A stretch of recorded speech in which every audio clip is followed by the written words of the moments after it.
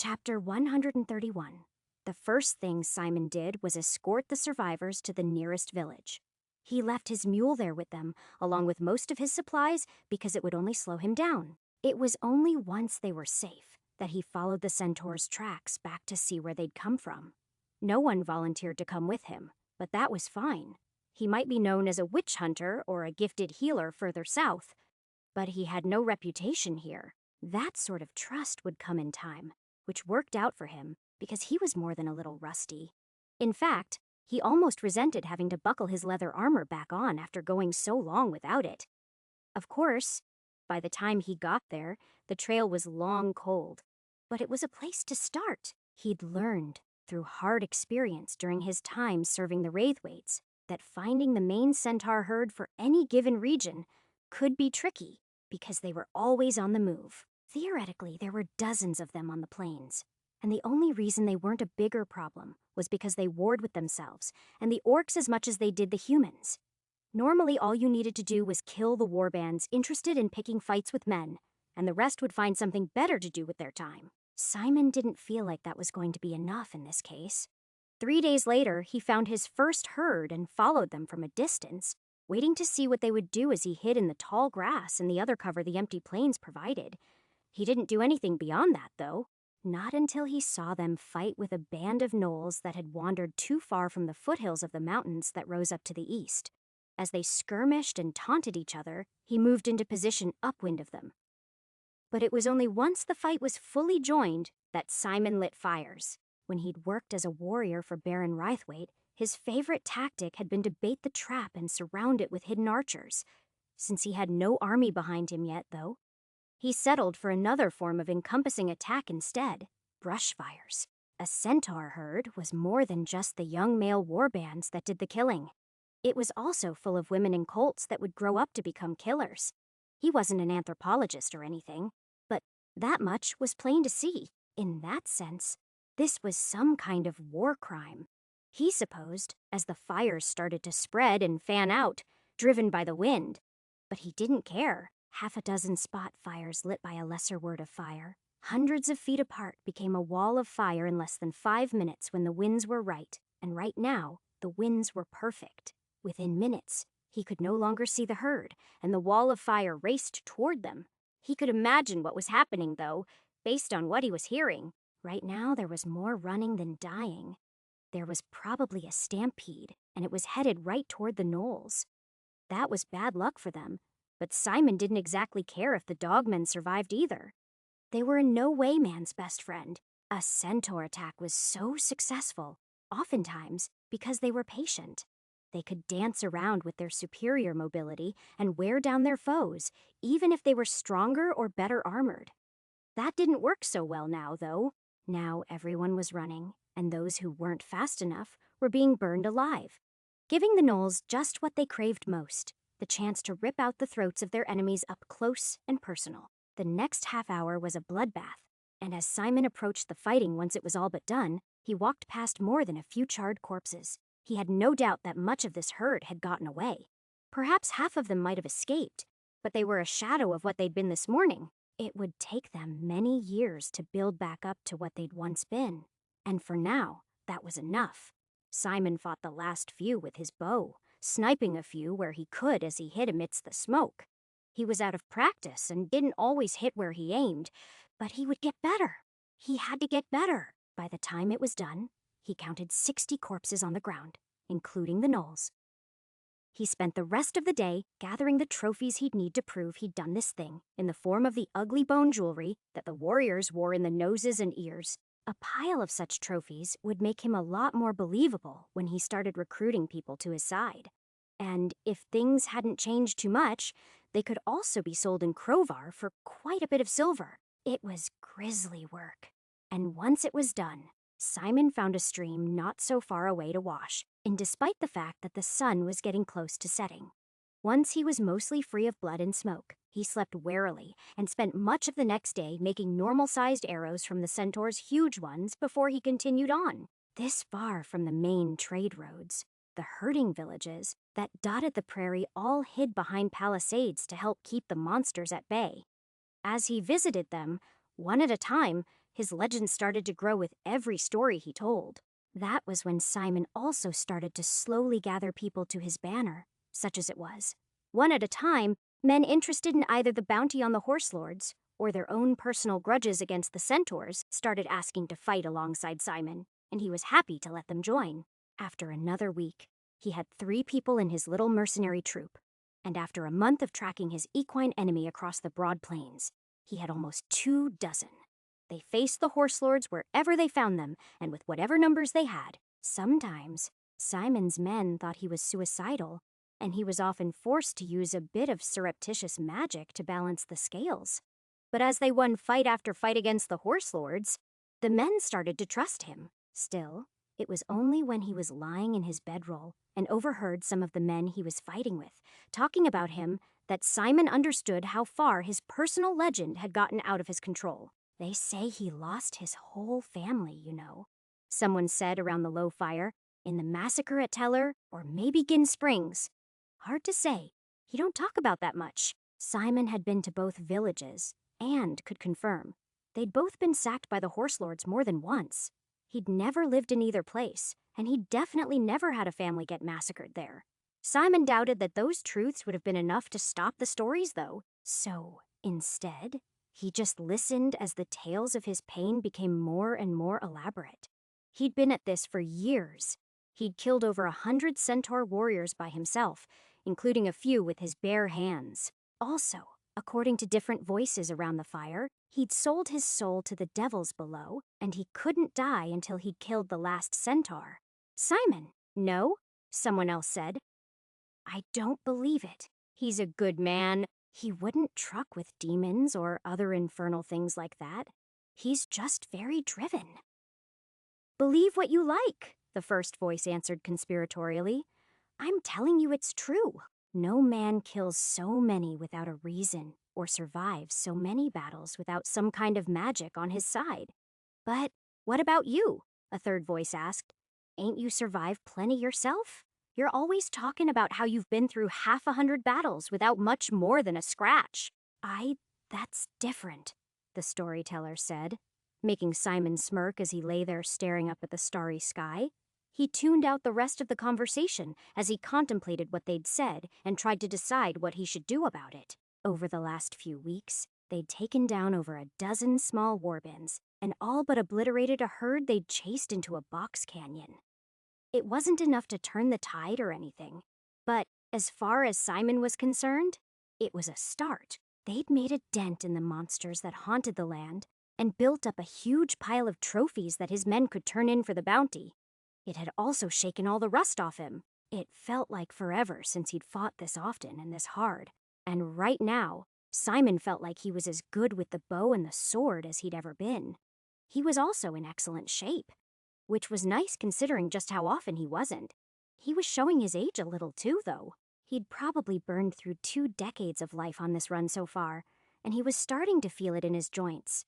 So far, he'd avoided the temptation to drain the lives of his enemies to solve that problem. But it was ever a temptation, especially during the heat of battle. Honestly, the way the last few weeks had gone, he would have been happy to stay out here for a year, avoiding magic as much as possible, and just hunting and stalking their next target, and then ambushing them when they found the right battlefield. It wasn't quite as productive as mapping or healing the sick, but it was fun. And that had its place in his quest too, didn't it? Unfortunately, they couldn't stay out here forever. Living off the land was hard with such a large group, and even harder on the battle-scarred plains they traveled across. They were going to have to stop for supplies again. Normally, that wouldn't be an issue. But this time, fortunately, or unfortunately, they were approaching Crovar. The men Simon fought beside could make up whatever strange backstories they wanted about him. But his real backstory was in the walls of that awful town, and just visiting it for long enough to stock up on the essentials was enough to risk making his whole life spin out of control. He might have grown as a person, but he doubted very much that any amount of personal growth would be enough to forgive Vartan for what he'd done and what he'd tried to do. Anything Simon did on that front would hopelessly derail his crusade against the centaurs, though. Did he want to stop the tribes from uniting more than he wanted to kill Vartan? Did he want to save the whole region instead of just one family? That's what he was going to have to decide. But for right now, he had no answers. His mind was as empty as the sky above him. Chapter 132. Crovar still bore the ugly scars of its failed defense against the orcish attack that had succeeded without Simon's defense. That wasn't a surprise. He'd seen them when he was last here with Murphy. Still, it was disappointing. Pretty much every city and town he'd been to had grown as it moved into the future, but Crovar looked worse than ever. Is it that the centaurs grew too strong or that the men of the region grew too weak? He found himself wondering as they walked through the gates. The guards that were standing there looked at his group with hard eyes. But Simon could see that the warriors of Crovar had no chance of stopping him if they tried to keep him out, and he decided to force the issue. It turned out that wouldn't be necessary, though, as soon as they asked his business, and he told the stern-faced men that they were mercenaries here to collect on centaur bounties. The guards brightened immediately. "We've been hearing about you, but we wasn't sure if it was just a tall tale or not.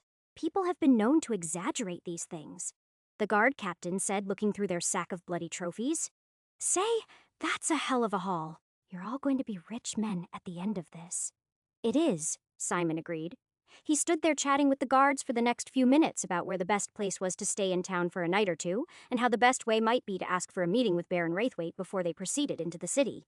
There were a couple of inns left in the city, but there probably weren't any big enough to accommodate all of Simon's men. So, instead, they camped in a burned-out lot next to the Happy Harlot and used their common room for a bout of celebratory drinking and to plan their next steps. Some of his men were definitely leaving after their payday, but Simon didn't begrudge them that. They'd signed on to make a little gold, and after they got it, they were welcome to do whatever they wanted. He was pretty sure they could get another volunteer or two here anyway, especially after Simon bought the bar a round or two and stories of their exploits started to spread. Crovar wasn't a large town, but even in its current condition, there were a couple thousand people that lived there. Surely, some of them would want more than to eke out a meager existence in this grim place. The size was helpful in any case because they needed to resupply. Simon's crew was desperately short on things besides food. They needed arrows, rope, weapons, and more than a few repairs made on their armor. Fortunately, Crovar had all of that, even if it didn't have much else. Simon waited until everyone was drunk and having a good time, and then he slipped away to go pay a visit to where his wife's grave should have been for a few hours. Of course, it was still a blank spot, not far from the graves of nameless strangers. Someday, he'd come back here only to find a stranger buried in her place. Still, for now, he felt connected to her in this place, and he spent a couple of hours just quietly talking to her as he filled her in on his quest. He told her about the places he'd been and the people he'd saved, and when he was done, he was surprised to find it didn't hurt as bad as it did before. Simon and his crew spent the next day buying and packing things, and it was only that evening that he received a summons to Crovar's central keep. He'd expected an invitation for some time later in the week, but when half a dozen guards showed up in the Happy Harlot's common room, he knew things weren't going to go quite as expected. Half of them had their halberds gripped tightly enough that they obviously feared a fight. "By order of his lordship, Baron Vartan Raithwaite, the leader of this band is to come with us immediately," their leader declared.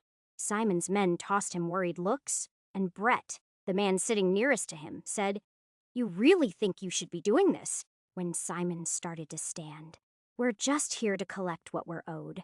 Someone else shouted, "If you think you can intimidate us by—" "I'll come," Simon said, standing up and speaking to diffuse the situation before it got any more tense. In an enclosed place like this, if the fighting started, there would be plenty of deaths, including people he'd prefer to survive.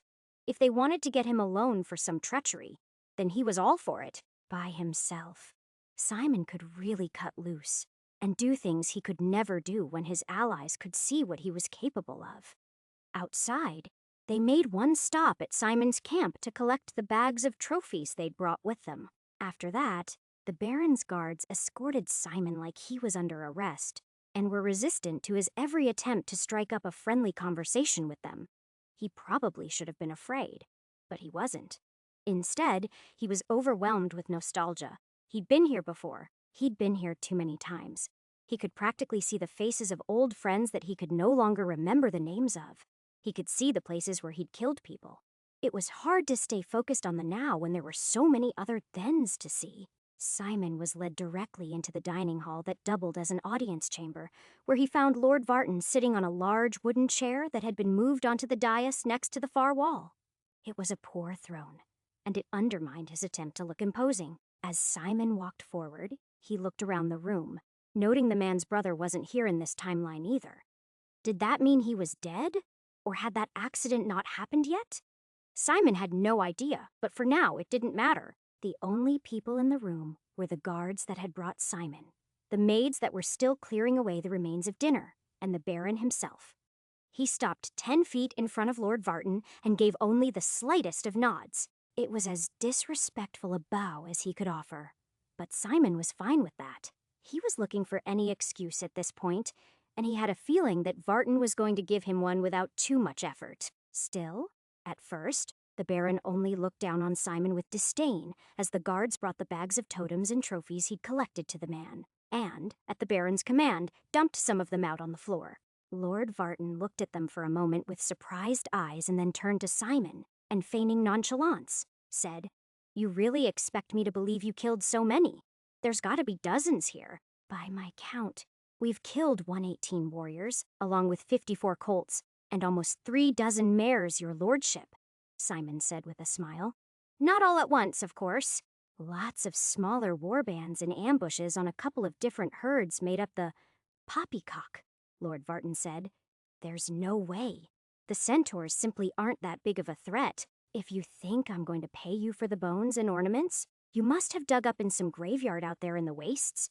Then you're a bigger fool than you look. A silver a head for centaur warriors and orcs, and half as much for gnolls and hobgoblins," Simon answered calmly. "Those are the rates that the Wraithwaits have paid out for decades. Perhaps that was true in the past, but that's a price for men that kill actual threats, not grave robbers," the Baron shot back smugly. "You'll see not a single silver from me for this. We killed every one of those monsters," Simon retorted calmly. "If we aren't paid, well, it's like your father used to say, mercenaries are cheaper than a standing army and much more disposable. How many men do you think will fight and die facing the monsters of the region when they hear they won't be getting paid for the privilege?" That made Vartan fume for a moment. Simon sympathized. Simply having to talk to the man in a way that was vaguely respectful made Simon fume too. But he was managing to keep it together better than he would have expected. "I might see my way to pay out a few pennies for each of the... What did you say? 81 centaurs, was it?" the Baron said finally. "In the name of good relations with the warriors of the region. Let's call in 5 per each Eid and be done with this argument. 400 coppers is 20 silver, your lordship," Simon said, squeezing his hands into fists so tightly his knuckles turned white. "That's less than 20% of what we're owed, and I'm afraid quite unacceptable. You can leave here with what I've offered or with nothing at all," Lord Vartan answered dismissively. "I know my rights," Simon said, a touch of anger showing in his voice as he resisted the urge to turn the Baron into a bonfire just for the joy of it.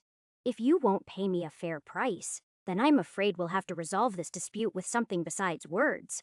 "Are you threatening me?" the Baron asked, leaning forward. He was a little older than he'd been when Simon had suffered under his yoke, but the man was almost certainly still spry enough to swing a sword. It was obvious from the scars on even the youngest guards that his games hadn't changed at all in the interim. "I'm challenging you," Simon said. "Or your champion, if you're afraid to face me directly. If I was threatening you, you'd know it." The Baron purpled with rage for a moment before he yelled, "Guards, seize him and put him in irons." The men began to move at once, but uncertainly. Simon didn't move. Instead, he regarded them briefly before he spoke. "You don't have to listen to him, you know. He's already failed this town once, and he will again soon. The orcs might have weakened Crovar, but the centaurs will finish the job in a year or two if someone doesn't handle it." There was enough truth in his words that they delayed and looked to each other, trying to figure out what it was they should do. That delay was enough to cause Lord Vartan to cry out, "I am the lawful ruler of this region and have the situation well in hand. If you cross me, you can be strung up right next to this man and his ragged little army." That's right, Simon agreed. I have an army. They know how to fight. But maybe after I take over yours too, that will be enough to handle the challenges your domain faces. You insolent little. The Baron snarled as he stood and drew his sword. You think you can take my seat just because you killed a few horsemen? I'd planned to settle for silver, Simon said with a smile. But since you aren't paying, I suppose that would be the next best option. The armed men around Simon had paused and were obviously unsure of what they should do. One particularly zealous guardsman looked like he wanted to punch Simon in the face. But even as he raised his mailed hand to do just that, the man next to him grabbed his arm and held him back with a shake of his head. Let the Baron fight his own battles this time. Simon smiled at that as the Lord approached. He had no sword, but he drew his dagger and waited for the first attack as patiently as he could. He was going to enjoy this. Chapter 133. It was evident from the first moments that Vartan didn't stand a chance against Simon. In the time since they'd last met, he'd grown older and lazier. His steps were not as sure, and his sword strokes were not as decisive as they'd once been. He was obviously out of practice. Simon had grown older, too, but he'd spent the last several seasons using his sword constantly, and he was as sharp as he'd ever been. So, he parried each blow easily, getting inadvisably close to the Baron and practically daring him to do something about it, just because he was pretty sure the man couldn't lay a finger on him. What are all of you doing? Vartan yelled to his soldiers after half a dozen slashes, and a few thrusts showed him how one-sided this was likely to be. Kill this man! They'd already made their decision, though, and stood there silently in a wide circle, watching the duel. They'd fight for a ruler that commanded their respect or their fear, Simon taunted the Baron. You have neither, though. Not like your father did before the orcs brought your whole family down a peg. You know nothing, Vartan raged, lashing out wildly with a series of strokes that forced Simon to give ground for the first time. My father was a great man, and the people love me. There's been no love in Crovar for a long time, and I blame you for that more than anyone, Simon answered, smiling grimly, knowing that his opponent would never understand the comment, not even if Simon explained it to him. How could he? The world that Simon remembered had never happened. Crowbar wasn't important to anyone but him anymore. That was plain to see on the map he was slowly making. It was the backwater of a backwater at the very edge of the kingdom of Bryn. That was part of the reason he thought it was a safe place to settle with Freya so long ago. Now, though, well, if the desert were to encroach a little further north and the barony were to dry up and blow away, no one except the king's treasurer was likely to notice when the annual tax receipts never arrived. Your family's stewardship, if you even want to call it that, has ruined this place, Simon taunted. You hid behind the walls of your fine fortress while everyone else died or fled. Even you can see it is nothing more than a shell of what it was like in your childhood. That's not what happened at all, Vartan said, fending off Simon's words even less successfully than he was fending off his attacks. And now you feast while your people starve, Simon yelled, growing angrier. You are a vulture, picking at the bones of this place, and when there's nothing left, the centaurs will sweep across the land, and it will be like Crovar never even existed. Each word was a cut, of course, but most of them were also accompanied by actual cuts, too. Simon was in no hurry to kill Vartan. He'd done it before, and he'd do it again. For now, he seized every opportunity, slicing at the man's arm or leg whenever his guard was insufficient, or his reach exceeded his grasp. No one would miss him, Simon told himself as he rained down a series of blows on the Baron that left him increasingly frantic as he faltered beneath the storm of steel. No one. As Simon knocked the man off his feet and sent his rapier skittering across the floor, he delayed only a moment before making the final blow. No, please? Vartan cried out, about to beg for his life. No words could have softened Simon's heart, though, and instead of listening, he brought the long sword down into the chest of his enemy. Then he stood there long enough to watch him die. Surprised to find that it gave him no joy or peace, as it had in the past. He stayed there long enough that he was forced to step back because of the growing pool of blood. It was only then that he regained his senses and turned to the onlookers who were looking at him, unsure of what to do next. Simon could see some guards, looking at him with relief, and others with greed. This had been a fragile situation before he'd gotten here, and he had no doubt that any one of them might try to become the next legitimate warlord of the area. What would follow would be a particularly ugly civil war that would continue until someone who was even more ruthless than a Wraithwaite took control. And the only way to prevent that, and all the bloodshed that would come with it, was for that someone to be him. Ding dong, the dick is dead, Simon said to himself as he flicked the blood free from his blade and resheathed it before he cleared his throat to address everyone else. All right, everyone, Simon said, raising his voice so that no one would misunderstand what he was about to say.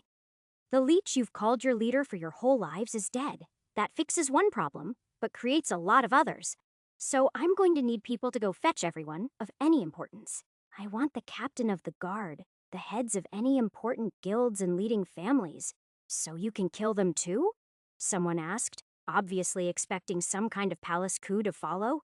No one else is dying, Simon answered warily. I mean it, no one.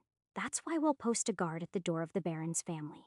So, no one gets any ideas. I just want to bring everyone together so that the people of Crovar can decide what's next. If they want me to leave, then I will. If they want me to stick around until the centaurs are under control, then what if they want to hang you for killing the Baron? One of the guards shouted at Simon, making him laugh. Well, you are welcome to try, though I do not think that will end well for you, he said as he walked over to a chair and sat down. People milled around for a few minutes, and they discussed everything that happened with each other and tried to decide what they should do before going off to do as he instructed. That let Simon breathe a secret sigh of relief before he asked one of the serving girls to bring him something to drink. Even if killing Vartan had been on his to-do list for this trip, toppling the government and taking over hadn't been the plan for today. So he was just sort of winging it. Less than an hour later, everyone of any importance had been assembled. And though the Baron's body had been covered with a linen tablecloth, everyone's eyes kept wandering the blood-stained lump it hid on the floor. The guards there testified that it was an honorable duel that the Baron had started, leaving out their reluctance to help the man. That wasn't so unbelievable. At least when he was younger, Vartan was fond of such things since he lost so rarely. There was no agreement among the group. Instead, there was bickering about what should be done and who should be the one to do it. We must send for advice from the king, the city tax collector advised. That will be months in the waiting. One of the rich men who ran some vineyards to the north of the city sighed. We should appoint someone, me by preference, as the regent to Lord Wraithwaite's son, and then elevate him from Viscount to Baron. But the lad is only 4. Another man cried out in frustration. Simon let these conversations go in circles for almost half an hour before he finally stood and said, All good advice, gentlemen. Thank you. We will do exactly what you have suggested. What we said? The guard captain asked, confused. Who are you two? Another started to say. We will notify the king, inform the populace, appoint a reagent, and get to work against the greatest challenges the kingdom faces, the centaurs, Simon said, smiling as if he had all the confidence in the world they'd accept his plan. But who will be the reagent? The tax collector asked. Why, me, of course, Simon said. I have no intention of staying longer than I have to.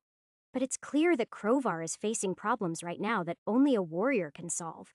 And if none of you will pick up the sword, then it falls to me and my men to do it. For a moment, the room exploded in bickering, but Simon ignored it. Instead, he started to give orders as if he expected them to be obeyed. And shockingly they were. No one was happy with it, of course, but he'd very clearly reminded them he was the one with the small personal army. And though many of them might disagree with his methods, he doubted there was a man in this city who didn't think something had to be done about the depredations of monsters that was currently grinding this country to dust. By the time he returned to his small camp next to the inn hours later, most things had been settled. The widow had been informed, the bounties had been paid at the usual rate, and people were coming to grips with the new reality. The Baron was dead, and though perhaps not in name, Simon was the new Baron. He was well aware that many of the men he'd talked to only obeyed him out of fear, and that they hoped the king would strike him down, or that they'd poison him or stab him in the back, given the chance. Simon didn't plan to give them one, of course, He planned to stay as far from the center of power and out in the field as much as possible. In the morning, he gave his men the short version of what had happened. "So he tried to cheat us of our due, and you did what you had to make sure we got paid?" Jack laughed, slapping him on the back. "I knew I liked you for a reason.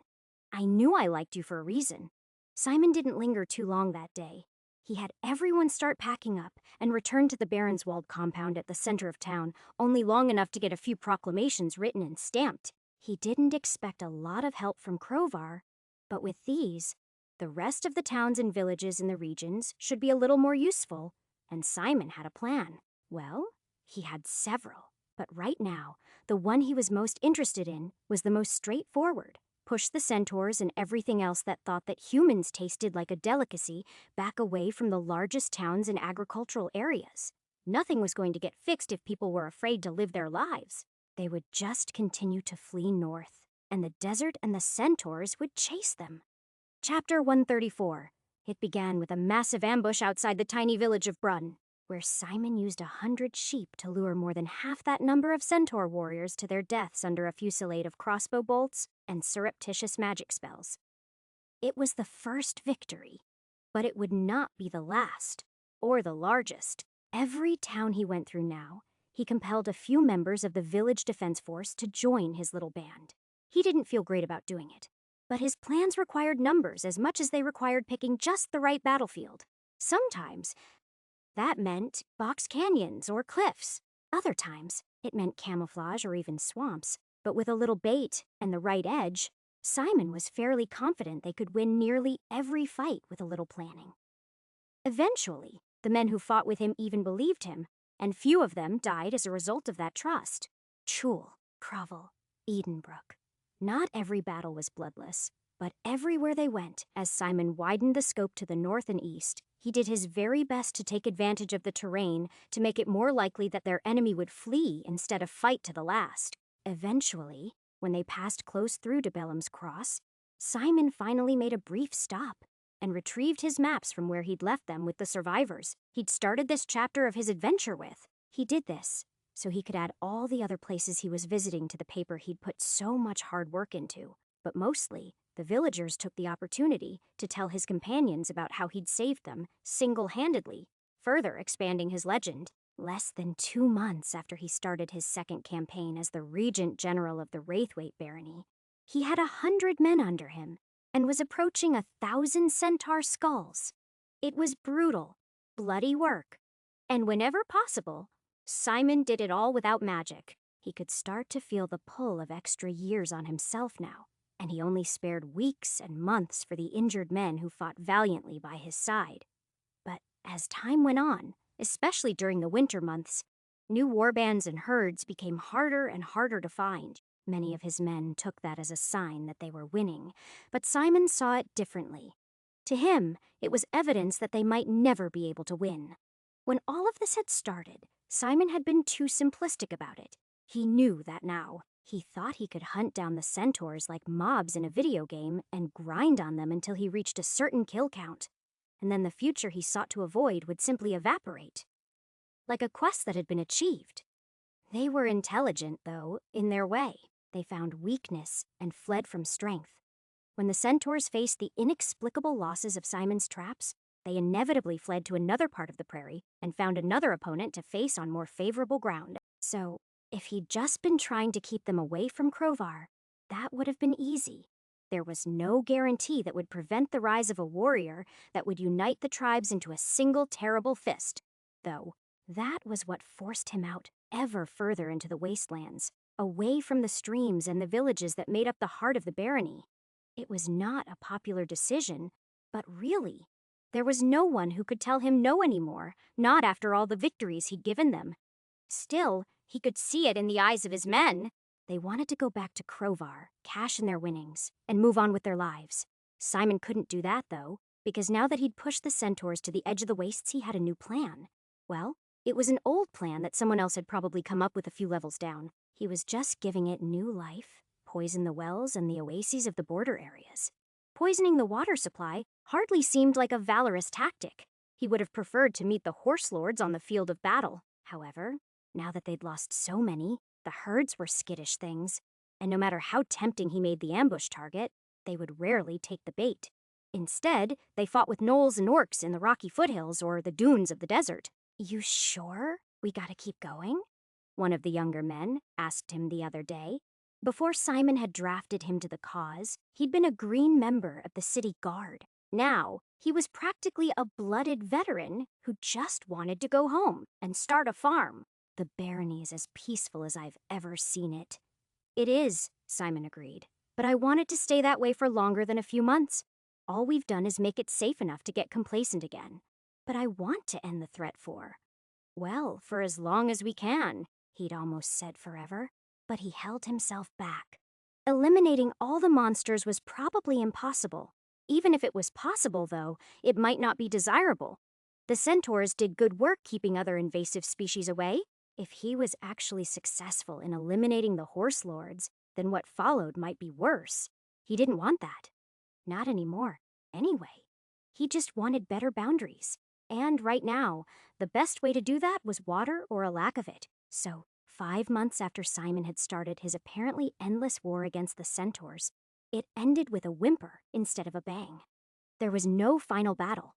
There was no single combat with a 12-foot-tall stallion with eyes full of murder. Instead, they just filled all the watering holes that were nowhere near the trade roads, but still within a few days' ride of vulnerable villages with corpses of whatever they could kill, leaving behind a toxic curtain that he hoped would be enough to keep the monsters at bay, or at least redirect future attacks to the most defensible locations along the roads and rivers.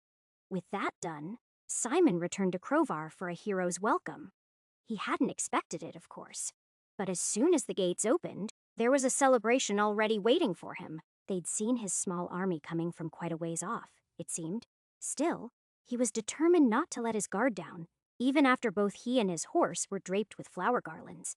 The common man might welcome a warrior, but the powers that be still looked at him with suspicion from balconies and second-story windows. Simon didn't pay too much attention to any of that, though.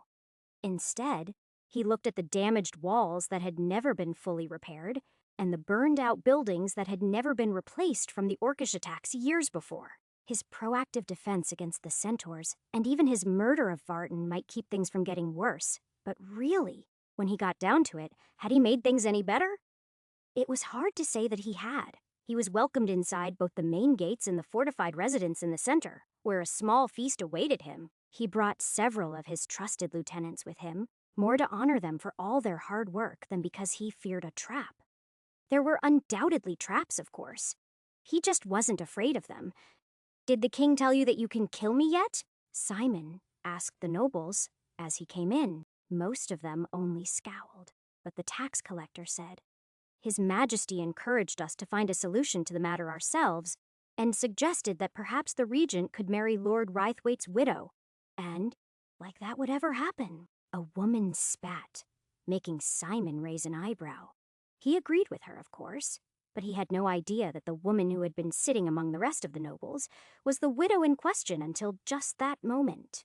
"And barring that," the tax collector continued, "that we find amicable arrangements and solve our own problems, lest he appoint a new champion of the land and send them down to lay claim to this troublesome province." Simon smirked at the quote at the end. Instead, he sat down at a place at one of the lower tables that obviously hadn't been the one reserved for him, and he raised his glass to call for wine. "Well, let's have a toast then," Simon said, "to the defeat of the centaurs and never marrying the widows of fallen foes." Quite a few people scowled at that, but he was surprised to see that Lady Raithwaite at least raised her cup. She was clearly very in favor of at least that idea of his, though otherwise, she seemed unlikely to help put him out if he was on fire. The dinner started not long after that, and though the seat of honor at the high table remained conspicuously empty, the servants worked it out. The tables were piled high with roast pork bread while beer and wine flowed like water. It was the best that any of them had eaten in months, at least until Jack started coughing up blood, and it became apparent that the man had been poisoned. He started convulsing as Simon lowered him to the floor and whispered a word of lesser cure to see that he lived. He could heal him more later if he needed to. Once that was done, he stood and shouted, Seal the doors. No one leaves until this is sorted out. Simon tasted the wine and then spat it out immediately. The poison was bitter and obvious, and whoever had done it had clearly waited until they were drunk before they tried to end Simon. I spend the best part of a year. Jack freezes his ass off most nights fighting to make the world a better place for the people of Crovar, and this is the thanks he gets? Simon demanded. We come back only to be killed by those who think they are our betters. A few nobles tried to speak conciliatory words then, but Simon kept talking. He didn't care much for consolation after attempted murder. He would not be mollified. Instead, he marked the faces of every snake in the grass, which let their glee show a little too clearly on their well-bred faces as he spoke. He would never know who had given them poison, but he already knew who wished it had succeeded. And that would be enough. There is no one better than Jack in this room, Simon yelled over them. There is no one who's taken more arrows or shed more blood than the man who just took one more blow for me, and someone will pay for this outrage. The denial started then, but it was too late for that. Simon picked out the half a dozen men who seemed most gleeful about what had just happened and ordered the guard to seize them and lock them in the dungeon before I decide which of them need to be hanged for this outrage. There was a flurry of shock and outrage then, but Simon didn't care. Instead, he turned his gaze back to his sickened comrade and tried to decide what more needed to be done for the man. Chapter 135. Simon deliberated on it for a day before he decided on public executions. Courtiers and Vartan's widow spent that day arguing that he should torture one or more of them to get to the truth so fervently that he was fairly sure that they were in on it. But he ignored them. Not only did he have no plans to ever torture someone whose name wasn't Vartan Raithwaite, but in this case, he was fairly certain that even those who weren't directly responsible for what had happened deserved to die. He wasn't a fan of killing innocent people. But none of the nobles he'd rounded up and named as dangerous co-conspirators had been innocent for decades. He gave the condemned men a week to beg for their lives and throw each other under the bus while the gallows were built. But it was done. The sobbing men were still let out and hung in the town square where everyone could see. After the 5 of them stopped jerking and twitching, Simon stepped out onto the platform and made a speech. I didn't ask to be put in charge of this town or this region, he told them. My wife. She died not so far from here. And though I won't go into the details of that tragic day, I will say that it could have been prevented if powerful men had done the right thing. He continued as quiet onlookers listened without interruption. He explained that he hoped to leave in a year or two, and that all he wanted to do was leave Crovar better than he'd found it. There were no cheers when Simon left and walked back to the central keep.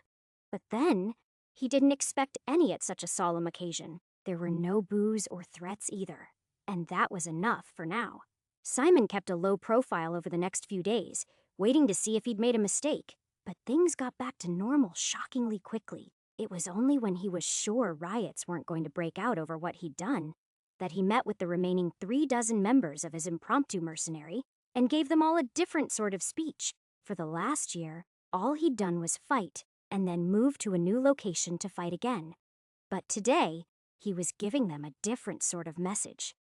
It's time to dig in or move on, he told them. Some had obviously been expecting that message, but others were surprised by it and had hoped he'd return to fighting on the plains once Jack had recovered fully from being poisoned. Simon told those who wanted to leave and fight on their own that they were welcome to do so, and that those who wanted to settle down and build something would be gifted acreage at his expense, so they could start a farm or something similar. Truthfully, much of the land he wanted to hand out had been seized from the men he'd just executed. But that wasn't important. There was plenty of Raithwaite land that currently laid fallow that anyone with a strong back might put to good use. Less than half of the men that were still here took him up on that offer, but that was still more than 0. And he was sure that nearly 24 proven warriors would have a better impact on Crovar's future than 5 dead leeches. It wasn't enough to make him stop sleeping behind a locked door every night, though, or eating at random inns throughout the town each day. Simon was sure that he hadn't gotten all the men and women who wanted him dead yet. And while he worked on his priorities, he did his best to make their job as difficult as possible. He worked with the captain of the guard to cut the size of the town watch by almost half since it took up most of the able-bodied men. Then, he pledged large portions of the town's scant remaining wealth to projects that would fix the outer wall, tear down the burn-scarred buildings that remained, and start to fix the main trade road. Simon was no expert in these things, but as long as the place looked like a shithole, he figured people were going to treat it that way. If, on the other hand, it looked like somewhere you would want to raise a family, then maybe there would be more families. It was simple logic, but he was going to go with it. Not that he was going to stick around to see the consequences in this life. Of course, he'd get things back on track, and then he'd move on. Somehow, that never quite happened, though. Each time things started to look good, and he packed up his things so that he could head further north, something came up. At first, it was a dispute over the exact height of the southern wall. Then, there was a difference of opinion over whether or not the road to the main trade road should go on the same path it always had, or if they should build a new section that took a shorter, more direct path. Simon didn't really see why the men doing the work couldn't decide these things, and why they needed the Baron's own regent to resolve these issues. The Baron couldn't do it. Of course. He was just a 10-year-old boy who was being taught to hate Simon now that he could speak. But Simon ignored that as he focused on things like planning the expansion of irrigation ditches and settling petty disputes. Despite all that, though, after 3 months of adoration from the commoners and mute hatred from the powers that be, he was once again getting ready to leave when there was word of an orc attack at a village not so far away, despite the fact that Simon's stubble had as much gray as brown in it now, and he had more than his fair share of wrinkles around his eyes. He didn't hesitate for a second, and immediately rounded up 24 men and set out to stop the warband before it could become something worse. Despite the chilly weather, it felt good to get back out of the walls. Here, he didn't have to look over his shoulder for assassins. Hell, he didn't even have to watch what he said. Half the time, he had to crack a dirty joke or two just to keep people from treating him like he was a hero that they needed to put on a pedestal in a museum or a temple. By the time they reached Crovel, it was a complete loss, as Simon had thought it would be. Only the small tower of the minor lord that was charged with defending this group of villages still stood. He and his family were fine, of course. However, when it was revealed that the only survivors who hadn't fled were members of the noble's household, and that the reason so many others had died was because he'd barred the gates instead of letting as many villagers as he could take refuge inside those safe stone walls, Simon's only response to the man's explanations was to have him hanged for failing to do his duty. Part of Simon wanted to see the man flogged first, but he thought that was a bit much, especially after his wife and children begged Simon to spare them. That hurt more than he thought it would, and it made him wonder when he'd become so heartless. But it wasn't enough to make him relent in his judgment. The tower is there to fight against the things that attack unexpectedly, he lectured to everyone who was still standing, from the man's family to his own soldiers. Not to save your skin when things go wrong. The same punishment that I apply to deserters and cowards will be applied to any man that's supposed to be better than the men I lead into the field. There were some cheers at that, but there were some sobs too, and long after Simon had sent the women and children back to Crovar with an armed escort, and they had moved north to follow the orc tracks, second thoughts haunted him.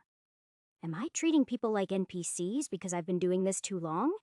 He wondered. It was one of his more frequent fears now that he no longer spent most nights missing Freya. He worried that replaying the same events might lead to him losing touch with the world. After all, power corrupted, and these days, Simon had a lot of it. Hadn't the nobles he was punishing done exactly that? Hadn't they lost touch with the world in their own way? Fortunately for Simon, a group of orcish scouts was happy to help him regain touch with the world again the following morning. And though he took a blow to his shield that was nasty enough to cave part of it in, his blade drank green blood again for the first time in a long time. The battle was short and decisive. By the end of it, there were 3 dead orcs, and one of his younger men had a broken arm that Simon was fairly sure was going to heal cleanly. That evening, they found a second scouting party that was dealt with even more cleanly by peppering them with a hail of crossbow bolts. Everyone lay uncomfortably in their armor, and no one slept well that night as they waited for the final battle to come. That was wise, given that scouts sounded the alarm just before dawn. The opposing force was larger than Simon expected. but smaller than he feared. With 10 orcs, in the past, he preferred a 3-to-1 advantage or horsemen to deal with groups as large as 10, but this time he had neither, which was stupid. With all his public works projects going on, horses were in short supply. That would need to be rectified, he decided. Unfortunately, he could only do that after he lived through this. For the first time in months, Simon considered using a word of power. He resisted, of course, at least until he realized that one of them was a shaman of sorts and called the lightning to deal with them. That was a shock to Simon, figuratively speaking. The magic arced from the clear sky and hit the 2 men closest to the orcs before he could speak the words of lightning protection and stop the purplish arcs from hitting anyone else. That single strike almost broke the morale of his men. Orcs were scary enough, but orcs with magic, that was another thing entirely. The nascent charge died, even as it had been in the process of being born. Instead, the soldiers around him formed a defensive line and looked to him for some idea of what to do next. Simon gritted his teeth. He wasn't going to let some orc kill him or anyone else. Not with lightning or fists or anything else. Chapter 136. When the orcs saw their opponents delay, they roared with bloodlust and charged instead. That was the way they were. They smelled weakness and fear the way that a shark might smell blood. And after what had just happened, there was definitely blood in the water. Simon was less concerned about the line of green 8-foot-tall warriors than he was about the talisman, bedecked warlock, who was grinning behind them. Still, he waited, just for the right moment. And as soon as the monster raised its hand skyward and opened its mouth to channel the lightning again, he acted. "Gervul Vrazig," he muttered. Greater lighting. He hated the idea of using a greater word in a life where he planned on sticking around for a while. But he needed what came next to be more than a little showy. And the other way to do that was with more power. The lightning came down for the orc almost instantly.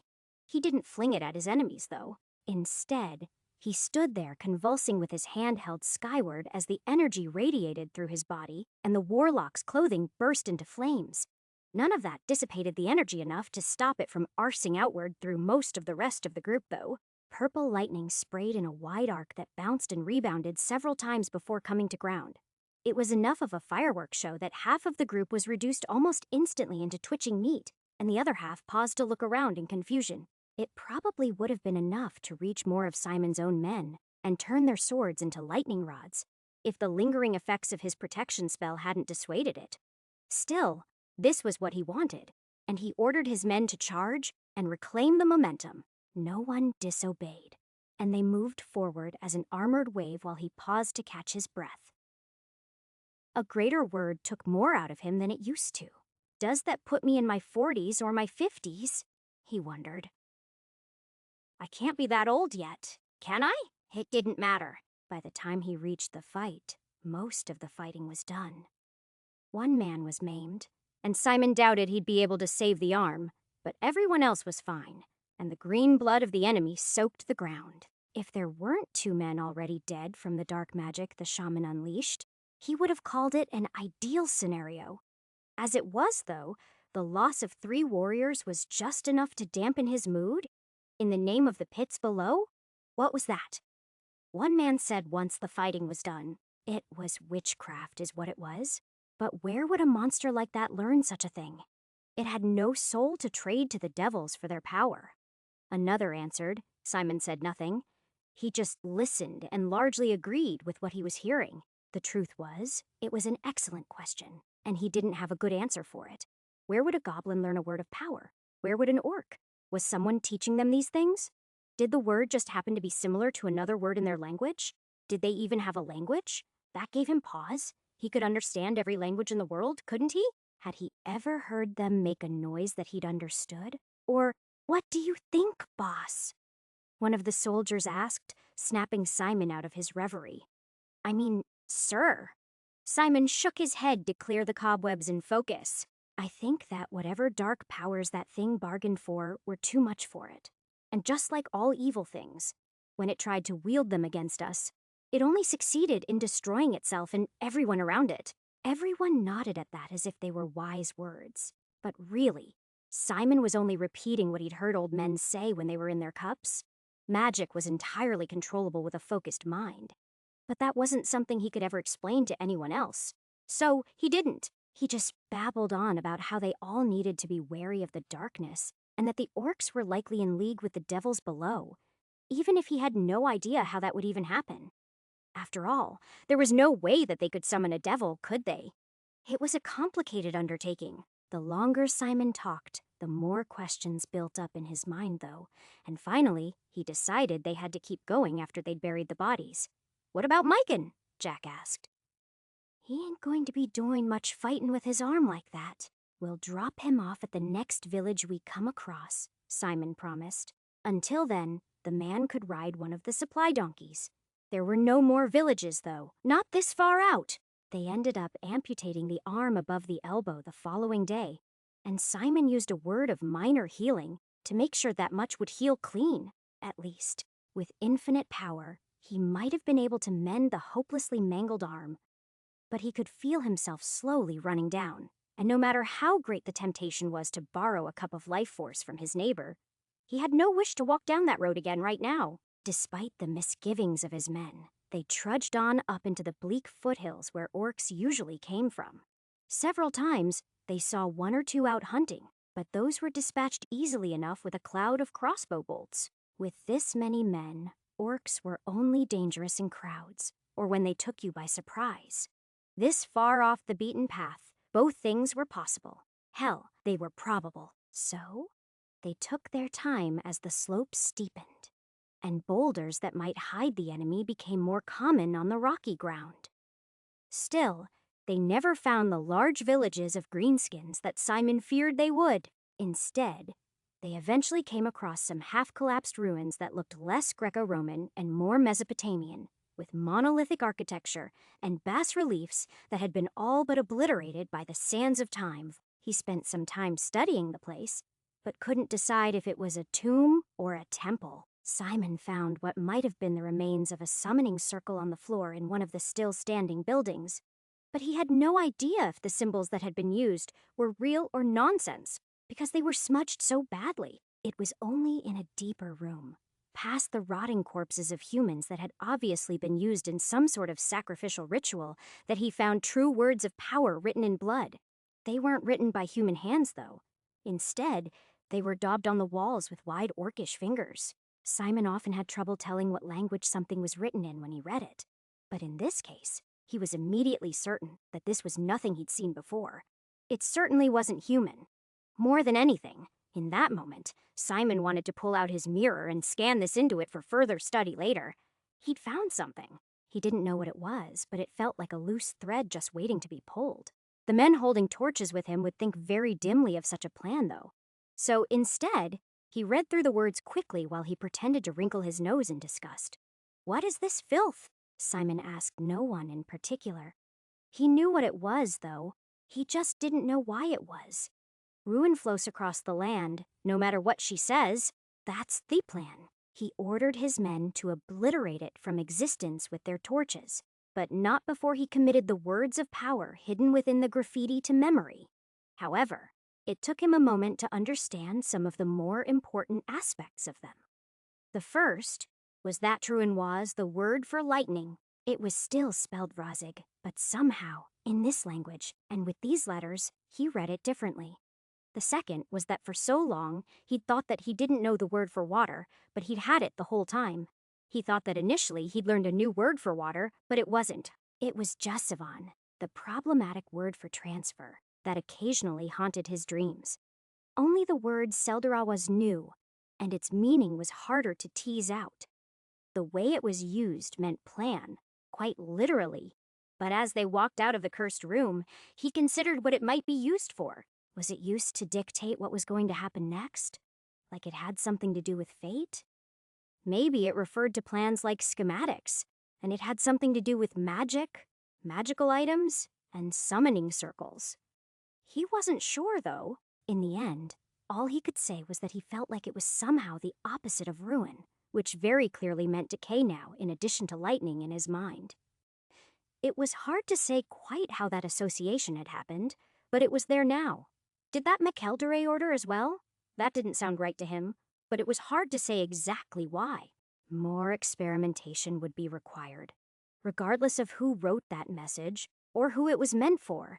Eventually, he was forced to set these matters aside, no matter how much he wanted to explore them. Obsessing over foul runes with a bunch of illiterate mercenaries would get him strange looks at the very least, and they might well get him gutted. Going this far into the hinterlands with such a small group had not been popular, so, even though he knew this was far from resolved, he declared victory and told the men they were going home. There's no doubt in my mind that those foul words and sacrifices were the source of the greenskins' power, he declared, acting like he meant it. They were probably related, but he doubted the orcs could read any more than his men could. But now those are gone, and the kingdom is once again safe. There were a few scattered cheers at that, but even those who stayed quiet were glad to be going back. Being out here without reinforcements was a great way to get taken by surprise and surrounded. While Simon would gladly unleash hell to save his men, they didn't know that. So their respect and obedience only went so far. Still, the way home was less eventful than the way there. Meekins survived, but they only found a single orc hunter on the way back to more civilized lands, where they found only hospitality once they started to tell stories about black magic and the struggles against the orc menace. Simon was happy to let this particular legend grow as large as they wanted it to. He spent his time pondering the strange words they'd found on the wall all the way back to Crovar. Chapter 137. When all was said and done, almost a season later, just as the heat of summer was starting to set in, they finally arrived in Crovar once more. As an errand for the domain, it probably had not been worth that much time. However, Simon had learned enough that he really didn't mind. It wasn't like time held real value for him, especially not on a level without an exit. Still, as they got close enough to the city to make out the details, he was pleased to see that his other hard work had paid off. The walls of the town were no longer ragged. Though still blackened in some places, they had been finished, and the effect was bigger than he would have thought. It looked like a proper walled city again, though he knew that was a trick of distance as much as anything. The way they had come did not allow him a chance to inspect the roads he'd commissioned, but he could do that another day. It was not urgent. So, as they walked back, everything was going about as they expected until they saw signs of mourning on the populace coming in and out of the gate. A quick conversation with the gate guards cleared that up. The young baron had sickened and died weeks before from a high fever. Simon had no love for the Wraithwaite bloodline, but he wasn't so cruel as to feel anything but saddened by such a young child. Still, given who his father was, Simon didn't feel guilty that he hadn't been on hand to use magic to save the lad. He probably would have broken down and done just that, despite himself. Now, there was no chance, though. There was just a grieving widow who looked at him with ice in her eyes and a fresh grave, not so far from where he'd once buried Freya. Adania didn't seem like a bad person, beyond the identity of her deceased husband. She was a pretty young, blonde woman who had probably even been sweet before Vartan had gotten his claws into her. Not that it mattered to Simon. He was content to give her the run on the now largely empty Wraithwaite Manor at the center of Crovar, while he dealt with more important issues that had piled up since his departure. As it turned out, though, the death of the Baron's heir wasn't even the most important thing that had happened. In his absence, the captain of the guard was the first to inform him that there had almost been a palace coup while Simon had been away. "I thought for sure it was going to happen too," the man said, giving Simon a list of names that showed who was on which side of the issue. But when little Vartan Jr. died, the plans collapsed. Because there was no longer anyone to rally around? Simon asked. That too, the guard captain nodded. Really, though, it was that she was the driving force behind the effort as well, and when he sickened, it all just sort of unraveled. Simon nodded, reviewing the list. It was all pretty straightforward. Those who thought it was a bad idea were merchants, and anyone with a martial background who had to deal with the real world and understood what Simon had been fighting so hard for. Those who had been on the side of barring him from the city and declaring him an outlaw, on the other hand, were largely the nobility, and those who had enjoyed a life of privilege. As easy as it was to draw a line between those groups, it was harder to decide how to punish them. In the days that followed, he could see the guilty filled with tension as they waited for the other shoe to drop.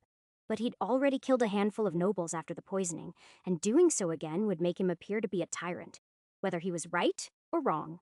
As he thought back to the statue of him in Darndell, and the mention that Simon was a name that was cursed in the north reminded him that he had no wish to hear stories around a campfire on some future level about Simon the Bloody Baron. So, he bided his time, and on his second week home, he brought all of them together in the main hall and gave each of them a choice. Despite all my hard work to make this town a place worth living, you still fight me every step of the way, he said wearily. There were a few denials with varying degrees of volume and sincerity, but Simon continued, talking over them. I left to purge the orcs, and returned to find out that you sought to lock me out of Crovar. Even after I treated the last group that plotted against me so harshly, what am I to do with you all? There were a few protestations of innocence then, along with some tears and an apology. Adonia said nothing, though. She just stood there gazing at him with the same cold stare she always did. Each of you will be given a choice, Simon said finally. You can admit your guilt and pay a fine based on who you are and the wealth you possess. Or tonight, you will make the journey out to where the trade road is being rebuilt, and you will work there until it is complete. I do not care if your debt is paid in coins or sweat, but your evil acts will reward the good people of Crovar, one way or the other. The main hall had not been quiet throughout the preceding minutes, but as Simon completed his statement, it erupted in outrage. In retrospect, the finely dressed people in this room probably would have been less upset to find out that they were being executed than that they were going to be put to work digging ditches and hauling gravel. He didn't care, though. Let them be outraged, he thought. As he left the room without another word, the guards stationed at the doors let him by. But they were under strict orders not to let anyone else out of the room until they'd signed the confession and agreed to pay the fine that amounted to 10% of their wealth, as it had been estimated by the barony's tax collector. Simon didn't really care which way they chose. He was quite sure that most of the highborn lords and ladies in that room would refuse, sure that he was bluffing. They would be quite surprised, come nightfall. Only Adonia Raithwaite would be spared. He'd love to see her confess, of course, but he doubted that she would. She was just there to make her reconsider such acts in the future. Simon spent the rest of the day reviewing correspondence and reports from far-flung villages about local monster and bandit activity, but found them to be remarkably light, given the nice weather they'd been having. Maybe we're making a difference after all, he said to himself, feeling good about what he was doing for the first time in a while. Maybe I don't need to do every level, he thought to himself. Maybe I just need one life running every city in the world, and then the future levels will solve themselves. That wasn't likely, of course, but it was amusing. That night, 8 remaining holdouts were taken from the main hall in manacles and brought home so they could change into the most practical clothes they owned before they were loaded into wagons and taken out to the work sites in the west. 6 confessed their guilt and agreed to pay restitution, which Simon would use to finance further irrigation projects and increase ranching activities. He watched them leave out the window of an inn that was just across the street from the gate to the inner fortress, with a smile on his face. That was when there was a knock at his door. For Simon, that timing was just enough to raise the hackles on the back of his neck. "Come in," he yelled, knowing it might be anyone. At that moment, he expected anyone from the captain of the guard to a warlock or an assassin to enter the door. Instead, it was Lady Raithwaite who opened it. "How dare you treat me like that?" she said in a tone just quiet enough not to be called yelling. "I am the wife and the mother of barons, and I will not be treated this way by the likes of you." She didn't even bother to close the door or approach him. Simon wasn't surprised. She made no secret about how she felt about him. "They're lucky I didn't execute them," he said dismissively. "All of you are now, if you'll excuse me." "You made an enemy of every person in that room today," she continued. "You're already so paranoid that you don't even eat the food that the cooks prepare. And now this. Are you blind or stupid?" Simon put down the papers he'd been pretending to read to ignore her and looked at the woman straight in the face. "Adonia, every person in that room was my enemy already, and nothing I did changed that. I don't want to be here any more than you want me to be here, but since you and your friends think these petty power games are more important than taking care of your people, well, I'm stuck here until that gets solved." "You think you hold a monopoly on caring about Crovar, do you?" she spat. I think that if your dead husband and his dead father had done a better job, this would be a thriving trade city instead of a dying pit stop, Simon said with a little more anger than he intended.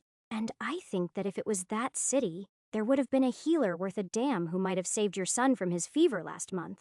It was cruel, but he felt like the only way she would understand was to compare her suffering to the people's well-being. The way she purpled with rage after that made it clear he'd miscalculated and twisted the knife a little too far. Adonia said nothing to that. She simply stormed off, leaving him feeling a little bad.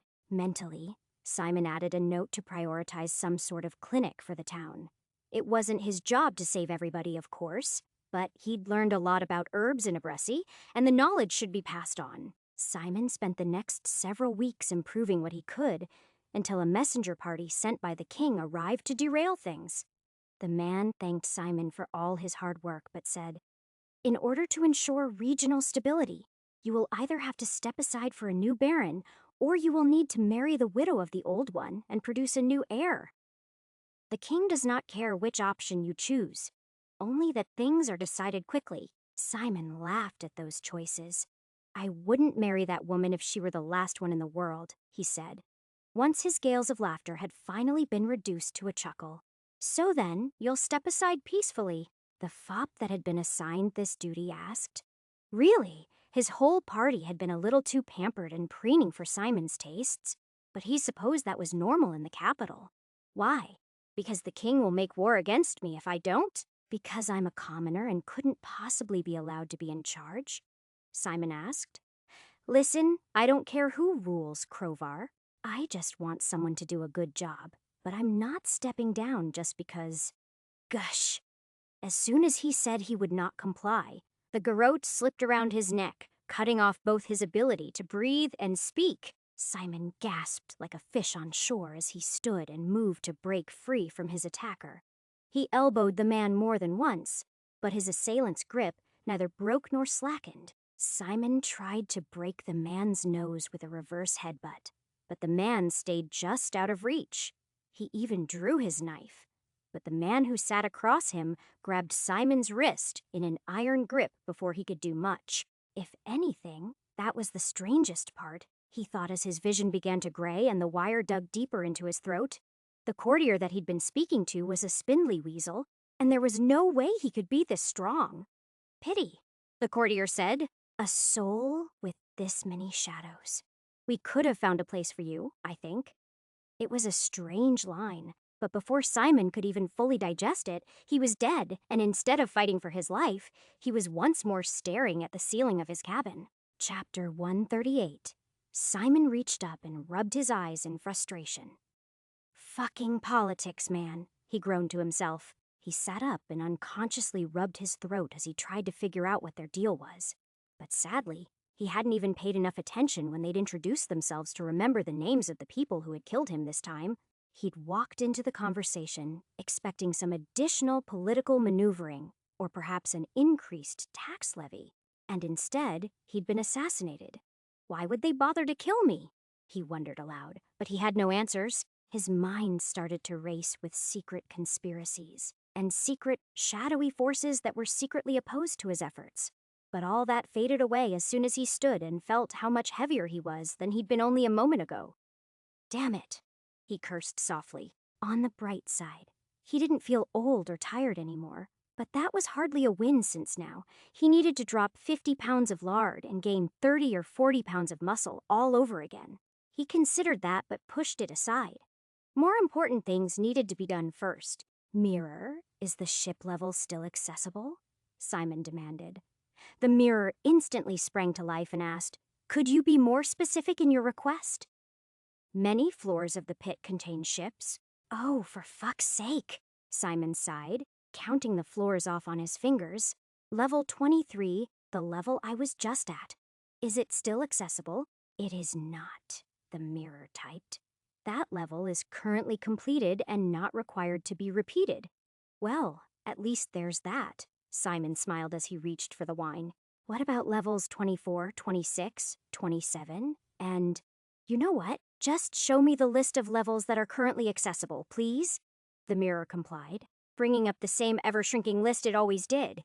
Level 4, skeletons in a crypt level 6, zombies in an inno level 10, fire elementals in Ionar level 13, a demon in a church level 25, black swarmer on a pharma level 28, poisoned oasi level 29, cultists in a village level 31. Dragon in the mountain. Simon noticed that the rat level was gone, which meant that his attempt to burn them out worked. Something in that basement had been evil, and now it would no longer spread. He'd never managed to figure that out, but that was good enough for him. Even better, solving it didn't appear to have opened up anything new. The centaur level also appeared to be gone, which was something he'd been hoping for, but not something he'd been even remotely sure about, given how Schwarzenbruck kept coming up like a bad penny. He took a long swing off the bottle before he put it back down and considered his next steps. He could try to fix Freya's level again. He could skip it and finally see if all his hard work on the demon in the church had paid off. Or he could move on and try to make progress. What I should probably do is take care of the damn fire elementals so I can take out the zombies. But as he spoke, his words trailed off as he remembered that giant magma monster. He wasn't exactly feeling up to fighting that thing either. To do that, I'd have to make a forge and get some armor. Then I'd have to engrave wards of fire protection. And Simon shook his head. That wasn't what he needed. What he needed was to figure out what was powering the frost sword and some of the other things he'd seen. Surely the only way to power magic items in this world wasn't by using himself as a battery, was it? Well, it's not like you've seen very many around, have you? He quipped to himself. It was a fair point. He had not. Why was that, though? Was that because they were hard to make, greatly coveted, or feared by simpletons that thought that all magic was evil? Honestly, I'm going to go with D. All of the above, he thought to himself. Simon spent the next half hour going through things with the mirror to make sure everything he thought he'd saved was still there. Fortunately, it hadn't forgotten any of his maps or notes about medicine or the words of power. It occurred to him that given that some of these insights occurred to him only when a given word was written in a different language or written in a different way that he saw them from another angle, he should probably try writing them down and saying them in every language that he knew. Such a task would be easier said than done, of course, since they were all hopelessly jumbled together and he had nothing to write with. Still, the next time he went to a trade city, he resolved to try to listen carefully to the differences to see if there was some way he could undo this terrible tangle in his mind. Helades had given him a wonderful gift, but it was also a curse now that he needed a little fine control over it. It didn't matter. Hess scolded himself for getting too negative. He'd figure it out. It was just another long-term project. Short-term projects were simpler. He could either take the most efficient move and go after the volcano. He could take the easy win and see if he really had figured out the devil's summoning circle. Or he could try getting to the dragon again and see what it was that awaited him there, since he had almost no clue what actually happened in that level. Honestly, I don't even need to kill the volcano or whatever, he told himself as he relit the stone from the hot coals and started cooking up his sausages. The doors lead from the market plaza to the palace, so the goal is somewhere around there. I probably just need to get the survivors to safety. Well, one particular survivor, he thought to himself, annoyed with how lightly Helades treated the average person in her world. Simon spent that lunch trying to digest his meal and trying to digest the idea that he could just cheap out and do the level the easy way. But that didn't go down as easy as the sausage. He wasn't just going to sacrifice the city, because Helades didn't care about it. What he really needed, he decided, was to get there before the eruption somehow, and stop it. Was that even possible? Simon had no idea. It really depended on what started it. If it was just some natural event, then he probably didn't have a very good chance. However, if there was some evil cultist, he could stop. Well, that was something to think on. Simon was in no hurry to get on the road that day. He let all these thoughts percolate in his head as he tried to decide what he wanted to do, and he went to bed early. In the morning, he woke and was surprised to decide that his answer was none of the above. What he wanted to do more than anything was stop the volcano. But there were too many steps and too many unknowns between here and there. So he was going to take a break from all that and do something else.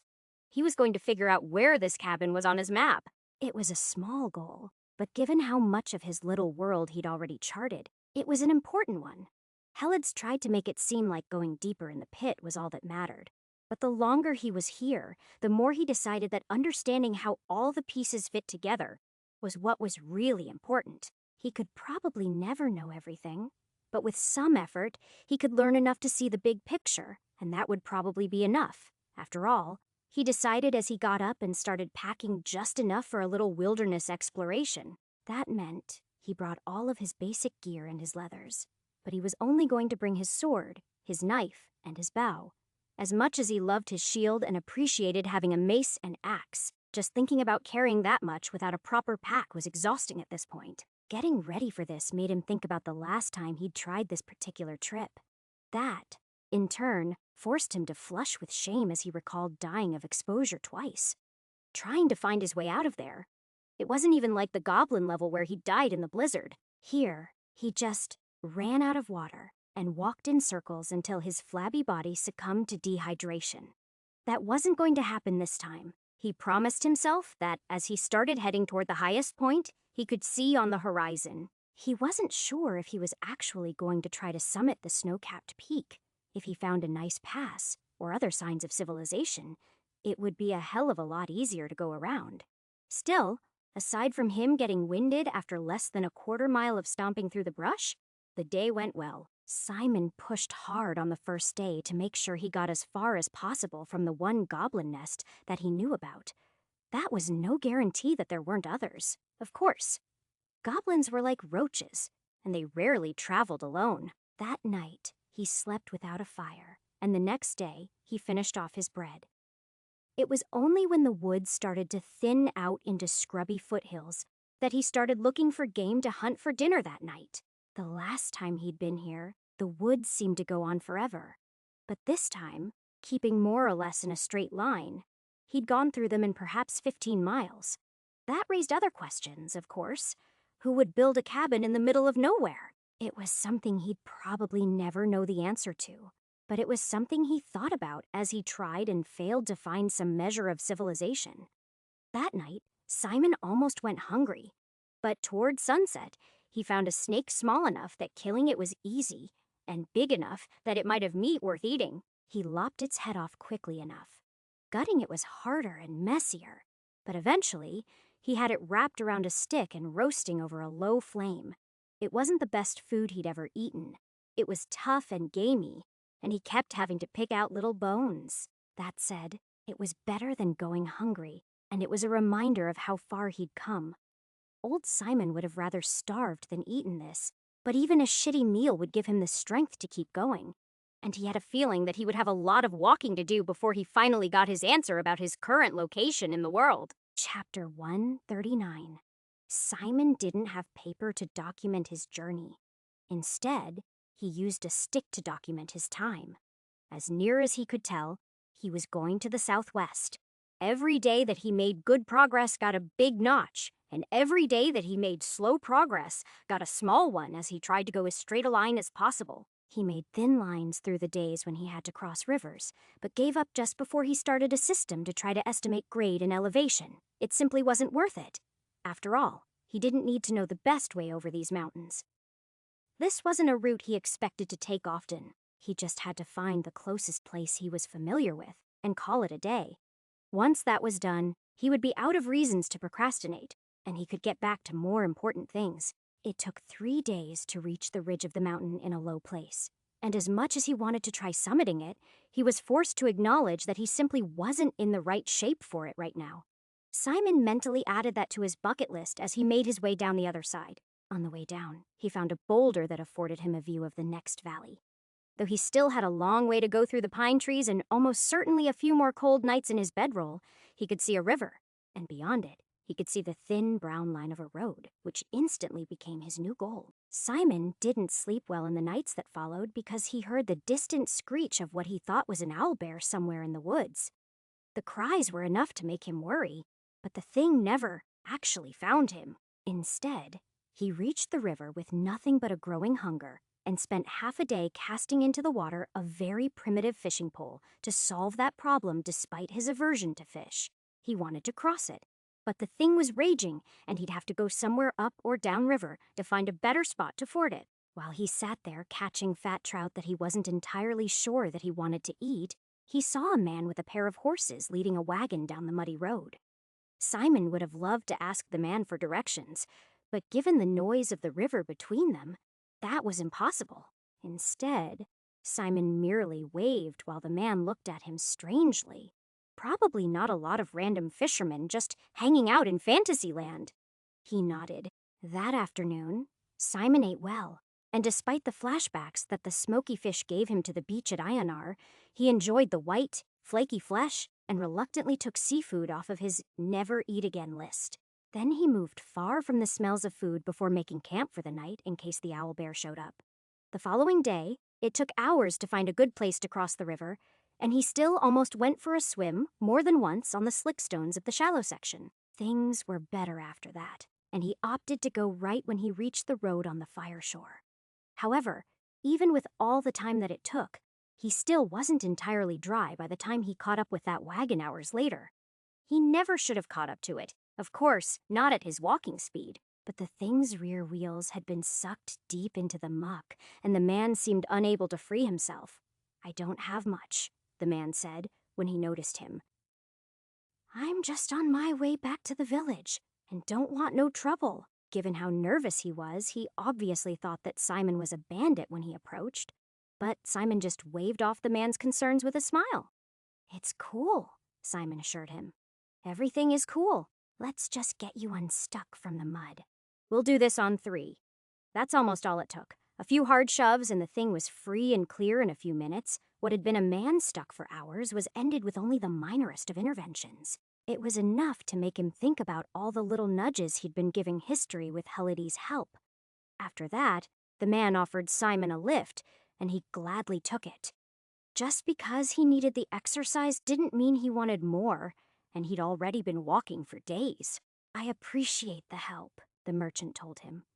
"The name is Ennis, by the way, and I'm sorry I got the wrong idea.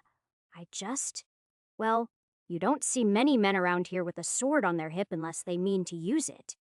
"Who says I don't mean to use it?" Simon said with a laugh. "I just hunt goblins and the like for coin. There's no need to be a brigand when there are so many other ways to make money." The man agreed. "Maybe you could take time out of your day to teach the rest of the highwaymen that? They're worse than ever this year. I had to pay 3 tolls just to get this far, if you can believe it." Simon let the man gripe about the area and slowly began to flesh out the area that he was in. It turned out that he was in the mountainous kingdom of Charia, which was to the east of the kingdoms of Bryn and Monten. Though he'd spent more time in the latter, this place didn't feel so terribly different. The mountains in the distance seemed a little taller, and the man's accent was a touch thicker, but it all still felt familiar enough. That meant that the nearest big city to him was Adonin, which meant he was somewhere near the werewolf level, and the level where a certain masquerade party went horribly wrong. It was interesting. He didn't have his map in front of him, and if he had a mirror, he wouldn't have taken a look with the skittish merchant looking over his shoulder.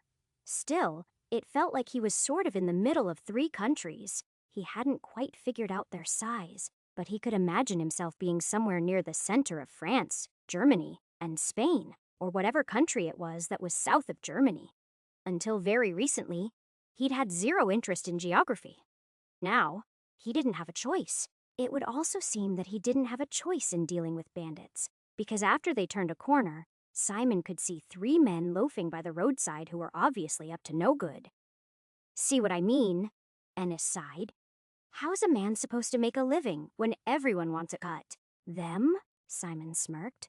"You leave them to me." He waited until they got close and began their spiel about money to protect and maintain the road when Simon stood up and said, "Sorry, boys, I already hijacked this wagon." "You go and get your own." "You what?" the talker said. "Listen, we get a cut of every cart that comes through here. I don't care who owns it. The boss says that. Well, then I shouldn't be talking to you then, should I? I should be talking to your boss. Get him out here." "Your funeral?" the weaselly man smirked before yelling. "Boss, we got trouble." The man that came out of the underbrush, was a head taller than Simon, and every inch of him, from his scowling face to his bulging girth, said he was nothing but a brute and a bully. Truthfully, he'd been planning on solving this as peacefully as possible with a little intimidation, but he could see that any attempts at that would be impossible. So he didn't bother to try. Instead, despite the smirk on the other man's face, Simon said, "You've got about 3 seconds to get your goons out of my face and let us on your way, or there's going to be real trouble here." "Trouble?" The man laughed, casually holding a bastard sword that probably weighed twice what Simon's did. "What the hells do you think you're on about?" "You're the one whose—" Simon didn't even wait for the man to finish. Instead, he drew his sword and brought it down hard in an exaggerated overhand chop that gave the man all the time in the world to get his sword up to block. It was a terrible move. It would put Simon off balance, and even as he recovered, the bigger man's sword would come down and probably take a head or an arm if he was any good. That's what should have happened, of course. Instead, Simon muttered, "Un bet," just before he struck, sending a line of pure force through the man like a spectral guillotine. The result was cinematic, if nothing else. All of the onlookers saw the two swords strike each other before Simon split the man in two, from stem to stern. That wasn't what happened. Though in truth, the man had already been split apart before that ever happened, and fell apart into two clean halves. It was a messy thing and not at all how he wanted it to go, but it wasn't like he had a choice. The result was shock and fear. Even the horses made shrill noises of displeasure, and Ennis had to wrangle them in. "So are you going to let us by now? Or are more people going to have to die?" Simon said in an annoyed tone as he flicked the blood clean from his blade. He might be acting confident, but he was nervous as hell. If all these people drew on him, he was going to need fire or lightning to keep Ennis from getting killed in the ensuing fight. And then he'd be a warlock to everyone the man talked to forevermore. That isn't what happened, though. Instead, Simon took out the biggest dude, and everyone else freaked out. A couple looked at each other, trying to gauge the amount of support they might have if they attacked Simon. But as soon as the first man turned and ran, most of the rest of them soon followed, leaving him the wagon and a bisected corpse all alone on the road. Simon sighed. "I'm sorry you had to see that. Things can get ugly sometimes out here." The merchant nodded mutely as Simon dragged both sides of the body off the road by the man's boots and helped himself to the bandit leader's coin purse. They were a few miles down the road when Ennis finally asked, "So, are you hijacking me then? Are you really going to—" "What?" Simon blurted out in surprise. "Number I was just trying to bluff my way past without bloodshed.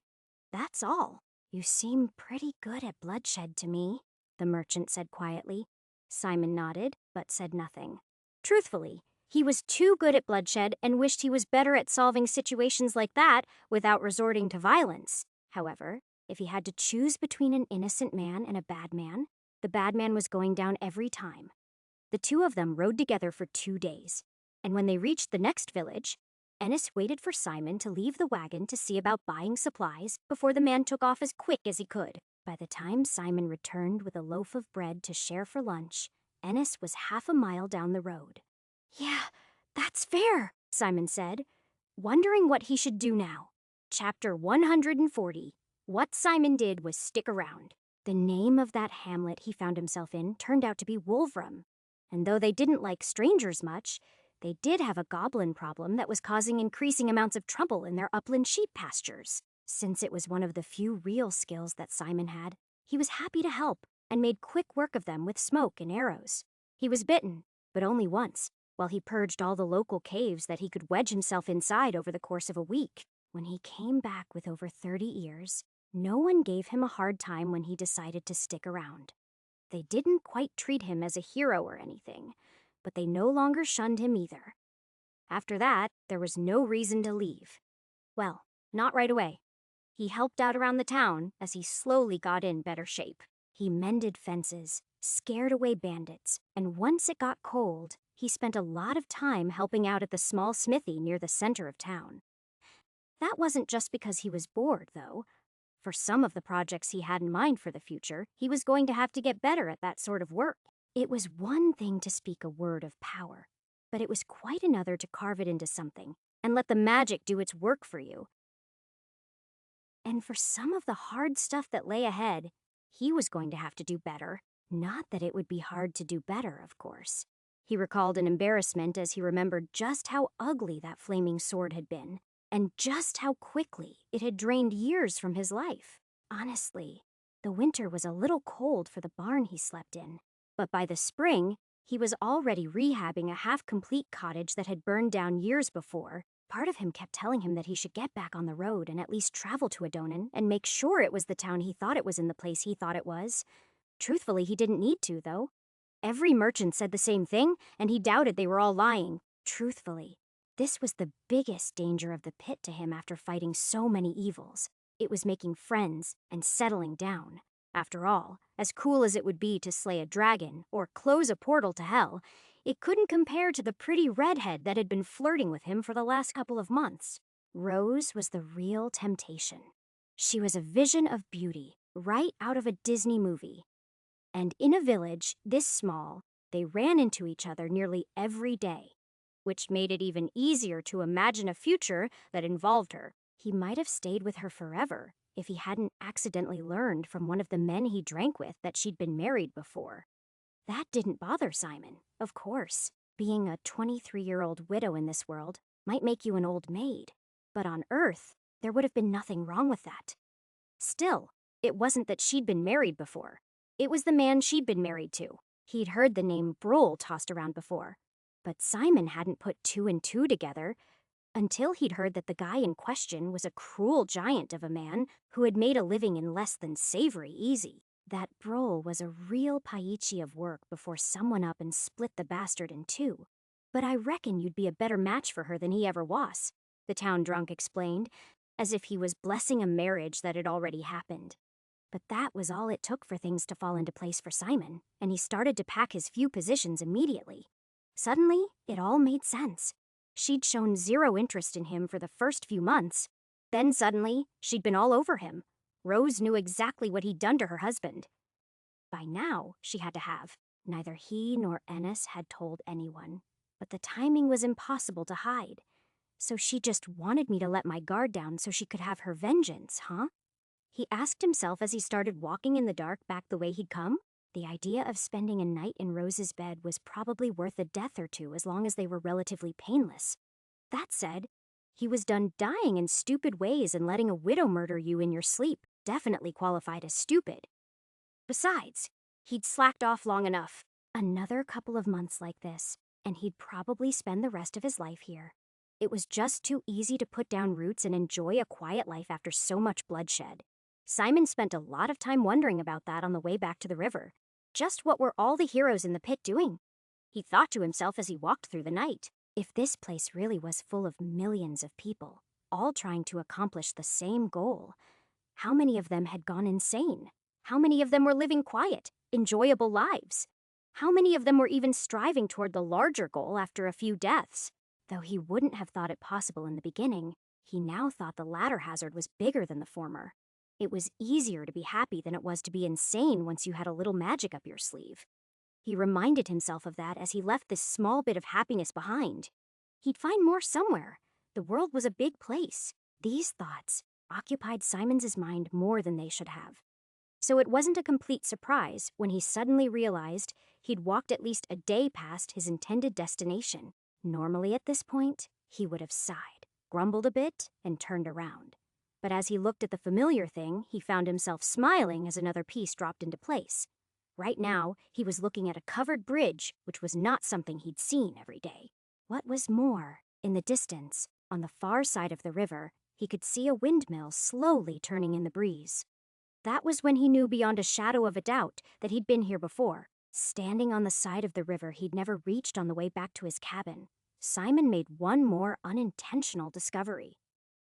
He hadn't even been looking for this spot, but suddenly, he had a new location for his map. The woods where he'd heard an owlbear were the same woods where he'd killed an owlbear. Imagine my shock, he said with a smile as he turned and headed back toward the cabin. Simon arrived at his little home away from home 3 days later. He encountered a second surprise. The place was trashed. Not in the goblin way either. It was more like he'd seen it the one time he'd come back up through the trapdoor in level 2. It was almost like someone had been looking for something. The mirror was shattered into tiny pieces, and strangest of all, there was a single muddy footprint just inside the door that belonged to a boot, not a tiny clawed foot.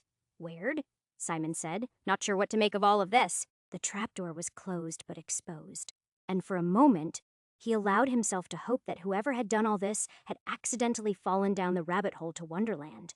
But he knew that wasn't possible. Without him around to open the portals, it just led to the root cellar. Simon sat there for several minutes, trying to decide what more he should do before he finally shrugged and headed downstairs. He had a date with the knight and a plan for what he was doing next with all that armor. Simon went into the crypt only slightly cautiously because, for once, he didn't have his mace, thanks to whoever had ransacked the cabin. He needn't have worried, though. These things moved so slowly now that he was in halfway decent shape again that he couldn't believe he'd ever found them difficult. Once that was done, and the skeleton knight was lying beheaded on the floor, Simon began removing the man's armor a piece at a time and giving it a good look. It was cold, even though his leather gauntlets. But the lines and markings on the armor itself were strictly heraldic and decorative. He would have to change that. He didn't plan to do that right here, though. Instead, he wanted to study the dark heart and better understand the careful designs that had been inlay on its ebony surface. After he stacked up all of the armor he was going to need and stuffed it in a sack along with its matching sword, he moved back to the glittering artifact and began to unravel it one glyph at a time. There were still parts that he didn't understand, but what he found was a circuit dominated by life and transfer runes, just like the golem, and powered by something he couldn't quite tease out. It was a complex compound glyph that was surrounded by a boundary rune. It's almost like a name, maybe, Simon thought, studying it. It could be. It could be powered by heaven, or hell, or a god, or the soul of a dead archmage. He had no idea how to read that mark, and that meant that the mystery was still very much beyond him. Still, he spent hours on the floor going back and forth between the mirror-bound notes on the golem and even the hell circle and the dark heart before he finally gave up and rubbed his aching eyes. Part of him thought about smashing the thing right there, but he knew he couldn't do that. Not yet. He wasn't done with this level, so instead, he did the next best thing and hid it in the helmet of one of the dead knights in pieces on the floor. Simon doubted that would be enough to reset the level, but it would be enough to give whoever came here to use it later a hard time. Then, when all that was done, he used the key to unlock the gate, and he entered the very familiar inn. He found it crowded as usual, but there were no zombies, and for now, that's all he could hope for. Simon smiled when he didn't see Freya around and then flagged down his least favorite barmaid, Brenna. Then, while she smiled and tried to pretend like there was a heart in there somewhere, he used a couple of his coppers to order a beer and get a lay of the land. Chapter 141. The situation was much as Simon had left it, and largely unchanged from his last few visits. There was trouble in the north. No one quite knew what it was or why it had stopped trade to the north, yet mercenaries had been hired and dispatched. In fact, asking around, it sounded like Butcher's Bill had left a few hours before he'd arrived. He didn't care about that, though. This time, he wasn't looking for Freya. He wasn't planning to help her or save her. He wasn't even planning to visit the Barrow Mounds at all. Hell, if he had a better option for a forge, he wouldn't even head north at all. But he knew of several villages up that way that had already been cleaned out by zombies. So, aside from the occasional member of the Walking Dead he was sure he'd have to kill, that sounded just about right for Simon. It seemed strange that once he feared the zombies so much that the walls of the city seemed to be barely enough protection, and now he was comfortable with the idea that they might just walk up on him in the middle of something. But the reason was clear. He had magic for that sort of thing now. So, not only was he not at risk in a real sense, but with his plan, he could actually help people. He wasn't sure if his hammer would attract them all, but he could act as a beacon and draw at least some of them to him, and that would save lives. Hell, that might even be enough to solve this level, he realized. For a second, that was enough to reconsider his whole plan. He definitely wanted to see that barrow. Should he try to rush up there first? Could he take the chance that Kell and company wouldn't find it first and bury themselves alive? He wasn't sure, What he was sure about, though, was that he was hungry, so he paid an extra coin for a hearty stew and decided to sleep on it.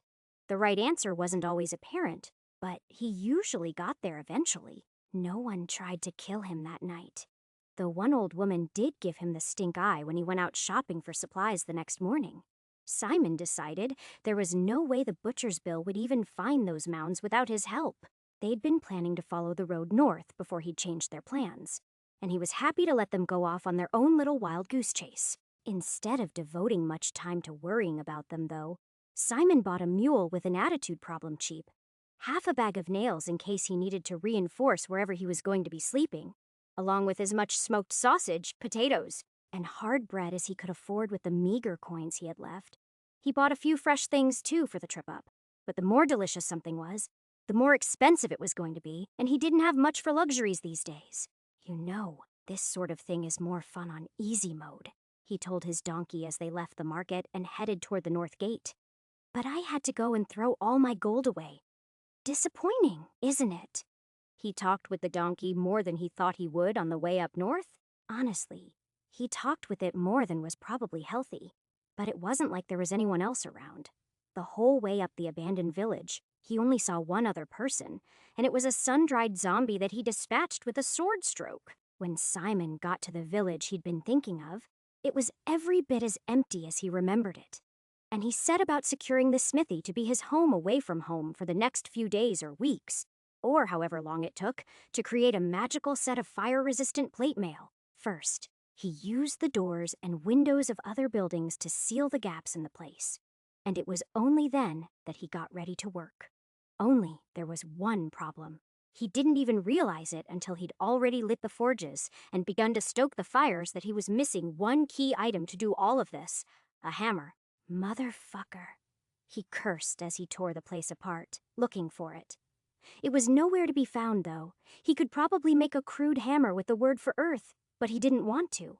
What he wanted was the blacksmith's hammer that this blacksmith had used with this anvil. In the end, Simon let the fires burn back out in his search for the thing, but it was worth it. With a little effort, and looking at every corpse that was scattered throughout the village, he eventually found the blacksmith, who was recognizable by his soot-stained hands and his leather apron. Fortunately, the man's hammer was not far from him in the weeds, so Simon was finally able to get to work. Ironically, he didn't even need a very large hammer at first for anything for the first few days. Instead, he mostly scribbled on the armor with charcoal as he outlined the patterns he knew he needed. Simon had been working on this design on and off for a long time. Certainly, since his time in Abress, and in reality, probably longer in his head. All that time, he'd known that he was the only source to power the thing, which he definitely didn't want to do. He'd considered simply copying the runes on the blade that powered it, but he was fairly certain that none of this shit worked without some understanding. He could screech words of power until the cows came home, and if he didn't do it with intent, they were meaningless. So, instead, he came up with a more convoluted plan. He was going to use the volcano itself to power the runes. He had to test it, of course, but in theory, he could use the fire rune with a few linking runes to harvest the incredible heat, and then he would use that to power protection runes along with the cold runes to keep it from cooking alive. In theory, the hotter it got, the more powerful the effect would become, if he didn't find a way to screw it up in the process, of course. The result, at least how he imagined it, was somewhat like a wearable refrigerator, only it used magic instead of electricity, and more magic instead of freon and insulation. It was at least an order of magnitude more complicated than the sword sheath he'd made before. And he ended up copying most of that from the frost sword. The end result was a series of ugly swirls, dotted here and there with strange cursive letters that grew off them like cancer. Once he'd traced them all out onto the front and back of the breastplate and scratched them into place with his dagger. Then he created the linking runes to ensure the magic stretched all the way to his gloves and boots. Those he'd stolen from the devil's binding ring. But they were simple enough. They were like adding pipes so the water could flow, which stretched the credulity of his metaphor even further. But it didn't matter. It wasn't like he was going to ever be good at this shit. He just needed to make it work for a few minutes and save Ionar. After that, he could put it all behind him. Simon managed to avoid the interest of the undead until he'd done all the planning. It was only when he started pounding with the chisel into the warm metal that they began to seek out the source of the racket. After that, they became regular, if somewhat welcome, distractions. He'd spend a half-hour banging away, and then when he heard the groaning and the moaning, he'd walk a little ways into the woods and kill anything he saw moving for a little exercise. Zombies that had aged this long were no threat. They were little more than practice dummies. For Simon, the challenge wasn't in killing them, but in doing it far enough away from where he was working that they didn't add to the stink of the place.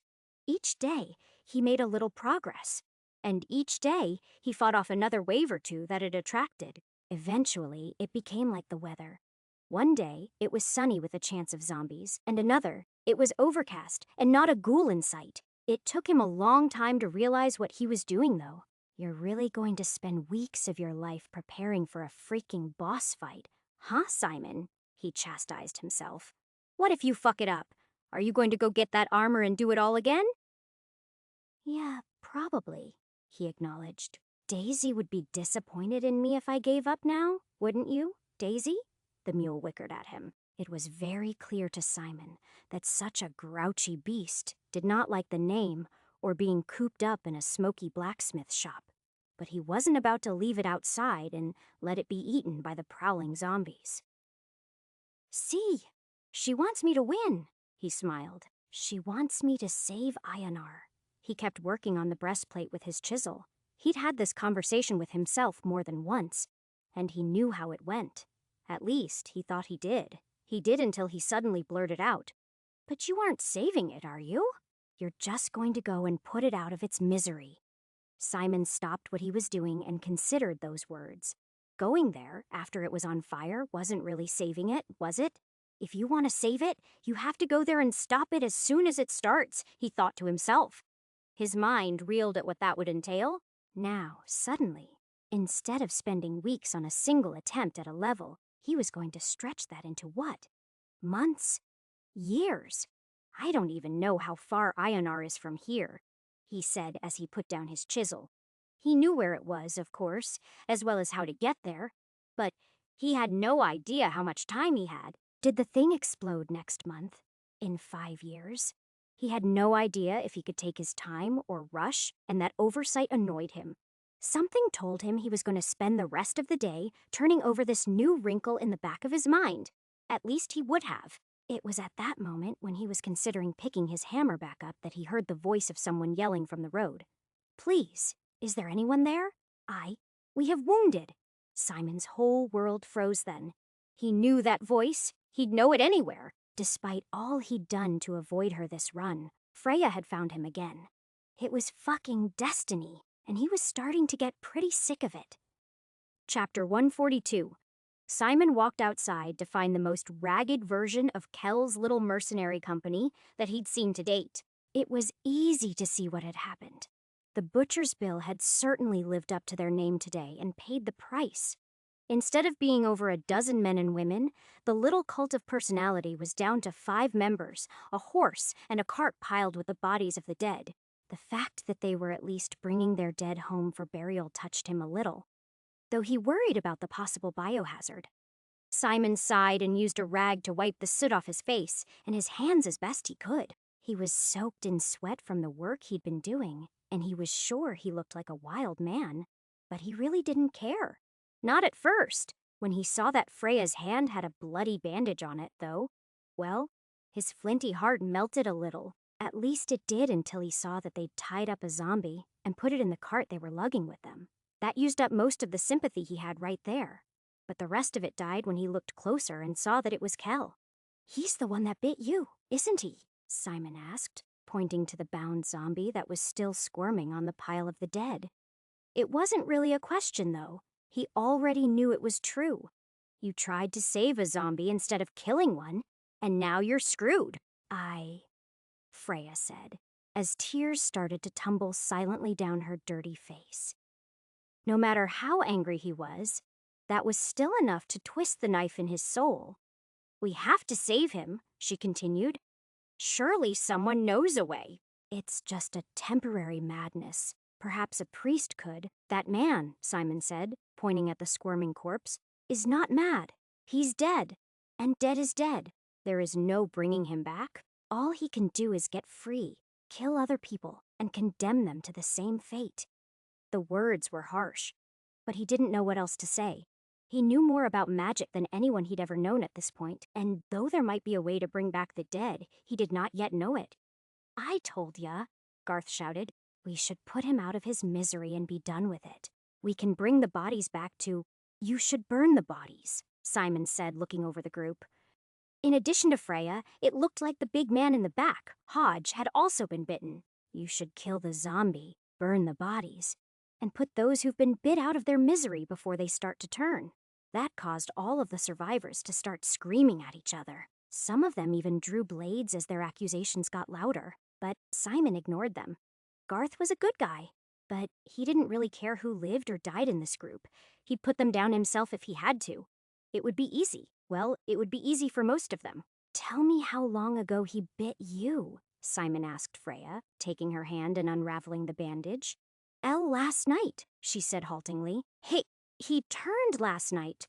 We'd lost half the company, but then a few hours later, some of the wounded, She wasn't able to get the rest of the story out, but that was fine. He had all the answers he needed. Her bite was already 8 hours old, and the skin around the ragged wound was already going necrotic. It was probably too late for her, but it probably wasn't good enough where Freya was concerned. Simon studied her pupils, the pallor of her skin, and every other detail he could bring to bear from the years he'd spent as a healer, as he tried to figure out what the right answer was here. Experience said that she was fucked, and that she'd only lasted this long, because the bit was on a limb so far from her heart and her brain. Science said that something about the way that magic wiped out the virus or the bacteria was incomplete. It said that the relapse was caused by some reservoir of evil somewhere else in her body that caused it to flare back up. It's not science, though. He corrected himself. It's magic. Was that the problem? Had he been so concerned with curing the body instead of the soul that he'd used magic to make people's bodies whole, while the rot spread on some more etheric level? Not for the first time. He wished he had that sight that let some people see the miasma that was his soul. However, before he could go further down that rabbit hole, there was a cry of alarm that derailed his train of thought. Hodge has been warding off his one-time friends with a blade, but before things could escalate further, he fell to the ground and started convulsing. That made the men who had been about to kill him pull back in alarm, which was something that Simon might have thought was funny under any other circumstances. Instead of smiling, though, he shouted, "You can kill him on the ground now, or you can kill him when he's trying to kill you in less than a minute. The choice is yours." That stirred them to action. Instead of standing around trying to figure out what was happening, they started stabbing the man repeatedly. And though most of the blows were ineffective, eventually, one of them went through the neck, and the dead man stopped twitching. "What about her?" Garth asked. "She's bit too, right?" "She is," Simon agreed. "But if you try to kill Freya, you won't live long enough to wonder how I murdered you. She probably needed to die." He knew that, but he wasn't going to let a stranger brutalize her like that. For a moment, he thought about using magic to behead her quick and clean. It would have been the kindest thing to do, but he was too weak for that. Instead, he was going to try to save her.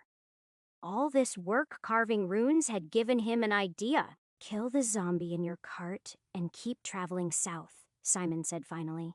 "I'll take care of your friend, one way or the other." "But Frey's part of the company," one of the other men protested. At the same time, Freya said, "No, you can't kill him."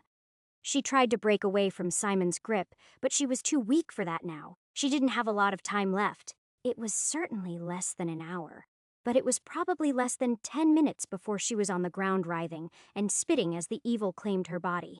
"I admire your sentiments," Simon said to Garth as he lifted Freya into both of his arms. "But I'm going to try something to save this woman and won't waste any more time talking. Go wait. A mile down the road if you like, or follow me and die. The choice is yours." With that, Simon turned and walked back toward the blacksmith shop. He needed his mirror, and then he needed some space. No one followed him. "What are you going to do to me?" Freya asked softly. She was sweating now.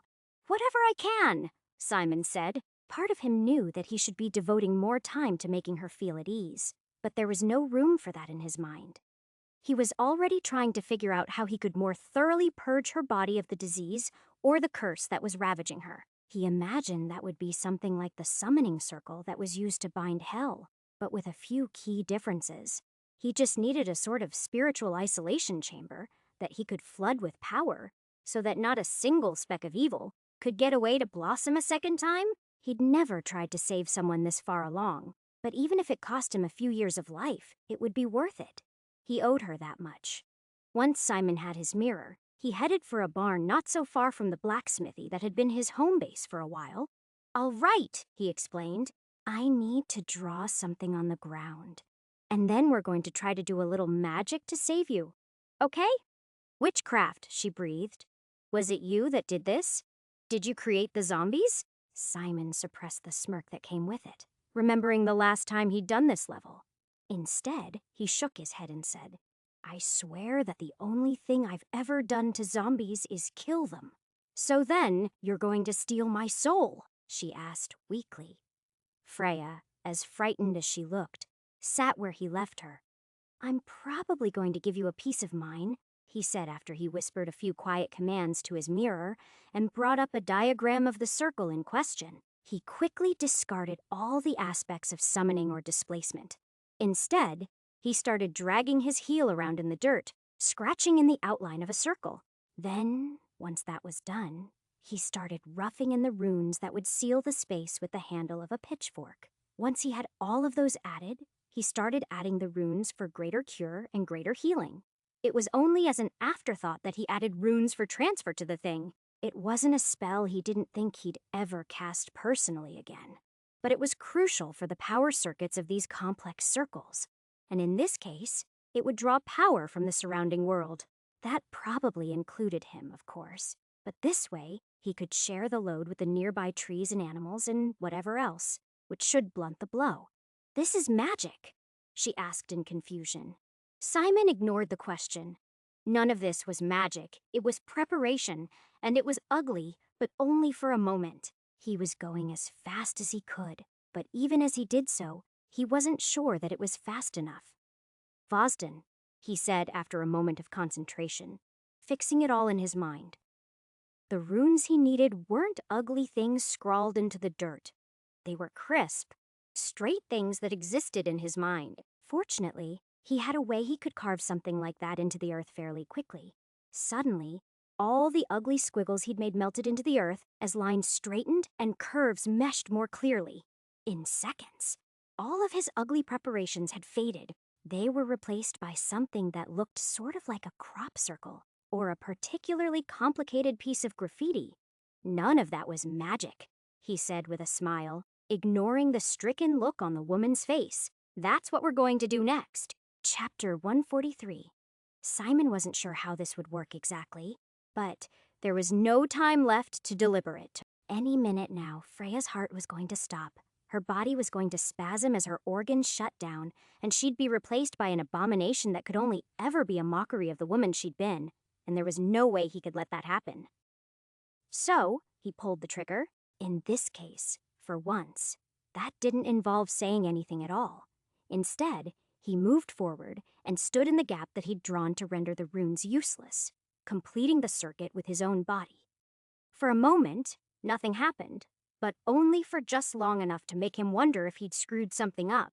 That was quickly followed by a tingling that started in his feet and slowly moved up his body as the precisely carved symbols in the ground began to glow with an unearthly light. What is this?" Freya asked. "What are you doing to me?" She seemed very uncomfortable about what was happening, but Simon had no way of knowing if that was superstition or something deeper. At this point, all he could do was watch and wait. He was both the conductor of the circuit and also the off switch. If he stepped out of this spot, it would cease working, and all this effort would be wasted. He didn't do that. Instead, he ignored her growing fear and his own trepidation, and watched as the light grew and pulsed, and the magic took hold of Freya.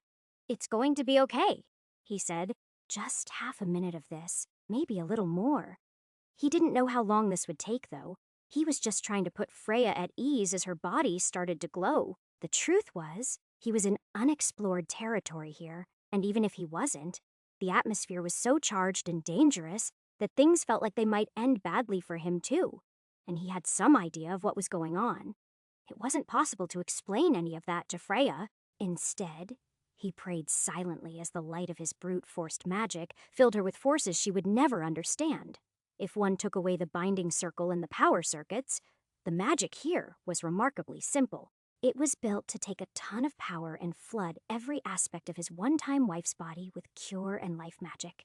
He literally wanted to purge everything from her, down to the tiniest speck of darkness that might have wormed its way into her soul or her bone marrow. Wherever it was hiding, he would eliminate it. The light show aside, it seemed to be working too. Her only obvious wound healed in seconds, barely leaving behind a crescent-shaped scar. Simon didn't rush things, though. After that, he gave it another half-minute before he finally stepped back and ended the spell.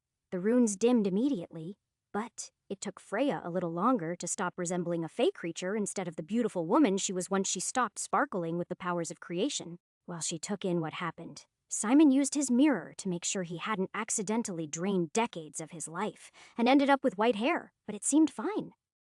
He might have burned a year or two, but honestly he didn't even think it was that much because he felt fine. Letting the rest of the world take some of the burden had definitely been the right answer, and he'd make sure he did that more in the future. "Are you okay?" he asked finally, once she met his eyes. "You tell me," she said.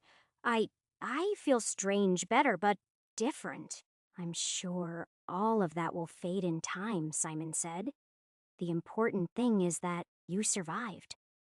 As he spoke, he decided to leave out all the descriptors that might have filled that space. Probably. Against the odds, impossibly. The important part wasn't that she knew how impossible this was. It was that she hadn't died, and that she didn't freak out. Freya didn't freak out, though. Instead, she laughed and said, "Which part? The zombie bite or the warlock spell?" Simon smiled at that, but said nothing. Instead, he just let the moment wash over him. For a moment, she wasn't Frey, the mercenary warrior. She was Freya, with the easy smile and the clever quip. More importantly, she was his Freya, almost, for as long as that moment lasted. "How did you know my name anyway?" she asked. Suddenly, once she stopped looking at her now healed hand, then it was gone. She was a stranger again. And he was the suspicious warlock that knew how to heal the sick in consort with the dead. "I stayed at the same tavern as you guys back in Schwarzenbruck. A couple of weeks back," Simon lied smoothly. "I see," she answered skeptically. "And why are you up here alone, in the middle of a horde of zombies?" "I'm investigating the same problem you are." "In my own way," Simon answered cryptically, hoping to leave it at that. However, when Freya opened up her mouth to ask another question, he spoke over her. "I believe the phrase you are looking for is thank you." "Thank you?" she said, suddenly glaring at him. "For what?" "You saved me so I could live with the loss of the man I love. That's a special kind of torture. That's all. If you could have saved me, then you could have saved Kel too." Simon didn't even try to explain that the man was already dead. Instead, he just shook his head and said, "If I were you, I would put your bandage back on and tell your friends that I used wood ash and salt to purify your wound. It's a lot better than the alternative. They're waiting for you down the road." She thought about it for a moment, and then instead of saying anything at all, she stormed out of the building, leaving him standing alone in the barn. He sighed. "That's what you get for trying, Simon. You should have just stayed out of it." Simon didn't even follow to watch her walk away. Instead, he grabbed a shovel and started destroying his circle. The very last thing he wanted was for someone to find this by accident. He had no idea what would happen then, but he was pretty sure it would unsolve a level or 3, which was exactly what he would deserve for trying to help those who so clearly wanted to hate him. "Leave the past in the past, man," he chided himself as he worked. It was good advice, and he would try to follow it. That only took a few minutes to leave the earth disturbed, and when it was done, he finally walked outside. There, he noticed a little more death than he remembered before. A chicken that had been hunting and pecking here and there around the village up until now was laying dead near the barn. It was just one more corpse amongst the dismembered zombies and their victims that were scattered around. So normally his eyes would have glossed right over it. That said, he'd just performed magic that had drawn on the life of nearby things. So it was almost certainly his fault. Some of the wilted plants there were nearby might be too. It was hard to say. Still, it was probably better than turning himself into an old man. After he checked the area for any other anomalies, Simon walked to the road and saw that Freya was most of the way to her friends, then turned his back on her, what he hoped was the last time, and went to finish what it was he'd been working on before she'd managed to appear in his life. No matter how hot he stoked the forges, and no matter how hard he pounded with his hammer, though, Simon couldn't get her off his mind. It was infuriating. It wasn't even about love or lust either. It was about the ingratitude of it all. He'd done something impossible and saved her life. And then, just like that, she'd thrown it in his face for her current loser boyfriend. "Fucking Cal," he grumbled. Every time Simon went through this level, he was losing reasons not to track that kid down while he was still in diapers and throw him off a cliff somewhere. Not that it mattered now. The man was dead. Freya might still pine for him, but no amount of tears would bring him back to life. His anger kept him focused at least, and he made great progress that day. Later that night, he tracked down one of the few remaining chickens, and after spending half an hour getting and plucking it, he slow roasted it on a spit for an hour, and then had one of the most delicious campfire meals of his life. In the morning, Simon packed up his armor project, the day after the survivors of the Butcher's Bill continued south. That was both because he didn't trust them not to come back with a lynch mob, and because all the heavy work was done. Everything else could be done on a workbench with smaller tools, and he could find one of those far from here. He didn't have any time pressure now. After all, he wasn't going to use the door at the inn to go to Ionar. He was going to take the long way and follow the trade road south. In the best case, he'd get there in plenty of time to explore the locale and understand what had caused everything to happen. And in the worst case, he'd miss it and have to do it over again. Well, he would do all of that after he made one more stop.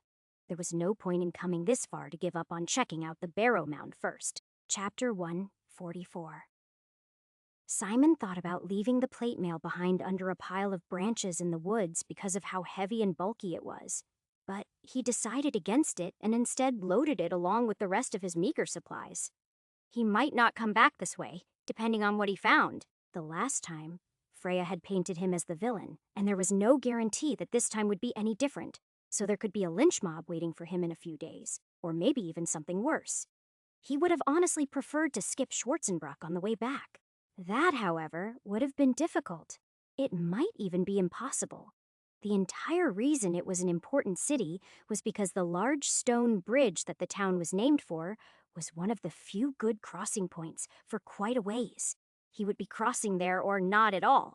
Those were all later problems, though, and right now, he needed to focus on the now since the forest was still crawling with the dead in places. Simon wasn't worried. Fresh zombies could be frighteningly vicious. Older ones that started to dry out and decay, though you didn't even have to outrun those. You could just outwalk them. The only reason that he bothered to put them down when he found them was because he knew what a mercy it was. Freya had no idea how much she was tormenting the man she loved by tying him down to the cart for half a day instead of putting him immediately out of his misery. But Simon remembered it all too well. He'd never forget it. She could never comprehend that hunger, and he hoped that she would never have to, despite the fact that with this many lives, countless versions of her had ended up as zombies by now. That thought saddened him. But at least this one was saved, probably. It was possible that in a day or two, she could still turn. He knew that. He just tried not to think about it. Her remaining friends seemed to have the right amount of wariness. They'd put her down if it came to it, and if they didn't, well, he could save Schwarzenbruck again. It wouldn't be the first time. The trip to the Barrows was easy enough now that he knew about where it was. The only problem was finding relatively safe places to sleep at night without someone to stand watch. There were just enough dead wandering around that, if he did nothing about it, he was likely to wake up teeth in his throat. So, he slept in trees both nights, and thankfully, as much as the sound his mule made attracted them, the zombies made no attempt to attack the thing. The same couldn't be said about the reverse, though. Both mornings, Simon woke up to find one or two zombies on the ground with their head or their skulls caved in by a good hard kick. Yeah, I've been there, he nodded, remembering the cranky donkey that had taken him out like that. He was very mindful of where he was standing in relation to pack animals and horses now. Getting killed that way once was a little amusing, but dying like that repeatedly would just be sloppy. If I'm going to get killed again, it is going to be by something new. He promised himself. That meant no zombie bites, no donkey kicks, and most certainly no getting crushed to death by the barrow again. So, when he found it, he approached it very carefully. First, he checked around outside and on the grassy slope on top. There was nothing there, but then he didn't expect there to be. So, he tethered Daisy to one of the closest trees and went inside for a closer look. The place was very nearly undisturbed, with the exception of the rubble at the entrance and deeper in some zombies that had been killed and lay strewn around the floor. Other than making sure he didn't see anything that looked like a magical trap, though, he ignored all of those. He was here for a handful of reasons, and all of them were in the central chamber. There, in the central sarcophagus, was a single zombie struggling to rip free of the blade that was pinning him down like a bug. On the thing's head was the crown made of folded paper that he'd come for. Still, he knew better than to go take it. He'd already seen this roof collapse twice, and once was already one too many. For now, he ignored both the paper and the zombie, and studied the sword before moving to the candles. Someone had stabbed this guy hard enough that it had embedded in the stone. That told Simon that magic was involved. But that was nothing new, since he already knew magic was involved with the cave-in. The sword was a plain, long sword that was a little on the short side. It was about the same size as the blades he preferred, but there were no signs that the magic was in the blade. It was just plain steel with a cheap hilt that had seen a fair bit of use. That meant someone had cast a spell, using the words for force, earth, or something, new he hadn't yet discovered. If he moved the zombie out of the way, he would definitely get a better idea. But for now, that was chancy. Instead, he moved to the candles, and a clumsy circle traced in the ground around them. It was only on a second look he saw that the circle extended all the way around the central sarcophagus. It was an ugly, rushed sort of job that Simon would not feel comfortable trying. But it seemed to be fairly straightforward, based on the way he read the runes. There was nothing new there. If its boundary was violated, it used the energy of the person that violated it to trigger an earth rune that channeled power to the near wall and brought the whole dome down. It was a controlled demolition of a sort. The only complicated part about disarming it was that it was only at the last minute, when he reached for the transfer rune to strike it out, that he realized that if he did it with his hand, it would likely trigger it as he did so. Instead, Simon searched the dead warriors that had already been slaughtered in life and death. And then, when he found a broken spear, he wiped the whole thing out from a distance in case he needed to run for it. The moment was anticlimactic, and when the runes were obliterated, nothing happened, leaving him free to explore the rest of the place. The first thing he did was put the poor bastard that the tomb belonged to out of his misery. All it took was a couple hard bashes against the stone to brain him, and he stopped moving once and for all. Simon picked up the paper and, noting that the message was identical, pocketed it. "Sorry, I needed to borrow this. Maybe we can meet again in your next life and discuss why." Even taking a moment to consider the words.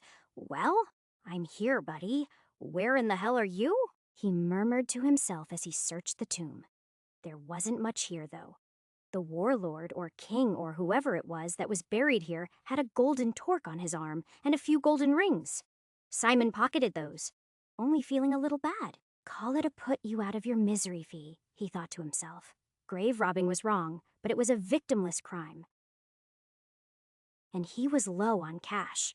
This would be enough to tide him over nicely for what he needed to do. What it didn't do was offer him any answers. He'd figured out the trap, but not who left it or why. He didn't even know who this dude was, or why he was important enough to be buried in a tomb like this. Simon sighed. He almost didn't want to cut this dude in half to look at the sword. And it was only when he was procrastinating about that, and studying the leathery, decayed visage of the tomb's occupant that he noticed something. The rings he'd removed had left marks from where they'd been on this man's half-mummified skin for decades or centuries. The same sort of marks were visible on the man's head and the wispy remains of his matted hair. It didn't match the paper crown that Simon had taken, either. Whatever had made it, it was thinner, like a diadem, as opposed to the chunkier crown that came to mind when he pictured the word. "So it's what isn't here, huh?" he said to himself as he realized the shape of the note had been the clue and not its contents. That made him feel pretty stupid. "Why didn't I figure that out the first time?" he asked rhetorically. "Oh, that's right. I was crushed to death by the ceiling." He still didn't have an answer, of course, but now, at least, he had a question. Who is this guy? And why would his crown be worth stealing? That might be enough to point him at whoever had done this, which in turn might be enough for Simon to figure out who was taunting him. It was a tenuous plan, but it was a plan.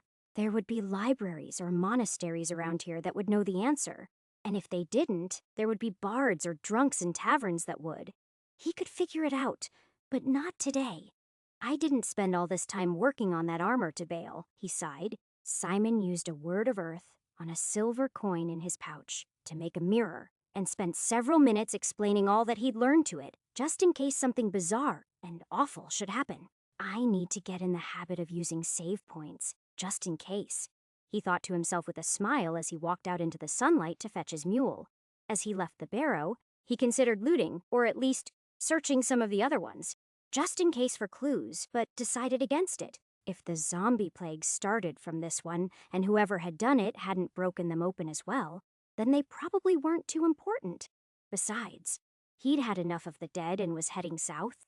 Solved or not, he was done with the place for a while. Chapter 145. The trip back to Schwarzenbruck was not much more challenging than the trip to the Barrows had been. It was a few days longer because Simon chose to stay off the main road as much as possible. Both the rugged terrain and the extra days on the trail meant that he encountered more zombies than he otherwise would have, of course, but he didn't mind that. They were only a nuisance when found in ones and twos, and every time he killed one, he freed some tormented soul.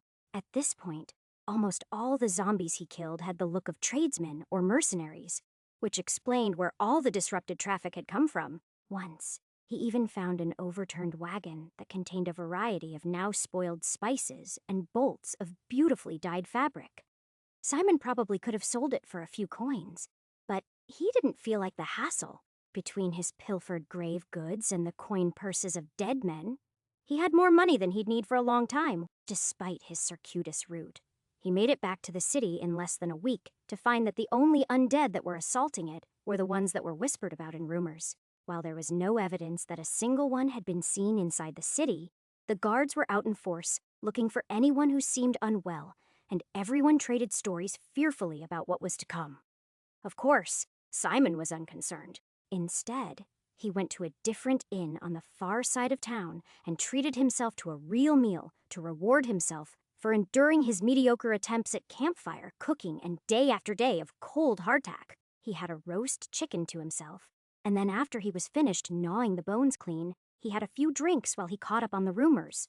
It was just as he'd heard whispered in the streets. People were afraid, but the story of the butcher's bill was the one he heard the most. That made sense. The prospect of a large mercenary company traveling north, but coming back with only a few survivors could be a shocking thing. Simon wasn't about to explain to him why the majority of those people had died. Of course, he just listened and gave the same non-answers as everyone else between questions, especially when they mentioned what a hero Kel was. There, he bit his tongue, trying to decide if it was worse that Kel would be remembered as a hero, or that last time it was Simon who had been remembered as the villain. In the end, he decided to leave it alone. There were no rumors of conditions further to the south, though whether that was because people were so captivated by what was happening to the north, or because there was simply nothing brewing, he couldn't say. It honestly could have been either. Whole wars could be happening, and no one would notice. But Simon couldn't exactly blame them for that. Instead, he just enjoyed a good night's sleep in a soft bed. And the next day, after he refreshed his supplies and bought some paper to continue his mapping project, he started south, given the distances he was going to have to travel. A horse was probably the right answer. but neither his weight nor his endurance was where he wanted it to be. So he decided that he was going to walk instead, at least for the first part of the journey.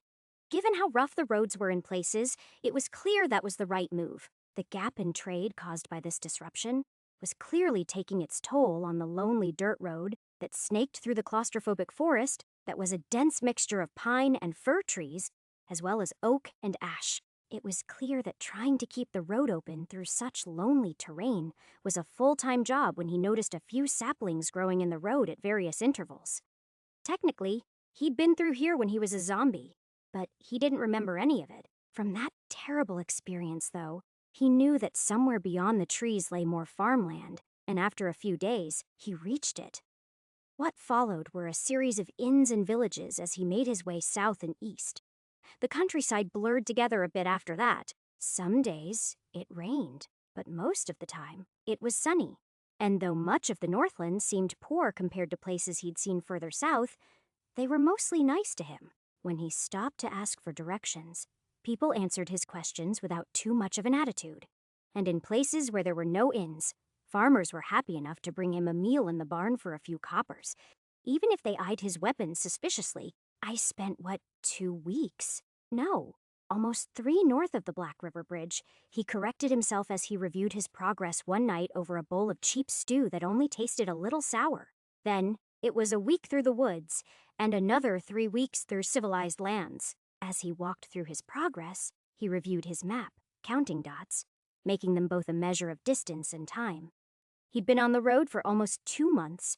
He'd found half a dozen villages and a handful of larger towns. His map was also speckled with the approximate locations of villages and landmarks that were described by people that he hadn't personally visited. He was still looking for a number of levels, like the demonic church, but so far, he hadn't found one. There were any number of other locations, though. There was even the distant capital city of Leipzig, not so far away. It was still over a week away by foot, maybe even 2. He was tempted to stop there and check it out, but it was a distraction to his main mission. No matter how much he might want to make random side trips while he was in the area, he needed to get to Einar. Despite his careful tracking, though, it still surprised him when he went into an inn that seemed to be vaguely familiar, only to find an all-too-familiar face standing behind the bar. She looked at him a moment and frowned before she made change and told him which room it was he'd be staying in. Simon had forgotten a lot of things during his travels, but he would never forget a woman who had killed him. That was only then that he realized how far he'd come. He was in Wellingbrook, which felt like the crossroads to half of his adventures with a murderous old woman who could see things, including the darkness in his aura.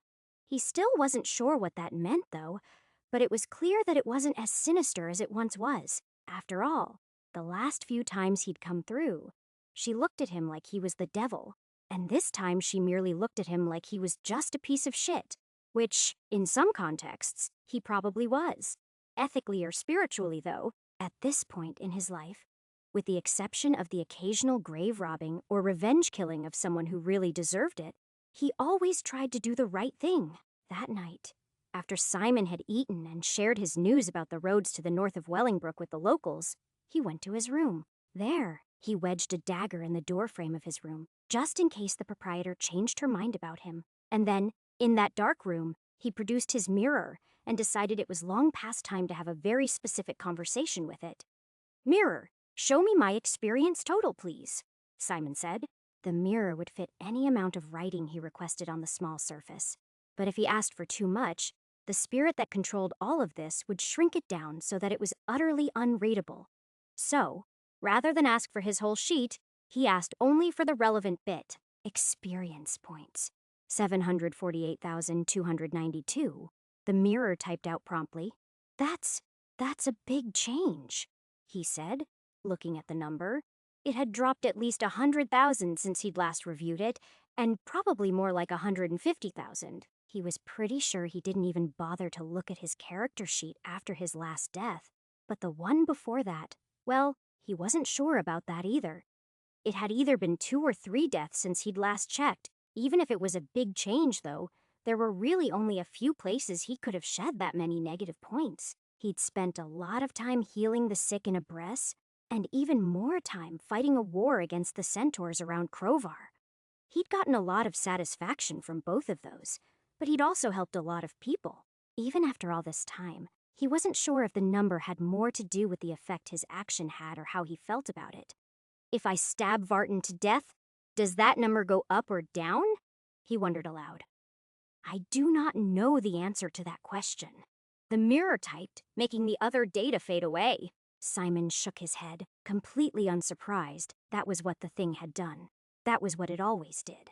It was so literal that it was barely a step above the computer-style interface it very clearly had. That's fine, Simon said. I don't need you to tell me. I'm going to find out for myself. He put away the mirror and got ready for bed, but his mind was already racing. Not even the vague worry that an old woman might try to kill him again in the middle of the night was enough to dull that excitement. Simon had explored the magic system of the pit extensively. He focused on certain skills to try to improve them enough for the value on his character sheet to click over from fair to good or from good to great. As if it mattered at all in the grand scheme of things. The one thing he hadn't done, though, was to try to understand that mysterious experience number. So, that's what he spent the next several days doing. Taking some of his precious paper, he kept a small journal every day. He'd write the starting number when he woke up, and then in the evening, he'd write the ending number and list a few of the things he'd done that day. Sometimes it was, had a good dinner, and other times it was slept in the rain. Slowly but surely, patterns started to emerge. For starters, except on his most miserable days, he seemed to gain at least 10 points. Simply existing and leading a normal life seemed to heal whatever karmic wounds he'd caused to himself. On better days, though, he could get 20 or even 30 points. Helping people seemed to spike that number, but so did simply having a nice day. It was hard to say for sure one way or the other when the world seemed content enough to leave him in peace. That was when he arrived in Slaney. Chapter 146. Slaney was a town he had a lot of memories of, but encountering it almost out of the blue, even though he knew he was close, felt like something closer to a dream than a reality. Everything looked much the same as the last time he'd left it, but in the half-light of sunset, it seemed that much more magical, and he basked in it. The fact that the little town was still here despite all the strange places he'd been to was a comfort. There on the hill were the lights of Baron Corwin's manor, and all the other homes were just as he remembered them. There was no evidence of resurgent goblins or recent strife, either, and Simon smiled at that. Sometimes it felt like he wasn't really making a difference. But having seen what this place looked like on the trip where Gregor only had one arm, he knew he'd really moved the needle. This place very easily could have turned into another Crovar, he thought to himself, for a second. He considered whether or not he could go back in time far enough to undo all the damage the Wraithwaits caused. But he really couldn't. While he wasn't sure exactly how much time passed between level 0 and level 7, which is where he spent the most time in the place, he was fairly sure it was a decade or less, and Vartan would already be an awful snot-nosed brat by then. As he walked to the inn and tied Daisy up outside, he laughed at the image. Finally, a version of the man I'd feel bad about killing, he thought to himself. Simon went inside, still trying to puzzle out the exact timeline involved here. So he reacted a little slowly when the owner and 2 of the patrons looked at him like they'd seen a ghost. He stood there a moment, trying to decide what the problem was. Old man Wannick had never been able to see his aura before, so that shouldn't cause a problem now. Is there a problem? He asked finally. Oh no, nothing, the man said, breathing an obvious sigh of relief. I just thought you was a ghost, is all. Had a good man die recently, and you're well. You could say that the 2 of you had more than a passing resemblance. You can say that again, Norm said. He was one of the regulars who pretty much lived on his bar stool when he wasn't working the silver mine for the Baron. Simon had spent plenty of nights gambling with him over dice with large beers and small stakes. Oh, well, I'm sorry to hear that, Simon said dumbly as he put the pieces together. I'm just a peddler traveling south.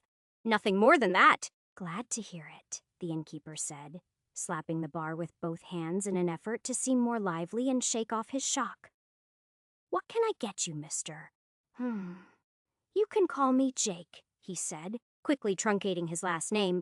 It wasn't the most creative decision. But then he was still struggling to take in the news. I was only days or weeks away from running into myself. Simon was completely stunned. Still, he ordered a beer and a plate of whatever was hot and made small talk with the other men. His mouth moved, but it was on autopilot while his mind raced. He was on level 6 now, and the goblin level he usually traveled from was level 3. So they had to be at least 2 or 3 years apart, right? Had he been here that long? He hadn't thought so at the time, but he'd been through at least one winter, and then he'd started building his house. So maybe, while Simon was struggling to put the pieces together, he was jarred off his train of thought when Norm said, "Well, isn't that a small world?" The dead man said he was from up north too. Maybe the two of you really are related.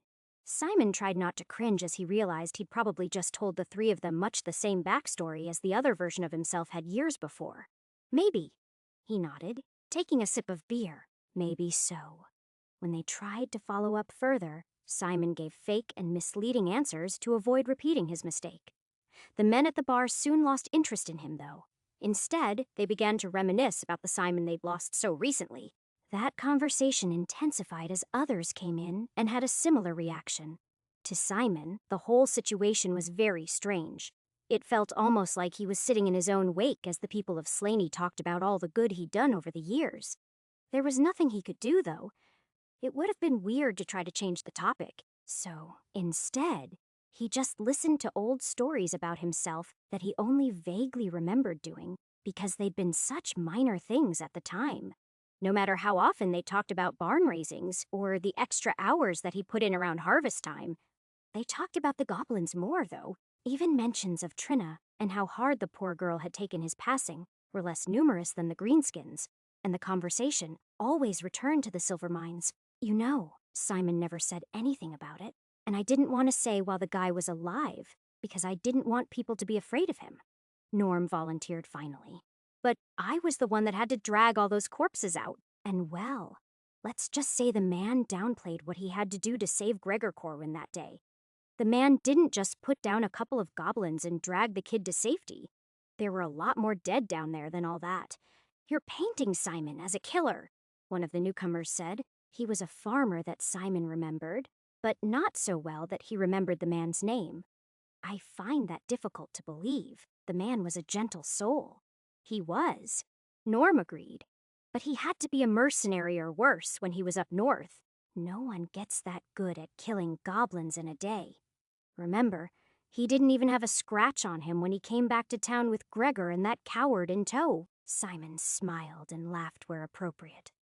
But when he finally paid the innkeeper for a room and went upstairs for the night, his mind was spinning from more than just the booze, and he had trouble falling asleep. He felt kind of bad that he'd abandoned everyone so unexpectedly, but it wasn't exactly his fault.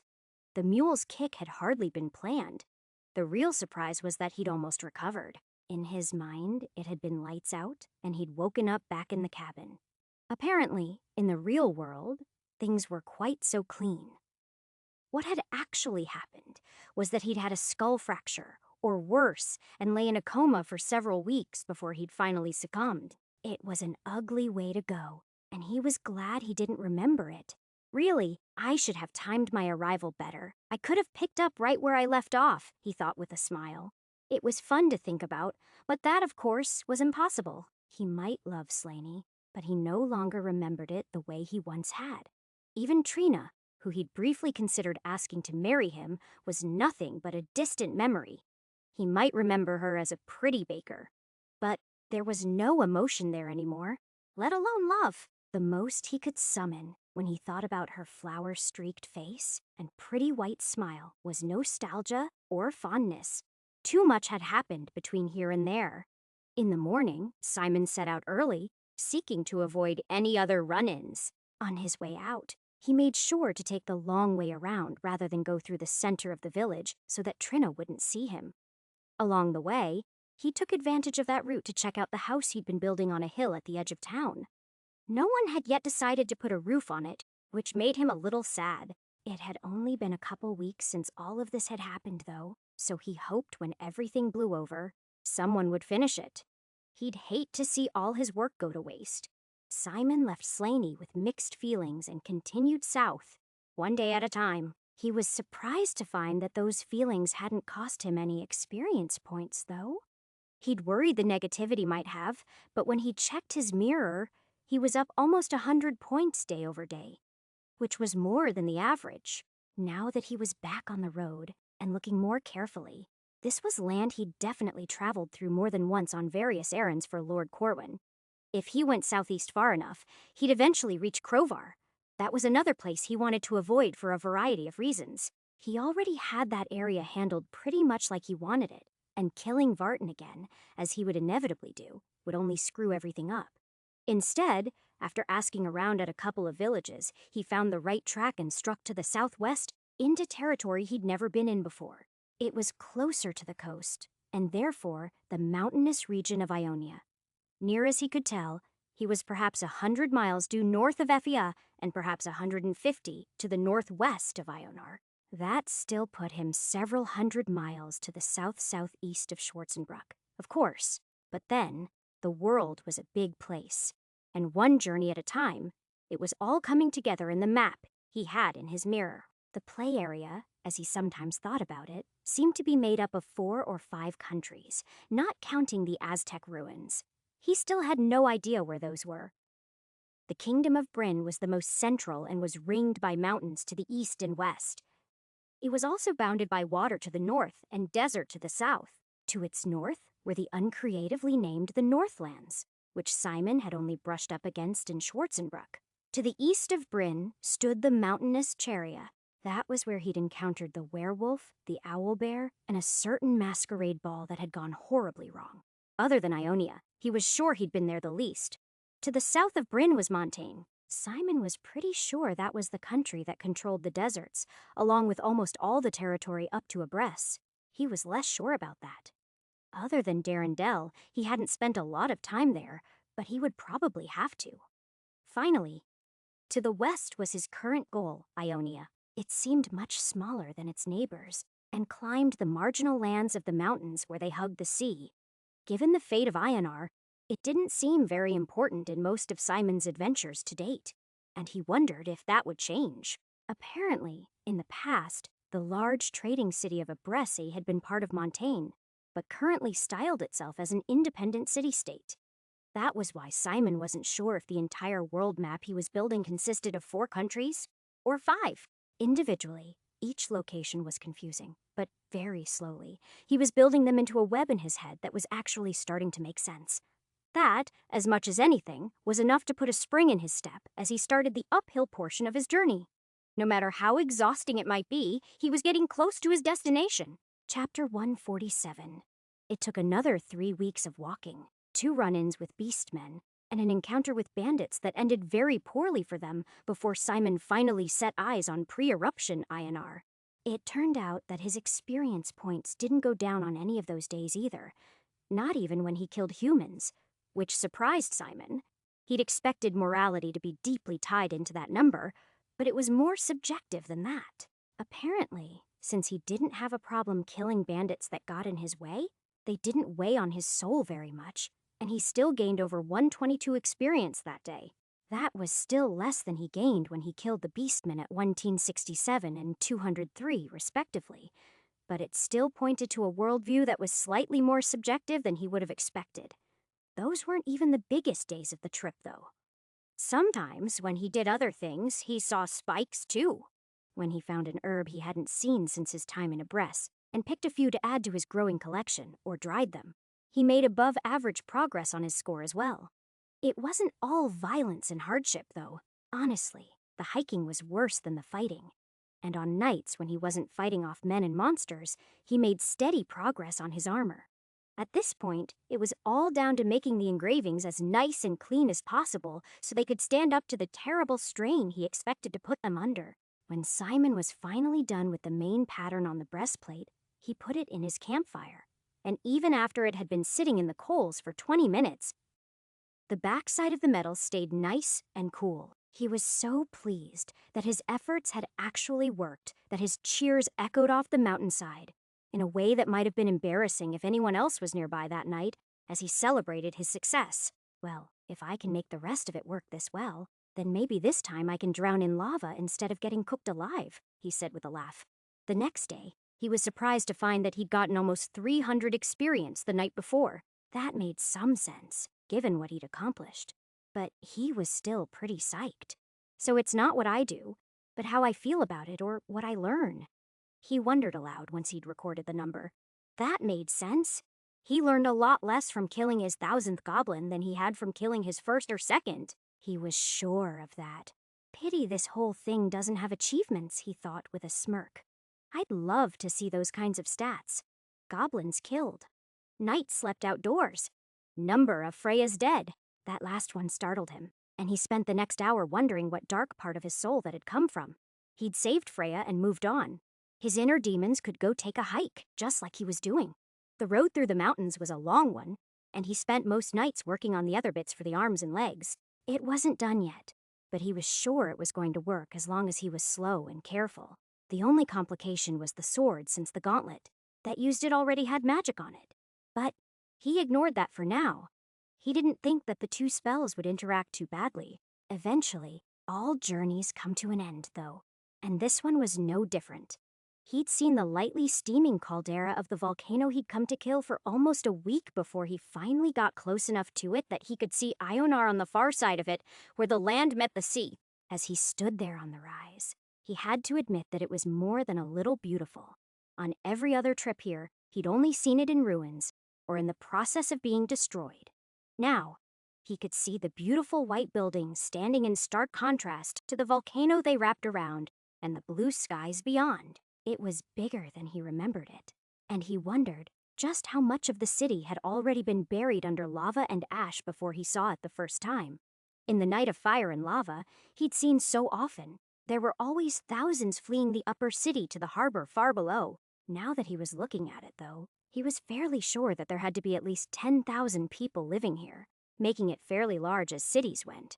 The sprawling city spread partway up the volcano and all the way down the cliffs. But it was the palace that was the real showstopper. It was a building Simon had been in many times, but only as a door to somewhere else. Now, he could appreciate it as the palace it was, nestled among its surrounding gardens. This is definitely a place people would pay to go on vacation, he said as he eyed the cliffs and beaches. On all his previous trips, he'd always assumed that this place existed solely because of sea trade. While that was certainly the majority of the traffic, the overland route he'd just threaded his way through was surprisingly well maintained, and just active enough for bandits to think it was worth the trouble to harass men traveling alone. Simon didn't feel the least bit bad for using them for a bit of archery practice. He was just glad that they hadn't hurt Daisy or spooked her into running off a cliff. Some of the roads through the mountains had been perilous. Now, though, all of that was behind him. He was here. And fortunately, the volcano had not yet blown its top, which was good because it had taken him a whole season to get here.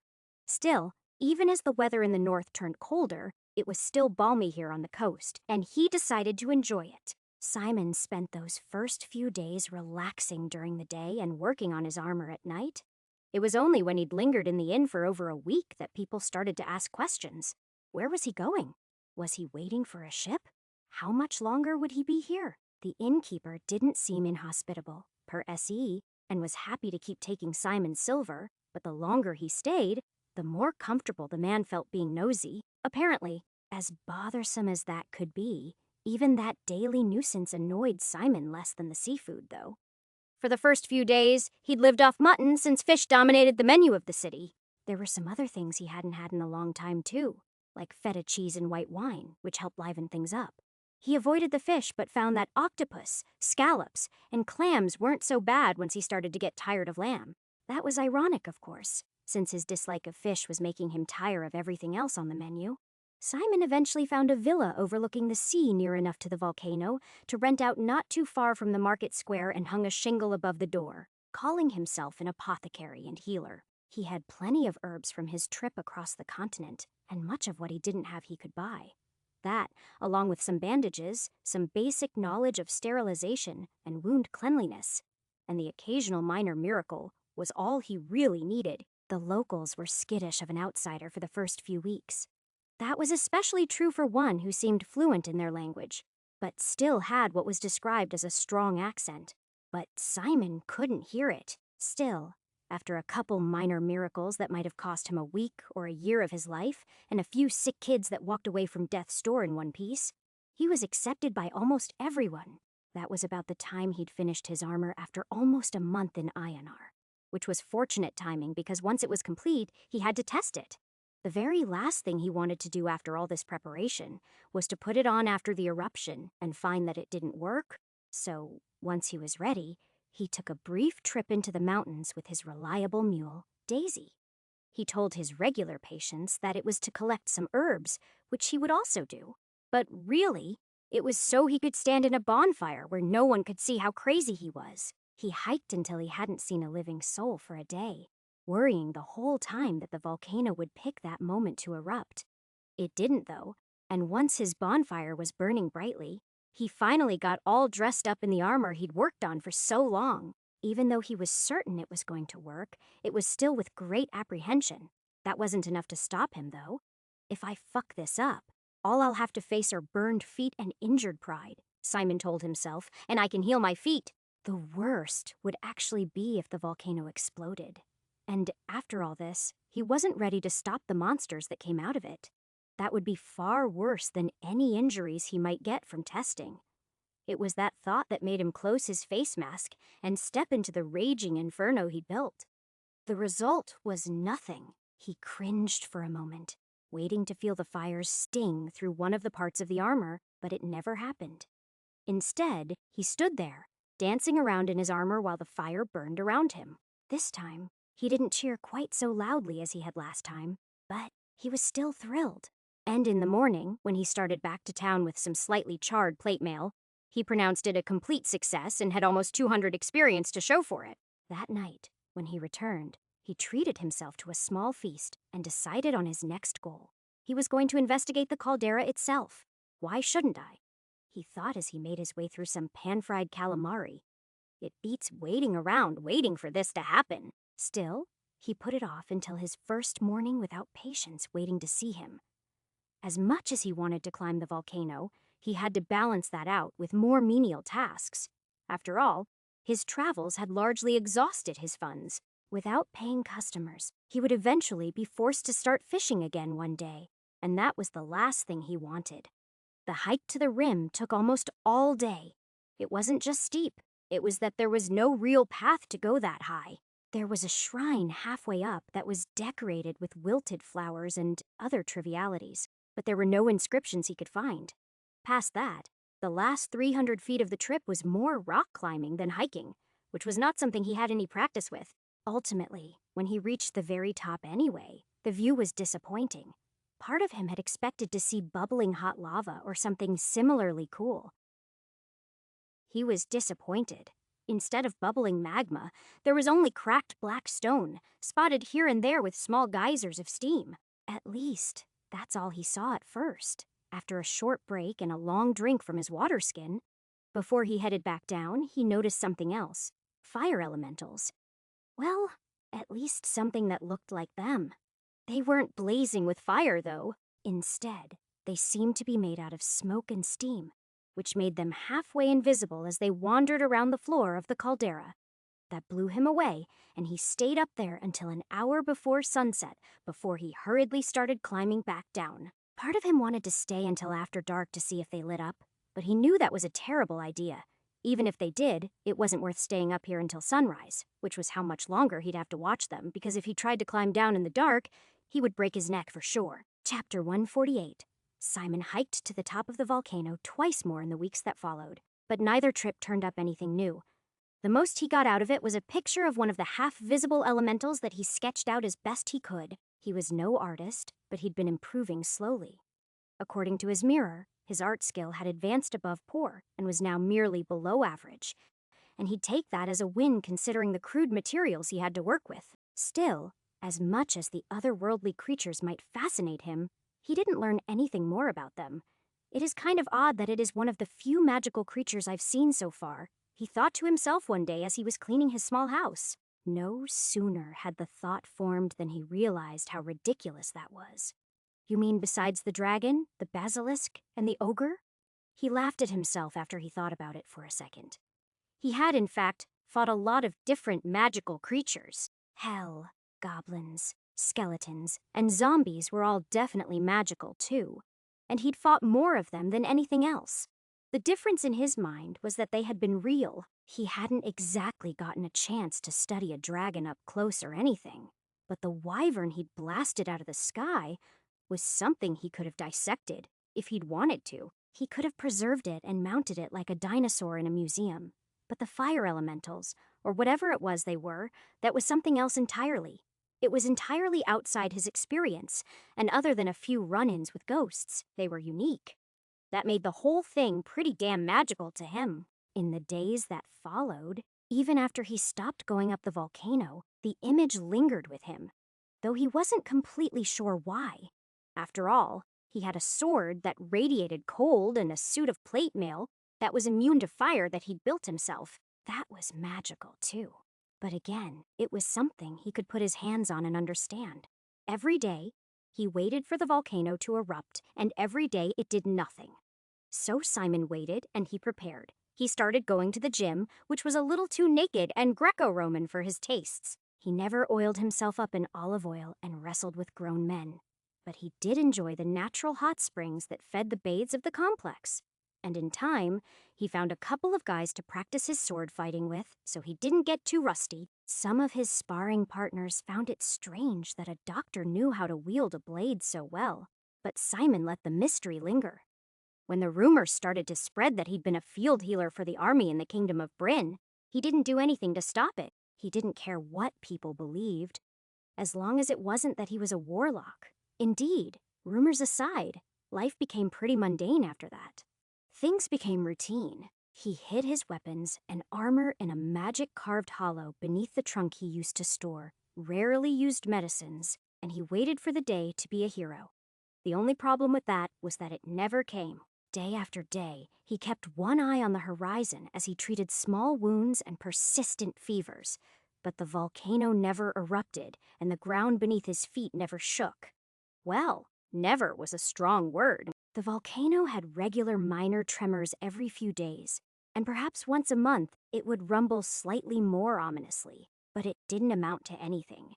Each time it happened, Simon held his breath, and each time silence returned, and the world continued to turn. At first, it was frustrating, but after a while, he was okay with it. It wasn't like he was living a bad life right now.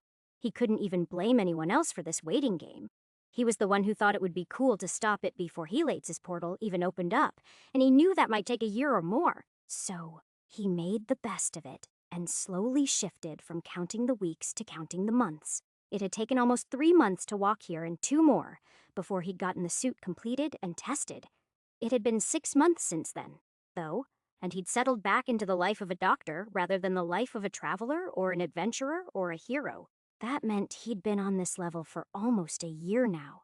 Once upon a time, that would have been a rarity, but these days, that was becoming almost par for the course. Other than the weapons and armor that he'd secreted away, and the donkey he was still paying a few coppers a week to keep well-fed in the stables, there really wasn't anything left to point to him as adventurer anymore. He kept a knife on his belt when he went out, but he hadn't worn his leather armor in months. In fact, recently, Simon had broken down and bought one of the togas that the locals wore rather than the worn-out tunic and breeches he'd worn for so long. It felt weird to him, but it made those around him treat him with slightly less suspicion and a touch more warmth than they had up to now. No matter what he wore, though, he never got quite used to the food choices here. Beef was imported, which meant it was of poor quality and pointlessly expensive. Potatoes were likewise rare enough to be noticeable when they appeared in the market. This limited his diet to seafood, goat, and lamb, which seemed to only ever be flavored with wine sauces. Simon refused to suffer with the dull palate of the locals. He eventually made his own wood-fired oven in his garden, just to make better bread than he was used to here. He would have killed for some tomatoes to try making a pizza with, but no one had heard of such a fruit, and pepperoni had yet to be invented, so he was forced to go without. Food, much like magic, was still in a remarkably primitive state in this world. And once Simon had that thought in mind, he couldn't let it go. He had little in the way of cooking knowledge from his time before he died. His skills had largely been limited to boiling water for ramen and choosing the perfect number of seconds for each meal he stuck into the microwave. In time, he did figure out how to make flatbread, and with enough lard, he even figured out how to pan-fry fish with a thin flour coating until it was extra crispy and somewhat palatable again. Those two things didn't quite add up to a fish taco, but it wasn't bad, and Simon considered it one of the many successes he had in the months that followed. Even his pickiness had his plus side, though. Thanks to his proximity to the market, he eventually learned to like both olives and dates, which were things he would never have touched on Earth. Early on, he'd tolerated them just for something to snack on as he hiked up the volcano to inspect the caldera. But in time, he grew to like their flavor, and he almost wished that someone would invent pasta or something so he could try more complicated flavor combinations. Sometime after Simon had been in INR for almost 2 years, he had enough friends to start hosting dinner parties. These started quite by accident when he was explaining to one of his sparring partners what the strange meal he'd brought with him for lunch was. It was just a wrap filled with a few of the ingredients that had been available in the market that week. There were some onions, some cabbage, and some slow-roasted pork. It was nothing special, but soon he was inviting his friends over on a weekly basis for his new creations. "You should shut down your apothecary and open a restaurant," Oculus exclaimed one night after several bottles of wine. "I would," Simon agreed, "but where would I get the herbs to flavor all of these sauces without an apothecary?" Everyone laughed at that, and all agreed he'd be a wonderful host. In time, he became truly accepted by these people despite his foreign background.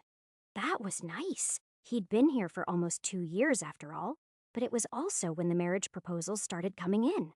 First, they were just the men of Simon's circle casually mentioning he was getting a little old not to have a family, or bringing up the fact that their sister or cousin was single out of nowhere. For a while, he missed these social cues completely. Those were easy enough to rebuff.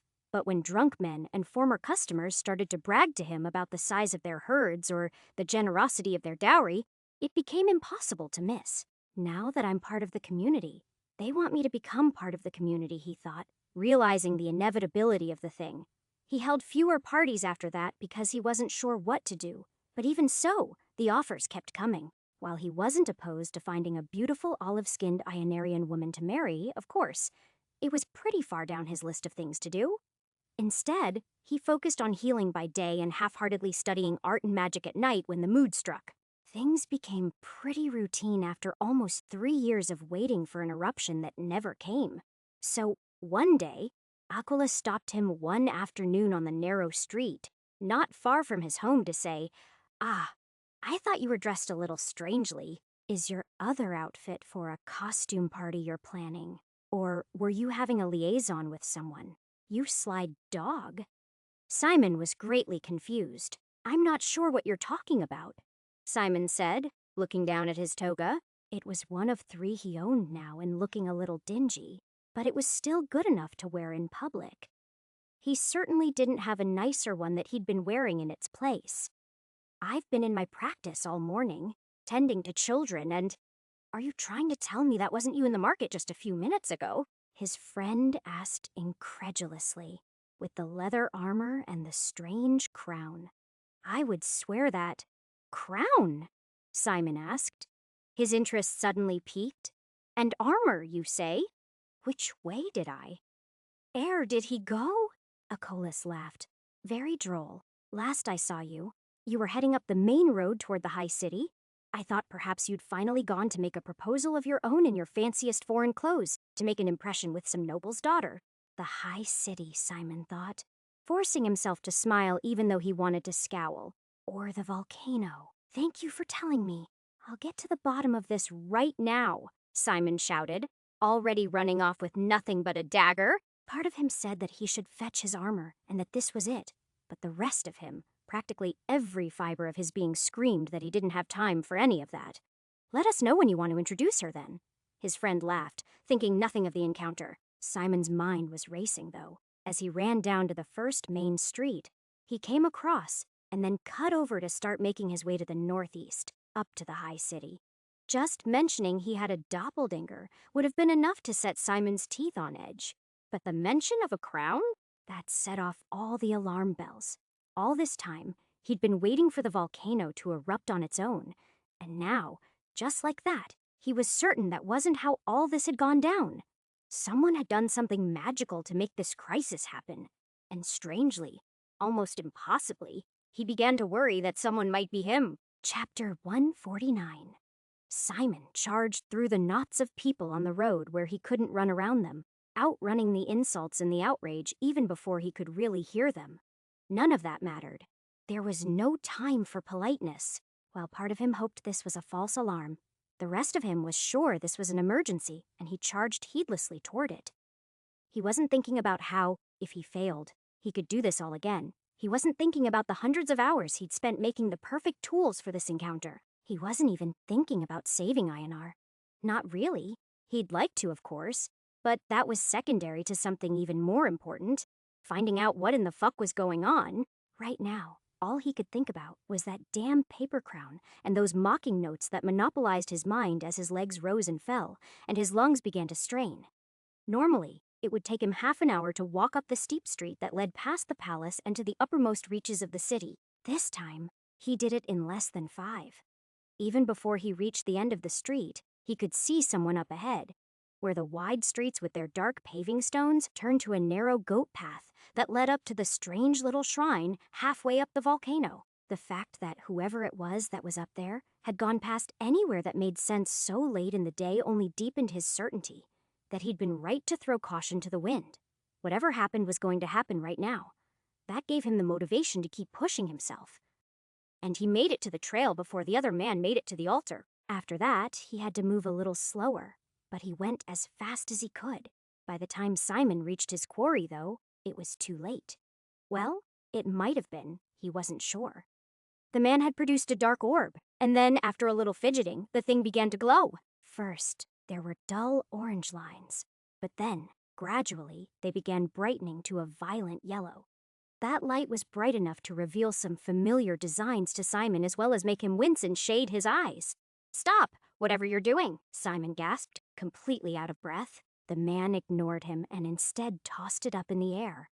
Simon fumbled with the words of force to slice the thing into pieces, but by the time he got them out, the man must have used a similar spell because it rocketed into the air and toward the caldera, making his spell miss entirely. Instead of being dashed to pieces, the thing arced high into the air and over the top of the caldera, where it disappeared from sight.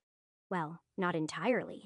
The man was wearing a dark cloak, and the gust that came with the spell that had so much force behind it blew the man's hood back, revealing the crown that Oculus mentioned. That was enough to make him ready another spell. This time, he'd use lightning to smite the man, and then that resolution failed, and the words died on his lips as the stranger turned to face him, and Simon saw that it was indeed himself. Well, someone that looked a lot like him, for sure. The face was a little older, the hair was a little longer, and the smile was a little more malicious, but all the other details. Well, the man was even wearing the same sword that Simon was so used to. "Well, look who it is," the other Simon said with a knowing smile. "I didn't expect to see you quite so soon. We grow up so fast, don't we?" "What did you just do?" Simon asked, ignoring the bait. "Me? I just started a thermal cascade event that will dump a lot of fire into this old mountain and wake up some friends," the other Simon said, willingly giving away his plan in a way that made Simon very uncomfortable. The villain typically didn't do that unless they were lying or unless you had no way to stop them. You could charge in after it, of course. You might even manage to save the city if you wanted. "Why wouldn't I want that?" Simon asked. "That's the whole point. You think that's the point of the pit?" the other man asked, openly laughing now. "That's very nearly the opposite of the point. Not everyone can be saved, Simon. No matter what you do, it's impossible." "Maybe," Simon agreed, "but how many more people need to die just because you need to blow up a volcano?" "Trust me," the other Simon said with a small shake of his head. "The world is better off without INR. This event disrupts trade throughout the world. You've seen the plagues. How much worse do you think they'll be with more ships going here and there and everywhere? So you're just like Helades, Simon spat. You do not use that bitch's name so casually. The other Simon shot right back. Fuck Helades and the horse she rode in on. She's a devil in disguise, man. I don't want her plan, and I don't want yours either. But this doesn't make any sense, Simon protested, still struggling with all of this. The volcano has always exploded on this level. And if you were always the cause, then why would the portal even come here? There wouldn't even be a problem if I wasn't in the pit. All good questions, the other Simon smiled. But all beside the point. The pit doesn't have to make sense. It never has, and it never will. It's not a puzzle that can be solved. It is just a waste heap, a cosmic fucking meat grinder. Simon didn't believe any of that, of course. He didn't understand half of the rules in the place, but so far he didn't see anything that violated them. Well, nothing happened until I found myself, he corrected himself. Until now, it had just been a matter of learning and preparing. But this, he wasn't sure what to make of it. Another version of him from the future, or some alternate timeline or any other bullshit like that seemed unlikely. But what did that leave? Would an enemy mage have enough knowledge of where he'd be to fuck with him? Could it be a devil escaped from hell? Some sort of crazy mimic or doppelganger? He had no clue, and it pissed him off. He'd spent months preparing and years waiting. He'd come here to fight a goddamned volcano, which was crazy enough. The last thing he needed was an extra dollop of madness on top, like the cherry on the world's most insane hot magma sundae. Still, he set all of that aside and said, "Look, there's still time to stop this. If you didn't want me to stop it, you would have already killed me. Or, stop it, you say. What an interesting proposal," the other Simon smiled. "And tell me, what would you stop it with? Maybe a convenient sword of ice? Perhaps some armor custom made for the occasion." A chill went down Simon's spine at the mockery. This asshole really did know everything. Or maybe he didn't. He realized, looking again at the crown. Maybe that thing has some crazy magic that lets him read my mind. And this is all some kind of put on. The other Simon didn't react to that thought. Instead, he continued, pretending to look around as if he were missing something, only I don't see it anywhere up here. You didn't really run off half-cocked and leave all that home, did you? The other Simon taunted, making Simon ball up his fists in anger. That would be embarrassing, running all the way up a mountain, walking back down to get your shit together, and then walking all the way back up while. He paused as a distant rumble somewhere deep in the mountain made itself known. Well, you know, if I stop the asshole that causes the eruption, then I don't need the armor to fight the volcano now, do I? Simon said defensively. Well, that ship has sailed, the other Simon smirked. You could try to kill me, but, well, that would just be murder, wouldn't it? Simon was tired. He was tired from the run, and he was tired of the mind games, and the new crazy he kept discovering. More than any of that, though, at this moment, he was tired of the moral bullshit. He wasn't a superhero, and this wasn't an arch-nemesis that needed to be arrested, so he could just escape and kill more people. This was a murderer that detonated a mountain, and if he was responsible for this in every run, well, he had more blood on his hands than Simon ever would. And there wasn't a thing in the world wrong with killing him. "Vrazik," Simon whispered, aiming to kill this asshole as quickly as possible. That's not what happened, though. Instead, the lightning arced briefly around his target before it fizzled and faded. "Lightning, huh?" The other Simon said, "Not a bad choice. Fast, deadly, and efficient. It is not going to work on me, though. Well, if you haven't met the Whisperers yet, you will. Maybe after that, you'll understand." "How?" Simon demanded, torn between wanting to know what in the hell was happening and drawing his dagger to stab this guy before there were any more surprises. "You'll see. One day. That's not what matters right now, though. What you should be caring about right now isn't me. It's your armor. You still keep it in the same spot, don't you?" The other version of him said with a smile. Then he began to whisper something under his breath. Simon tensed. Should he lash out at the man again? Could it really be that he was fighting himself or some alternate version of himself? He wasn't sure. Before he could be sure about anything, though, something familiar appeared in front of him. It was his herb chest, and several feet of the floor underneath it. It just popped into existence. 1 second, there was nothing. And the next, well, it just was. Simon looked from that back to the face of the other version of himself, trying to determine how this was even possible. But he had no answers. Greeter and distant definitely had to be used. He thought to himself, but is there a way to say transfer that causes actual fucking teleportation? The man before him obviously had some tricks that Simon had not yet conceived. He didn't seem like he was about to use them to strike Simon down either. Instead, he stood there with a shit-eating grin on his face. Pretty cool, right? The other Simon said to himself. Don't worry, you'll learn how to do that one day. I'm sure. We usually do. The other Simon's words trailed off as the volcano rumbled deeply, and the sound of a minor eruption took place somewhere deep inside of it. Whatever this man had done, it was starting. You can't be me, Simon said finally. I would never do something like this. You sound pretty sure of yourself for someone who still has a lot to learn, the other Simon said smugly. You haven't even found the mazes yet or the queen. Talk to me again when you get past level 50. Why would I cause a disaster? Simon shot back.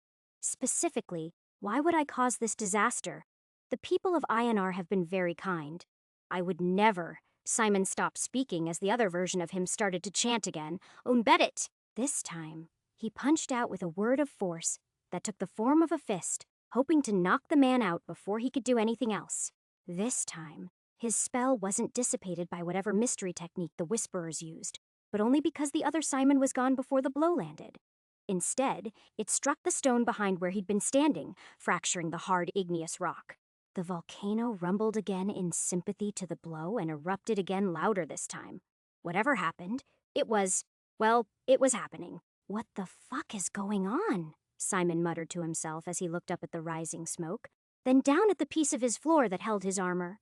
Am I really going to do this? Chapter 150. He really was, he decided as he crouched down and pushed the chest of rare and expensive herbs off the chunk of stone floor that had come with it and let it clatter down the slope, scattering the contents everywhere. As much as he hated to waste them, they didn't matter anymore. Win or lose, he was done with this town as soon as this fight was done. If he lost, he was going to die painfully, and if he won, well, he wasn't sure what he was going to do. He was probably going to try to track that asshole down, even if he was fairly certain that was impossible. No way. That was me, he told himself as he bent down and started putting on his armor, starting with his sabatons and greaves. Never in a million years would I wipe out a whole damn city. It was more than that. He realized, though, as he got dressed as quickly as he could and did his best to ignore the sound of volcanic rumblings. The crown that man had been wearing, whoever he was, that was the crown from the Barrow Mounds, which meant he'd caused at least 2 disasters. He might have even been the one to leave the message on the wall in the foothills near Crovar. And if he was, well, Simon's mind boggled at the thought. Suddenly, he stopped putting on his armor as he realized something. Fuck. If I beat this thing, then this spot is going to be gone. I won't be able to come back here and try to ambush the asshole. That was a painful choice as he realized he could either leave and come back to try again, or he could handle this right now. That this asshole wanted him to solve this level made the whole thing that much worse. He definitely knows how the levels work, at least, Simon grumbled as he agonized over the decision. As he struggled to put on his armor a piece at a time, the encounter replayed over and over in his mind. Had he done everything he could? What should he have done differently? Now he thought that maybe the crown protected the wearer in some unspecified way instead of giving him some perverse telepathy. He didn't say anything when my lightning spell failed, did he? He wondered. It didn't matter, he decided, tugging the straps on his breastplate tighter before belting on his sword. The guy might have put up a protection from lightning spell before Simon got there. If he really was half the mastermind that he claimed to be, then he knew all the details before they happened and could have prepared for everything 100 different ways. The volcano erupted louder this time, Simon looked up and saw the first hints of magma coming over the rim, blazing red and orange against the night. It doesn't matter, Simon told himself. He might have had a codpiece of enhanced insulation or a Holocaust cloak. All that mattered was that he needed to destroy that orb. Simon took a second to wrap a cloth around his face to block out the worst of the ash. He would have wet it down, but he didn't have a water skin with him, and it occurred to him he could use a word of minor water to do that. But he decided against it. He wasn't wasting magic on anything so frivolous. He was already tired enough, and the real challenge hadn't even started yet. Stop the orb. Stop the eruption, he told himself. Not what I planned at all, but we'll go with it. Havarum un petit, he yelled, using a word of lesser force to propel him up to a likely ledge a dozen feet above his head. Climbing was impossible in this thing, and spending any time in the caldera full of toxic gases, heat protection or not, was probably a no-go. But then, he hadn't planned it like this. In his mind, some big magma beastie, like the one that had killed him once upon a time, would climb out of the volcano, and he'd kill it in single combat at the edge of town and save the city. It would be like the worst possible action remake of Mount Vesuvius. Violence at Vesuvius. He joked to himself as he stuck the landing on his first hop, landing hard enough to make his teeth rattle in his skull. No, no, no, man versus mountain, swords and sharkanos? As much as the thought of what terrible name he'd give his doomed action movie was entertaining, he dropped it as he continued up the mountain, like this was some kind of deranged platformer, instead of a real life or death situation. It took another half a dozen leaps before he was anywhere close to the top. And by that point, the smoke was getting thick enough that he couldn't tell if it was the words or the ash that was making his throat hurt. Still, in spite of the terrifying lighting and the truly precarious leaps he was making, he didn't feel any warmth. If anything, it was starting to get a little chilly. But that suited him fine. Plate mail was not something that one was supposed to perform acrobatics in, and even with magic assisting his jumps, he was working up a sweat. That didn't really change once he got to the top, though. Simon had been to this spot enough times to have a pretty good idea of how it was supposed to look, and this wasn't it. The view had always been picturesque, but now it took his breath away, and not in a good way. The view was apocalyptic. Before, the caldera had been filled with rubble and hardened lava from previous eruptions. Now, it was a lake of bubbling lava, at least a couple of acres in size, and it was swarming with the wispy fire elementals he'd seen before. They weren't the flimsy creatures of steam and ash he'd seen before. Now, they were flaming, and even more clearly man-shaped than before. But there were none of the magma giants he'd died so violently to once before now. The lava was already close to the lip and rising visibly. And for a moment, Simon thought he was screwed. He might be cool as a cucumber standing here mid-eruption, but he couldn't breathe lava, and he doubted his plate mail would work for very long once magma started leaking in through the cracks. It wasn't a wetsuit. Then he saw the orb. He'd worried the thing was somewhere down there at the bottom of the lake, but it wasn't. Instead, it was floating there in midair, close to the center of the volcano. Though it was almost lost in the glare of the eruptions, the billowing smoke could do nothing to hide a light that bright. Simon coughed hard, drawing in a fearful breath. Whatever he was breathing in was not good for him. He took careful aim with his mind, and even drew his frostblade so he could aim down the line of the thing. When he was ready, he finally said, "Un petit," before coughing again. When he'd tried this with the wyvern, it had taken several tries for the paper-thick lines of force to intersect with his target. This time, it only took one. Simon cut the orb neatly in half, and both sides hung there a moment longer before they stopped glowing and fell into the lava. Part of him hoped that it would end the eruption immediately, but that was not the case. Instead, the volcano erupted again. This time, it was harder, and the ground shook violently enough that he almost lost his footing. That would have been ugly, given that if he fell forward, he'd take a bath in lava, and if he fell backward, he'd fall for hundreds of feet before he hit the ground. He didn't, though. Instead, as lava began to overflow the lip of the volcano, he said, "Oh no, you don't." Garvul Gelthik. The greater word of ice burned as Simon forced it from his raw throat, freezing the wave of lava that had been coming toward him in place. For a moment, The whole landscape was lost in a violent steam explosion. And when he could see again, Simon saw about what he'd expected. His spell had made the wall on this side of the volcano that much higher, so now lava was still spilling out. But instead of going south, it was mostly going west toward the sea, and north down the far slope.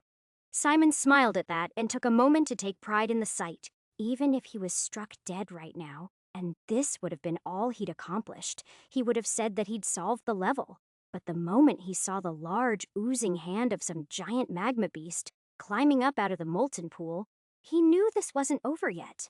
Breathing as slowly and calmly as he could to avoid triggering another coughing fit from the sulfurous gases, Simon moved over to where the beast was rising. He'd planned to strike the thing's head off its shoulders, but when he saw how thick its tree trunk-like neck was, he decided that was impossible.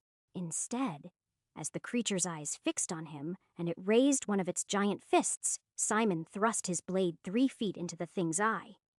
The sword instantly cooled the thing's magma body, striking it dead, or at least dying in a single blow. But Simon couldn't keep hold of the blade after it froze into place, and had to let it go as the monster slipped back into the giant pool of magma. Simon spent the next half a minute looking around and trying to decide the best way down before he died of smoke inhalation. He was shivering as he did so, and knew that right now he was taking way more heat than he should. He couldn't feel it, but the metal could, and he knew that sooner or later, the metal would heat up enough that all of his hard work would start to fail. However, before he could find the most graceful way to make his exit, he was interrupted when the beast he thought he'd slain rose up from the lava a second time. This time, it burst from the molten pool with a strangled roar and swung at Simon. Half of its face was turned to stone, but the other half was a mask of rage. Simon staggered back, both to stay out of reach and because he started coughing again. All the magic in the world wasn't very useful if you couldn't breathe.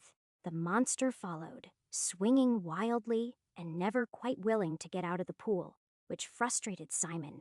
Perhaps it can't, he wondered, backing out onto the widest part of the rim he could find to stay just out of reach as he tried to figure out the best way to kill it. He would have thought that the sword would have done more than it was doing.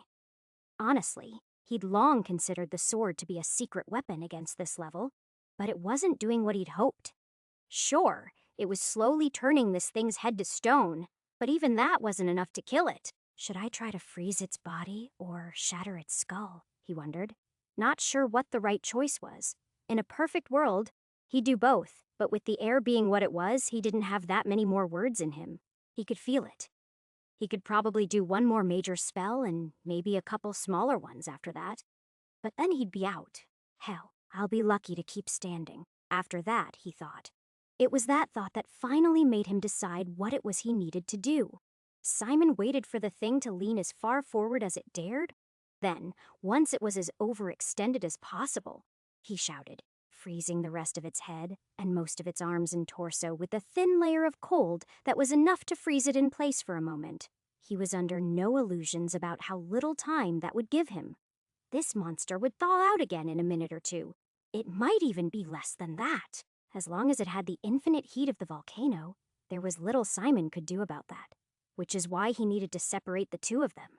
With the giant frozen in place, he ran toward it and leaped up, grabbing the hilt protruding from its stony skull with both hands. He still couldn't pull it free, but his weight, combined with the weight of its partially frozen body, was enough to make the lava of its midsection sag lower.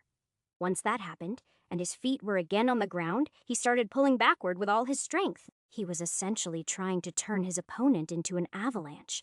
And though Simon didn't like the odds he would manage to survive something so stupid, he was pretty sure he could pull it off. Even now, as it thawed out, it was completely off balance and slowly sliding out of the caldera. Simon could tell, because the more the lava giant slid out of the pool, the more precarious Simon's position became. Soon, he was hanging over empty air, and then he was hanging several feet below the caldera's rim. Then, just like that, he transitioned from hanging to falling. For a moment, he feared the sword had finally come free, but it had not.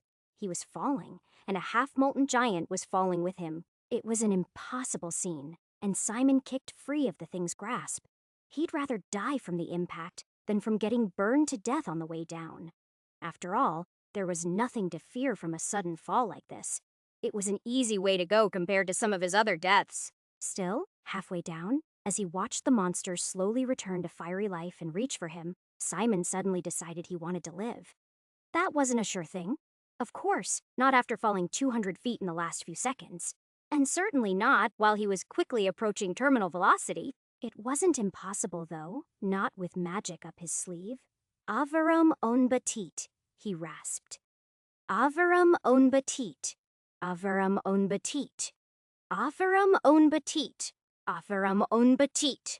Avarum on batit. Simon had never tried using minor words over and over like this, but there was no reason it shouldn't work. Well, there was no reason it shouldn't work besides the coughing fit that seized him after the fourth one. Still, each word of lesser force was enough to slow him a little while. The giant kept falling at the same rate. After a few seconds, even though they'd fallen from the same height, he was dozens of feet above the magma giant and falling noticeably slower. That was just enough to let Simon see the thing splatter beneath him into a pool of rocks and lava, but not enough that he had any confidence he'd survive the impact that was about to happen. Un petit, he gasped one final time, shaking his whole body as the word of force hit him like a ton of bricks. After that, he hit the ground hard. But before he could decide how badly he was hurt, he hit his head, and the whole world went black. Chapter 151. Simon woke. Groggily, when he felt the blankets beneath him, he assumed that he was back in bed.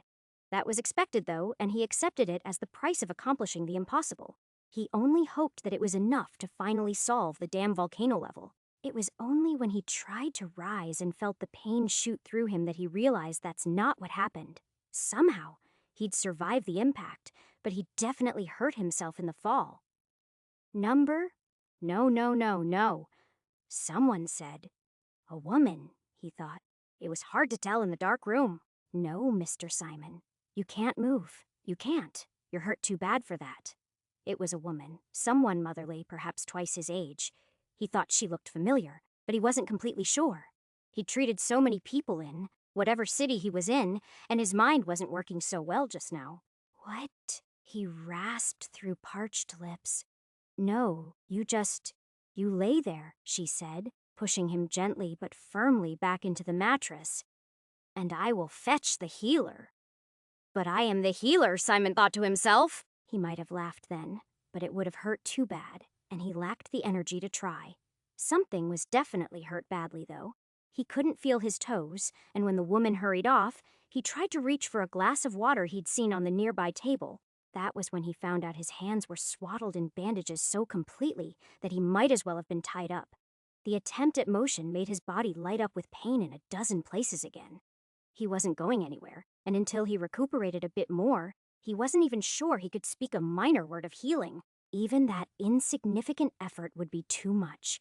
Instead, he lay there, trying to analyze his situation. His body was in bad shape. He may or may not be paralyzed from the waist down, and from the taste of blood in his mouth and the uncomfortable sensations he felt when breathing, he was probably bleeding internally. All that was par for the course when falling from a great height, so none of that surprised him. What surprised him was his surroundings. He wasn't in his cabin as he'd first thought, but he wasn't in his home in Einar either. Thanks to the pungent smell of herbs, he would have been able to tell that, even in the dim light. He was somewhere nicer than either of those places. The soft bed beneath him and the faint smell of incense marked it as either the palace or else a very nice home somewhere in the upper city. That meant he wasn't a prisoner, of course. Officially, at least. He might well be one once they'd gotten him healthy enough to execute, but he really couldn't say for certain. He had no idea what anyone saw or what they might have noticed when they found him. It was possible that his armor had been so damaged that his runes might not have. Where is my armor? He thought with a start as he looked down. He wasn't sure if he was naked or if there were clothes beneath some of these bandages and blankets. He supposed that it didn't really matter, but he would have liked to see his injuries. A few minutes later, The woman who had been minding him returned with a man whom Simon recognized, even if he couldn't remember his name. He was the palace doctor. That answers one question. At least, Simon thought, leaning a little closer to the idea that he was probably under arrest, just not officially yet. Ah, he is awake, the doctor beamed. This is good news. How are you feeling? Do you remember who you are? Do you know where you are? The first time Simon tried to speak, he caused a coughing fit that would have doubled him over in pain if he was capable of doubling over at this moment. Instead, he lay there miserably until they subsided. Then he tried again. But quieter, water, he moaned. Ah, yes, of course, the doctor said, gesturing for the woman to handle that. The man struck Simon, as more proud of whatever he'd done to save his patient than grateful the man was alive. He'd seen that type before in the years he'd spent in Abress. You've been unconscious for days, so a thirst is one more indicator of renewed health. Days? Simon rasped after his throat and tongue were moistened. His head was still fuzzy, but he wasn't sure if that was a concussion or simply the consequences of everything else that he was suffering from. Tell me, what happened? To you. I'm not sure, the doctor said. There were some lurid reports about a stone giant, and I'm told they found you in some armor at the base of Mount Carcosia in rough shape. Your armor was... The man looked like he was about to laugh for a moment, but then he remembered his decorum, and he stopped himself. Well, I'm not sure what it is you were up to, but even plate mail does precious little against fire, which would explain the burns you have. Frostbite, Simon thought to himself. He wasn't surprised. At no point did the fire burn him, but the cold was certainly more powerful than he'd expected on the rim of the caldera. He hoped it wasn't too bad, but there was no way to know until he healed the worst of his hurts and started unraveling his bandages in the way he was feeling. That probably wouldn't be today. He felt too woozy to summon the focus he needed to do a proper healing. No, not me, Simon tried again. The city, Ionar, the eruption. Oh, the city is fine, the doctor said. Lava is still pouring into the sea, I'm told, but these things happen. A few houses burned, but the Queen will handle all of that. I know. We are much more concerned about you, Sir Simon. Can you tell me what you were doing up there? I don't remember, Simon lied. I can barely remember who I am. Don't even recall why I came to Ionar right now. Well, at least you know where you are, the doctor nodded. Can you tell me how long you've been here? Years?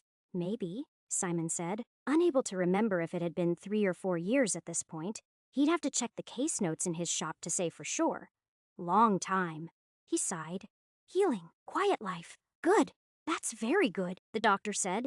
I can't promise that you'll make a full recovery, but at least your mind is intact, and that counts for something. How bad? Simon asked. The room went quiet for several seconds. Then, which was all the answer Simon really needed, it was pretty bad. Well, the doctor said finally, your injuries are severe. I won't lie to you about that, but I'm confident that they look worse than they really are, and in a week or perhaps 2, we will know much more. A week was too long, though. Simon knew that. Bones that had been broken were already set wrong. The right time was now, not later. He didn't say any of that, though. Instead, he let the doctor lead the conversation while he talked about herbs that might help in treatments that could speed recovery. Simon didn't entirely disagree with the suggested course of treatment, but before he could ask questions or argue about anything, he drifted back off to sleep once more. Even staying awake was too hard for him in his present state. When he woke sometime later, it was lighter, which meant it was daytime, but probably not the next day. The doctor was gone, but the woman was there, doing needlepoint in a chair by his bead. When he stirred, she immediately stirred. But when she went to fetch the doctor again, he said, "Number, I want to ask you, not him." "Ask me what?" she asked, confused. "I'm just a housemaid. I know nothing of medicine like Dr. Nolanth." "Not medicine," Simon breathed. "The volcano, the stone giant." "Oh, well, I don't know much about that either. She started to say. "Servants talk," he said with just as much volume as he dared. "What do they say?" Well, she said, looking at him hesitantly, they say that an ancient evil woke up in the eruption a fortnight ago, and that someone slew it and saved the city. According to some rumors, that hero died. And according to others, he's recuperating at the palace even now. But I really can't say. I guess you can't, Simon said. The two of them exchanged smiles at the unspoken agreement. She gave him water this time, and in the light of day, he could see the heavy splints that had been applied to his numb legs. The woman told him a little more gossip now and then. She mentioned that the Queen had tried to visit him twice, but Simon had been unconscious both times. He considered asking her if anyone has seen anyone else that looked like him, but that was too crazy. Honestly, just thinking about it again made him feel crazy. But that was a problem for later. Later, his nursemaid brought him a thin broth after the doctor checked in on him again, and he ate some even though he wasn't hungry. A rising fever had robbed him of his appetite. The one thing she wouldn't do, though, was loosen his bandages so he could see what the problems were. That had to wait until he was left alone the following night.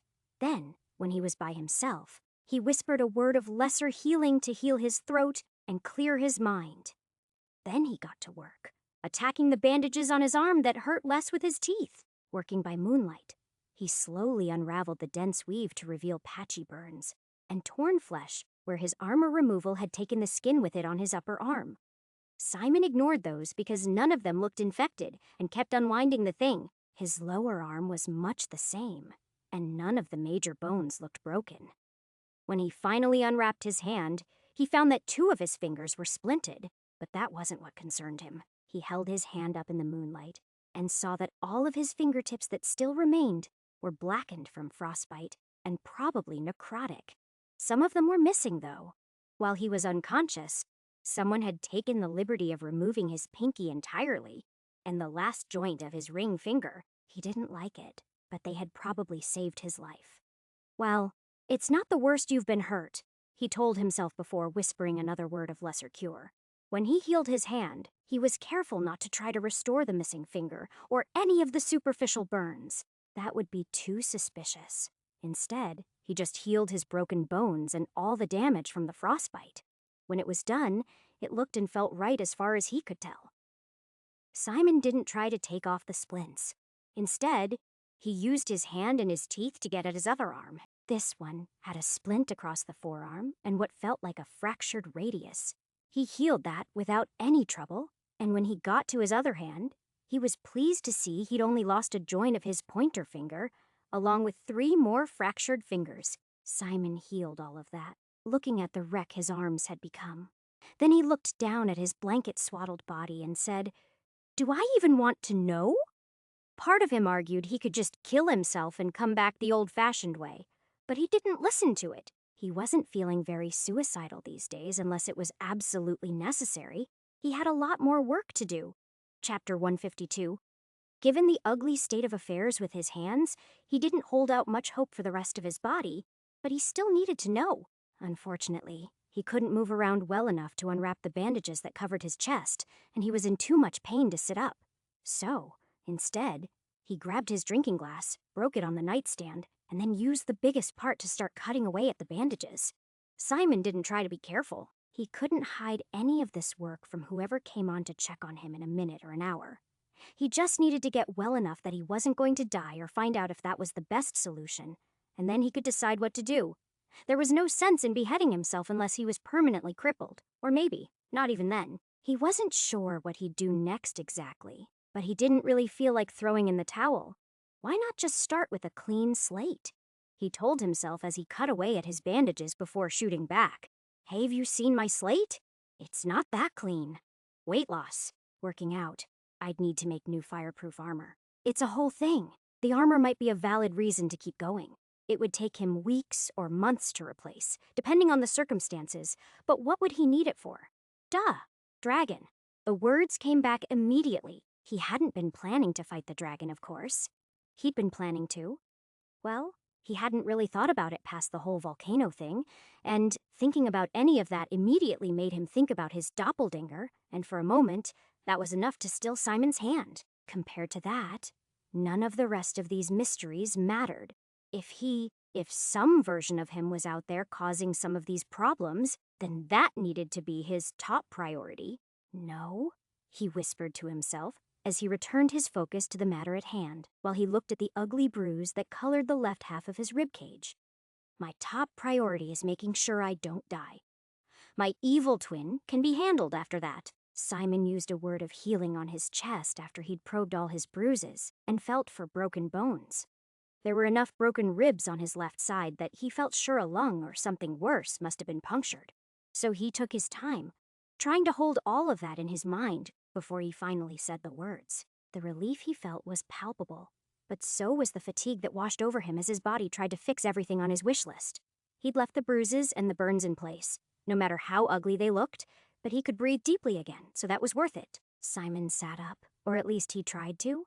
The pain in his back was so bad that he instantly knew where the problem was with his feet. He rolled onto his side and gingerly reached back to prod his spine. It was a painful mistake, but that didn't stop him. He didn't know if it was broken, fractured, or just plain crushed. But everything in his upper lumbar hurt, and everything below that didn't feel like anything at all. It would be easy just to start over, he reminded himself. The experience penalty for a reset can't be too bad, can it? The last part gave him pause, but only enough to wonder what the penalty for killing himself actually was in the pit. He would need to measure that. Not right now, though. Right now, he kept going. Then when he had what felt like the complete picture of what his damaged spine might look like, he spent the better part of a minute breathing deeply as he pictured it. Half of that was spent trying to decide whether or not he should try to use a greater word. But all of it was spent desperately trying to remember snippets of biology class and back pain commercials to remember exactly how the spin fit together. The most important part, of course, was making sure that the spinal cord was connected. But there were so many moving parts he was certain to screw it up. There were pads that fit between them and fluid somewhere, but he wasn't sure. There were times when Simon wondered how much of a given spell was the magic, and how much of it was the instructions he gave it. But this time, he left nothing to chance, and when he finally worked up the nerve to whisper Gervul Hiak, it was as detailed a spell as he had ever put together. That was fortunate, because trying to force those words of power from his throat in his weakened state was harder than he thought they would be. Despite the familiar spell, he almost choked on them, and he felt his soul strain under the opposites of physical weakness and magical power. In the end, he didn't get to see the results because unconsciousness took him before he did more than feel the warmth and tingle of magic as it started to stir through him. When Simon awoke next, the sun was bright in the sky and someone was talking. No, someone was reading to him. For a second, he struggled to make out the words. Is someone reading me my last rites? Is this a religious ceremony? He wondered. No, it's a children's story. As Simon slowly swam through molasses to return to consciousness and to the real world, he listened to a story about 3 children trying to navigate through a dark forest. The first one decided not to leave the path and was set upon by bandits. The second one decided that it would be safer to cut through the dark woods and leave little breadcrumbs so he wouldn't get lost. That worked fine until an owlbear found the crumbs, which led it straight to the boy to gobble him up. Simon didn't get the chance to find out how the third boy surmounted the challenge, because that was when his narrator noticed that he was stirring and stopped the story.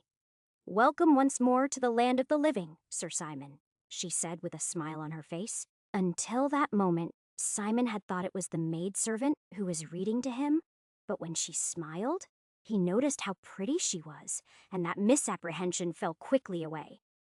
For a moment, he wondered who she was, and then he saw the crown. After that, it didn't take a genius to work out that the Queen of Ionar was sitting by his deathbed reading him a bedtime story. How long? This time? He managed to ask. Since you almost ruined all of Dr. Nolan's hard work, she asked lightly. 2 days? He said you might not recover from that. A quick glance down revealed that he was once again swaddled in bandages from head to toe. Sorry, he whispered. The fevers, indeed, she agreed. The doctor said it was certainly a temporary madness caused about by brain swelling. He advised that we drill into your skull to relieve the pressure, but I decided against it. You were too weak for another operation, Simon nodded weakly at that as she scooted her chair closer, unsure of what to say. How are you feeling? She asked finally as she took his bandaged hand in two of her own. Better, he answered, surprised to find that it was so. His body was exhausted and utterly spent by the magic he'd used on it, but he didn't hurt half so bad as he had before, so he'd clearly done some good. Why am I? He asked, alive. In the palace, she responded with a smile. I do not claim to know who you are, Simon, or why you did what you did, she answered, squeezing his hand. But I do know what you did, and I will be grateful to you for it, even if the city as a whole will never know that you struck that monster down. But what was it? He asked. The giant. You don't know, she said before uttering a laugh so musical that it was almost enough to make him smile on its own despite the pain. You struck down a monster from the stories just because, what? You felt like it.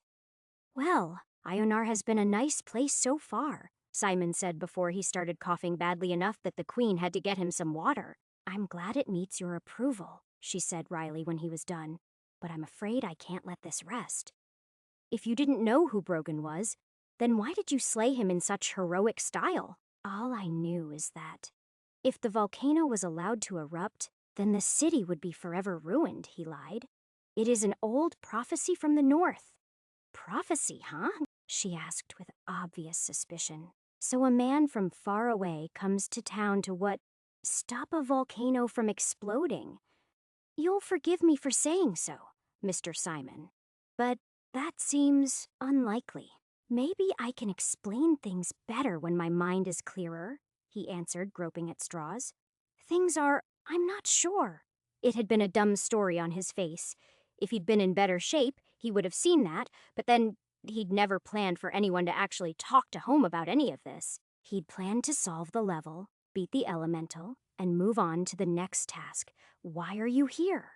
With that book, Simon asked finally, trying desperately to change the topic. Our beloved doctor said that you could slip away at any moment last night, but that the sound of speaking might yet lure your spirit back to its body, she answered smoothly. And I could not let our protector slip away without thanking him, so I did everything possible to make sure he stuck around at least that long.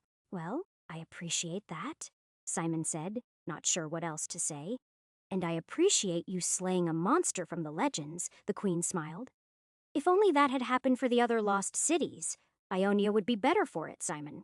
The two of them kept talking for some time, and it was only when the doctor returned that the Queen took her leave. The doctor scolded Simon for what he did, explaining that it had nearly cost him his life. But Simon knew the truth. The bandages were only hiding the ugliness of his wounds. The true war for his survival was happening deep inside his body. And when he'd used magic to heal so many grievous injuries at once, it had strained him to the limit. He was better now, though, at least a little. He still wasn't sure if he'd ever walk again, but that was a later problem. For now, he was content to heal in his sick bed, and as his fever waned, his appetite soared, and he was soon eating full meals again.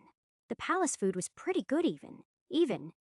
It just wasn't as good as the meals he'd make for himself in his little home off the market in the lower city. It took 3 weeks for the good news, though. That's how long it took him to feel anything in his feet. But once he realized he could move his legs again, even if clumsily, he kept trying to wriggle and stretch his toes until, one day, they started to move. That's when he knew this life wasn't worth giving up on just yet.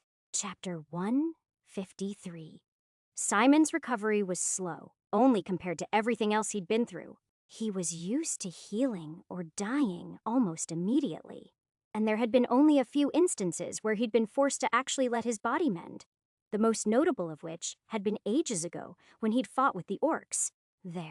He'd been afraid of scrambling his brains with the wrong healing spell, and he'd been forced to spend weeks in bed, letting the concussion heal on its own. The view from his sicked in Rivenwood wasn't half so lovely as his view from the palace's guest room, though, and the Queen was much nicer to him than the shrew that saw only Simon's evil aura, and not the man behind it. He paused for a moment to try to remember the village-wise woman's name, but found that he couldn't. He was still glad that he'd saved her, of course, but happy not to think of her most of the time. Still, Simon wondered what she might say about him with his steadily improving aura. Though he enjoyed time to think about this and other topics, and frequently used a borrowed hand mirror to ask questions of it from his growing pile of notes. Simon was back on his feet in less than 2 weeks. There was simply only so much laying in bed he could take. Those first steps were halting, and only across the room to use the chamber pot, or to go outside and stand on the balcony, taking in the sea air and the commanding view of the ocean that surrounded the city on 3 sides. What it didn't show him was the volcano, though. Simon was unsure if that was on purpose or a happy accident. But the one direction he most wanted to look in, he couldn't. He didn't dwell on it, though. He could tell from the smell of the air and the manner of servants that it wasn't still erupting. So, if there was no danger, everything else could wait. The queen continued to visit him often. It wasn't daily. She was a busy woman. Still, every 2 or 3 days, she would come to his room and bring him a book to read or an expensive piece of fruit to savor. Whether she was attempting to subtly remind him of his place in the pecking order with these luxuries, or just giving him rewards worthy of a hero, he couldn't say. That's just the way she was. One moment, she was so dignified that she bordered on the formal, and the next, she was just a woman, and the illusion of formality fell apart as she laughed at some joke or beamed when she saw him standing for the first time. She was a canny woman, though, and even when she was being friendly or even flirtatious, she was still probing him and looking for answers to her questions. What was he really doing here? How did he really slay Brogan? How did Simon know to slay the giant if he didn't know who that was? Simon's protests and memory lapses only went so far. But eventually, he got enough information about the cursed land of Ionia to make up a suitable story. As they talked, she told him of how her great-grandfather, Andis, carved out a vast country from these rocky slopes by killing or sealing away each of the monsters that plagued it. He stole the north from the Harpy Queen and sealed away Brogan, the burning to build Ionar, among other terrible beasts. For a generation, everything was perfect until the curse, apparently. An oracle had prophesied that his reign would spell only doom for the world, and that every time one of his progeny got married, one of the monsters Andis sealed away would return to torment his descendants. It was a crazy story, and Simon was extremely skeptical, at least until the queen said, "No one was really sure it was true until my mother remarried almost 50 years after her father's death." She felt a love, despite all the warnings. That's when the basilisk returned and destroyed the city of Oziopton. A chill went through Simon at those words. He'd never known the name of the city, but he'd been there before. He'd been there longer than he'd ever been anywhere else. "Oziopton?" he asked, his mouth suddenly dry. "Could you show me that on a map?" "A world traveler like you doesn't know about the City of Stone?" she asked with a sad smile. "Did your prophecy not have enough room for 2 doomed cities?" "All I know is that if Ionar falls, trade will halt, and wars will start," Simon said. "So I came to see what I could do to stop that." She pursed her lips but said nothing. Instead, she had a servant bring her a map of the kingdom. Simon admired its workmanship immediately, even if he wasn't sure about some of the choices the author had made distance-wise. Still, it was nice to see Ionia laid out so neatly, pinned between the Raiden Mountains and the Greekan Sea. There were some islands off the shore he hadn't known about, and there, on the other side of the mountains, was the desert he'd passed through more than once, and neatly marked not so far away from the mountain range. Oziopin. Just seeing that was almost enough to give Simon flashbacks. He'd stared at that range for lifetimes. He could draw it in his sleep. He didn't say any of that, though.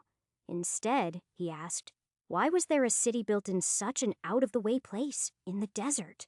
That would be a good question, except that it wasn't always desert, she answered with a shake of her head, as she traced out a line on the map with her finger, briefly touching his. It is true that the Wanteri wastes have been there forever, but Oziopin was built in the midst of a fertile valley. There was even a beautiful lake there once. It was only when the curse came that the water fled and the beast appeared. They say that the place will stay that way until someone manages to strike down the monster. That's a cruel prophecy since no one can beat it, of course, but it's there just the same. No one can beat it? Simon asked, suddenly putting a lot less stock in this talk about curses and prophecies, since he'd already beaten it a few years in the future. How do you know someone hasn't struck it down already? Because no one can. she answered with a shake of her head. Every year, another young hero tries, or a merchant caravan that strays too close disappears. The thing is a true monster. No hero of Ionar or any other kingdom of the known world shall ever be able to slay this beast. And it will squat over Ionar until the impossible happens. She spoke, reciting the prophecy from memory and making his blood run cold. She clearly interpreted the thing to mean forever, but as someone who had killed the basilisk, he knew that simply wasn't so. But he knew something else too. He wasn't exactly from around here. Suddenly, he very much wanted to meet whoever had prophesied all of this, or at least read their other work for clues about what else might happen in the future. Who was it that said all these things? And why do you believe them anyway? Simon asked, rolling up the map. The future can be whatever it is you want it to be. I only wish that were so. The queen sighed, but the oracle is never wrong, he asked skeptically. Didn't your evil lava monster wake up recently, despite the fact that you hadn't violated your grandfather's prophecy? Yes, she agreed. But you stopped it before it could doom the city, clearly. You were always intended to be a part of that destiny, so she still wasn't wrong.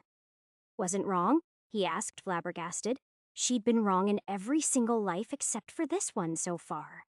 Before he could protest that, though, she continued, Don't you see? It is all part of the plan, and just like you, if we all do our part, then we can make the world a better place, one life at a time.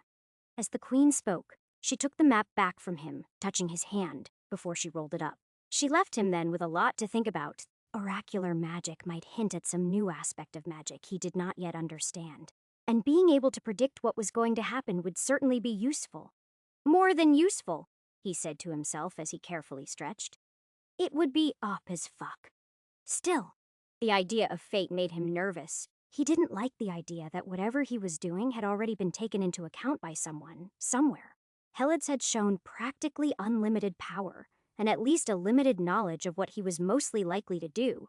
But he didn't believe that even she was omnipotent. He was sure he'd surprised her more than once or twice so far. So, while the idea that someone less than her could know such things was unlikely, he couldn't rule it out entirely.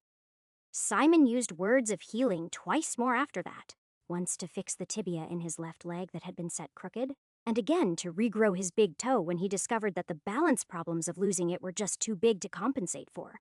Despite his best efforts, the digit was an ugly misshapen thing. It looked like a mutated version of a toe as drawn by a kindergartner. The new toe did the job and moved in roughly the way a toe should move, but it dispelled any notions about him replacing his fingers when he left. The only way he'd do that is if he bought some nice gloves and never stopped wearing them. At least he didn't have to look at his feet as long as he kept his boots on. Slowly, piece by piece, Simon put himself back together again. He didn't think he'd be fighting with a sword anytime soon, but he was pretty sure in a few weeks he wouldn't need a servant or a wall to lean on if he wanted to move further than a few steps. That didn't make him any prettier in the mirror, though. The frostbite his armor had inflicted on him had given him gnarly scars across his arms and legs especially. His face was mostly fine. Fortunately, it hadn't been in direct contact with any cold metal. At least, not until he'd hit the ground. All in all, he considered this to be a success. He didn't know how much, though, until they finally brought him his armor.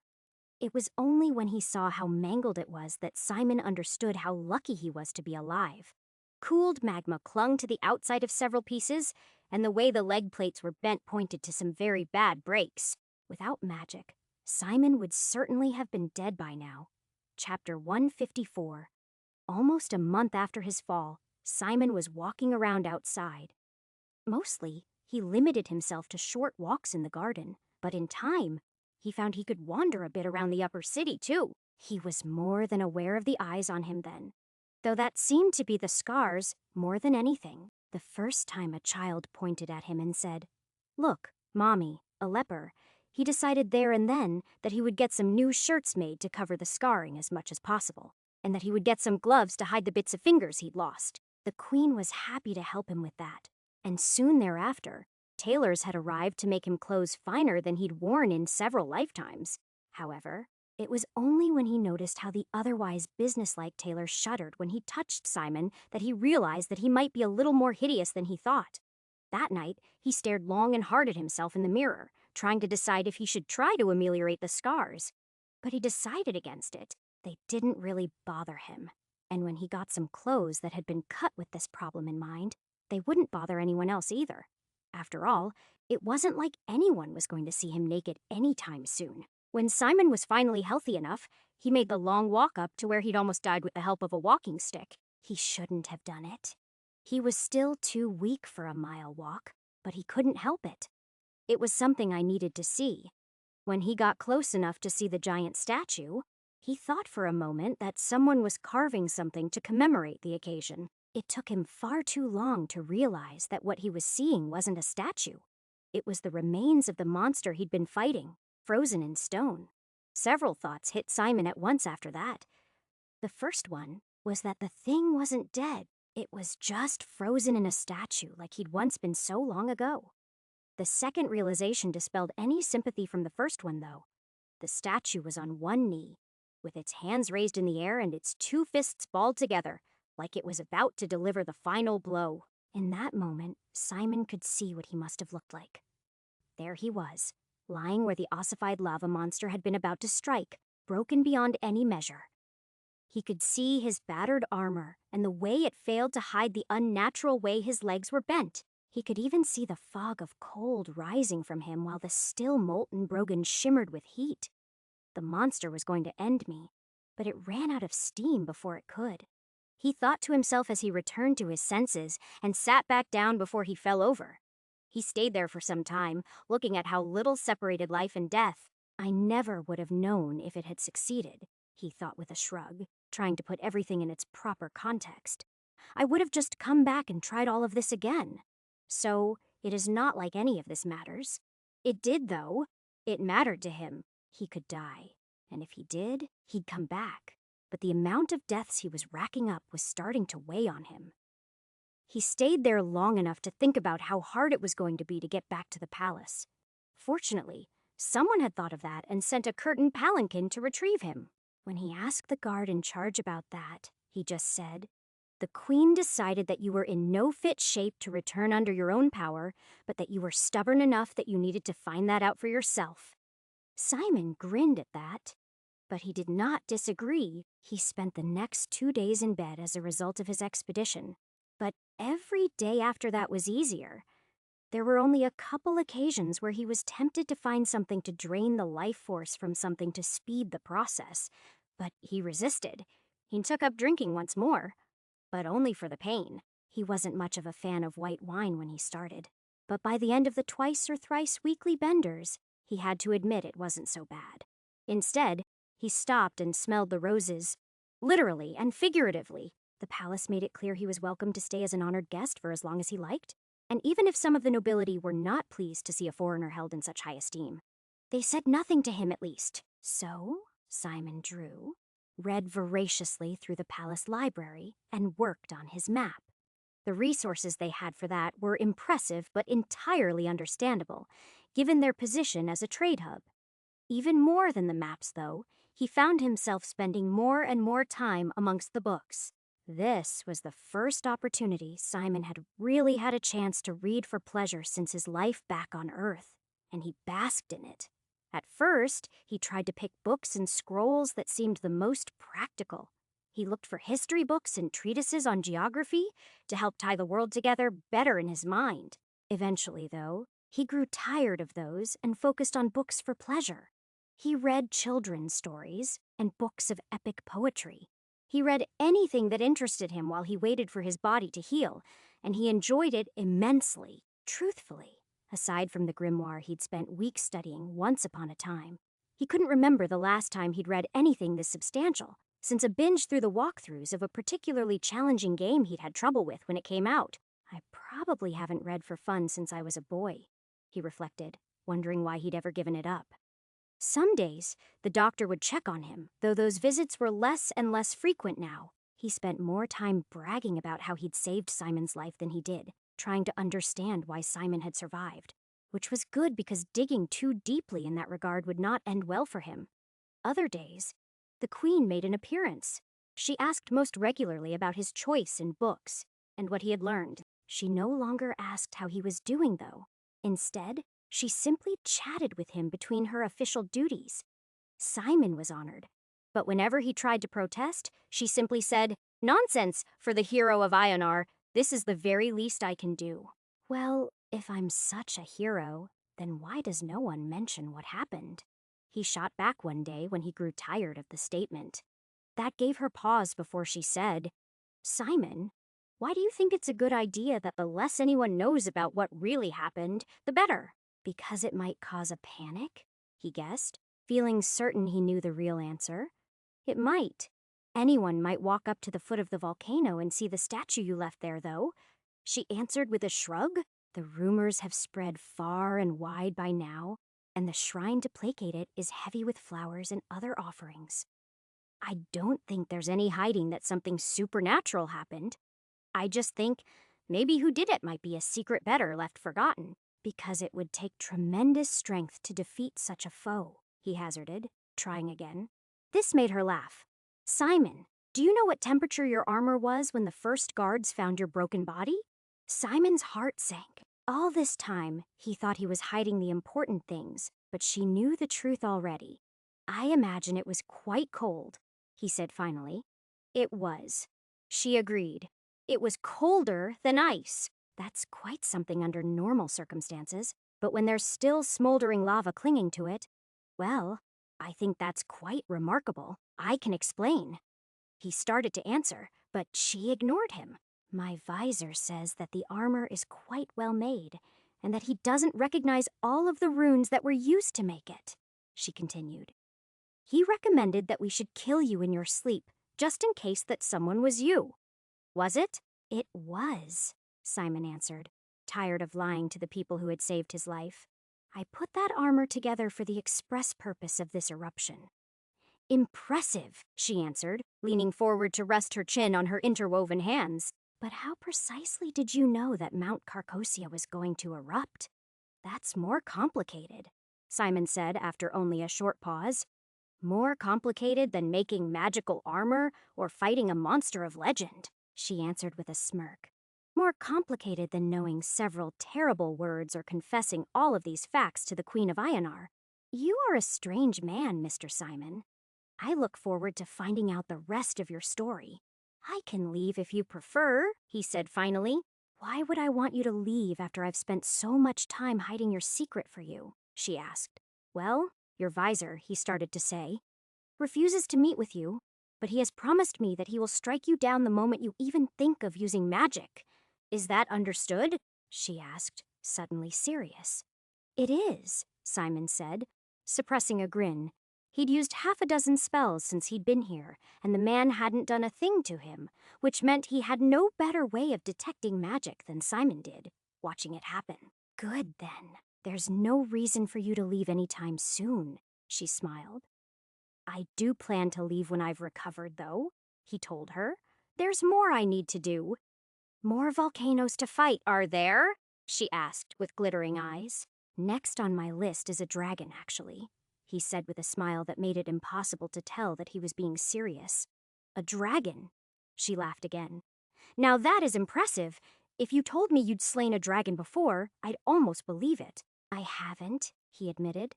"A wyvern, a troll, a a batch of goblins like you wouldn't believe, and a few other things." He cringed as he realized he'd almost told her about the basilisk. That had been too close. "Oh, I look forward to these stories," she answered, leaning back and stretching just enough to show off her figure before she rose. "But if you try to crib from any of these books and pass them off as your own exploits, I'll know. I've read nearly every book in here." "Nearly?" he asked. "Well, except for the boring ones," she agreed. They both laughed at that. The Queen left him then, but he continued to smile long after she was gone. It was the first time in a long time that someone had gotten a hint of who he really was without shying away at all. He liked that, and hoped that would continue if he worked up the nerve to tell her more. Chapter 155. Simon spent most of the next few weeks and months in the library. He started going on longer and longer walks, and eventually, he went to the gym. That was mostly for the restorative hot springs. Though he did eventually try to spar with men, he'd once been able to beat handily. The results of those bouts were ugly. And when his opponents asked him what had happened to him, Simon told them a story about being set upon by a small pack of orcs while he was out gathering herbs one day. In the broad strokes, the lie was perfectly adequate. He'd fought more than his share, and few men alive knew more about the sheer unrestrained power of the brutes than he did. Still, all of the details were outlandish without the use of magic to back them up. Eventually, he stopped going to the baths when his scars got a bit too much attention. Curiosity he could handle, but open disgust. Well, Simon already thought little enough of his body, so he didn't exactly need that. The queen noticed that, though, and eventually offered to let him use the royal baths. They were not so large as the public baths, but they were about 100 times nicer, with white glazed tiles and marble statues. Either way, the water did him good. But after a couple mix-ups where he almost walked in on the queen while she was using them, he decided that maybe he'd healed enough that he didn't need that magic warmth for his joints anymore. Magic wasn't something he was doing a lot of these days. That wasn't because the queen's visor was supposedly keeping an eye on him, either. It was because he wasn't sure what to fix after all the work he'd already done on himself. In his games, when you drank a potion or you cast a healing spell, you were restored to full hit points and were as good as new. In this world, though, he still suffered from any number of aches and pains, even after the last bandages were removed and the last wound was closed.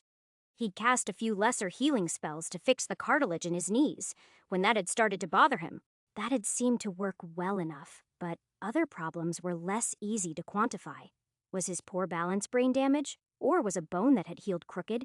Or a muscle that had gotten weak during all this bed rest? He had no idea. Simon had a couple options that he thought would fix that.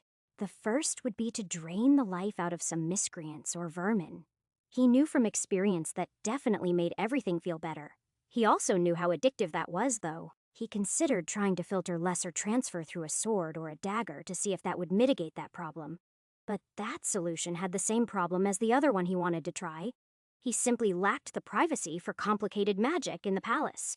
Whether this mysterious visor or anyone else was actually watching him didn't matter. There was always a servant or an official walking through the room, no matter which room he was in. Now that Simon was out of his sickbed, he was quite popular, which meant that unless he was going to lock himself away, real, complicated works of magic were out of the question. That was a pity, too, because he thought that if he tried the same sort of ritual he'd tried with Freya, he might just be able to draw the power necessary to fuel the spell from the world around him instead of from an unwilling donor. Hell, I could probably fuel that sort of ritual with the heat of the volcano, he thought, as he looked up at the still smoldering mountain. Too bad. There's no way I'm climbing that thing right now. All told, Simon was pretty sure he'd only used up a handful of years in that fight. This life was getting a little long, though, at least for him. With everything he'd done, plus some of the magic he'd used before he even arrived in Ionar, he was pretty sure he was pushing 40. Only a couple of those years had been lived, but, well, either way, he wasn't old enough to be this ineffectual and weak just yet. He had at least 10 or 15 good years left in this life, and he was determined not to waste them.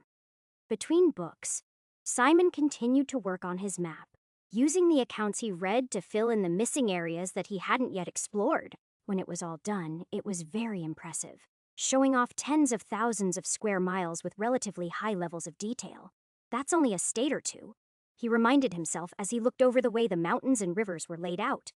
The kingdoms of Ionia and Bryn were the most detailed by far. That was both because those were the places that Simon had been the most often, and because that was what the Queen's library contained the most information about.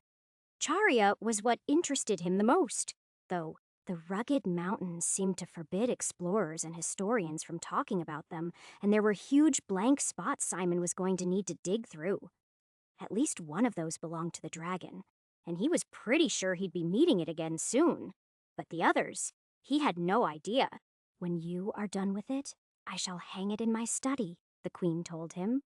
Outside of a few sea captains' hands, I don't think I've ever seen a map half so fine. Well, it is easy to work on the details when you have nothing but time on your hands, Simon answered. I ain't exactly moving around a lot these days. Nonsense, the queen declared. You're getting better every day. Yeah, he agreed. Better at walking around the garden. They both laughed at that. She was right, of course. He was getting better, just not fast enough. That was silly since anyone else would have been in a wheelchair for the rest of their life after what happened. But he didn't accept that. After all, wheelchairs hadn't been invented yet. He continued to spend as much time with her as ever. Though after he was there for almost a year, she insisted that he started calling her by her given name rather than her title, at least when no one was around. It's Althena, please, she insisted in one of their many conversations. I do not let my friends call me by my title unless we are in public. So I've graduated from guest to friend, Simon asked. It sure took long enough. Well, you've been a very demanding guest, she answered with a smile. Troublesome to no end. You should hear what my physician says about you. I'm sure, Simon smirked. The man can't shut up about what a miracle worker he is after saving my life. He should be paying me for all the free advertising I've given him. It was a lame joke, and it landed flatly. Both because of that and because she probably didn't even know what advertising meant. It was a mistake he still made sometimes, even after all these years. Still, there was a moment there that hung between them as she tried to think of the right response where he was sure he could have kissed her without getting slapped. There'd been a growing tension between them of some sort ever since he'd gotten out of bed. He avoided it for his own reasons, of course, but also because he knew getting involved with someone who was literal royalty was a terrible idea. The moment passed almost as quickly as he noticed it, but after that, he made an effort to keep a little more distance between the two of them so as not to complicate things further. He made other friends among the courtiers, or at least people who spent time with him to ask him about his travels. In the right mood, those were almost the same thing. Even living in a palace could become monotonous when one yearned to get back on the open road, though. Injuries notwithstanding, this was as fine a life as Simon had enjoyed during his time in the pit. He had all he could eat, a comfortable bed, and more knowledge about the world of Erden than he could have hoped for in any of his previous life. Still, after a while, it did not satisfy him. He longed to get back to being a hero. He didn't so much crave finishing off more levels in the pit as he did just finding wrongs to right. Just because those good deeds would be erased with his death didn't mean that they weren't worth doing. At one point, Simon spent weeks making elaborate plans to go all the way back to Blackwater to see if the portal was still there. He decided the best routes, made lists of supplies, and decided what he would do on subsequent levels if he made it that far. He didn't go, though, as long as he couldn't hike to the base of the volcano or wield a sword like he meant to use it. Spending any serious time on the road was a terrible idea. Instead, he let first 2, then 3 years pass by in relative comfort. Things might have continued on that way for months or years more if he hadn't had a bit too much to drink one night while he was having dinner with the queen. Or rather, Althena. He didn't remember quite how it happened the next day. Why should he? That was the least memorable part of the whole evening. The two of them had been sharing a private dinner in one of the small rooms, and the wine had flowed freely enough that the kissing, along with everything else, quickly followed. But he never made it back to his chambers. Instead, he woke up in hers with her curled against him. Simon hadn't meant to end up there, of course, but in the morning he did not exactly regret it either. Certainly not enough to stop her from starting things all over again when she woke shortly after dawn, despite the painful protests from parts of his body. Should we be doing this? He asked finally. When they were both spent. Well, I can ask my physician if you like, but you certainly seem healthy to me, she answered with a smirk. That's not what I mean, he said after a moment, appreciating the view. You're an unwed woman, she asked. It's true. I am, and I think you've been playing hard to get quite long enough. You're also the queen, he said. Won't this cause problems? Simon, I'm a queen that's forbidden to marry lest she bring about the doom of her people, she said with a smile. The only perk of that arrangement is that I can take a lover whenever it suits me without regard to such things.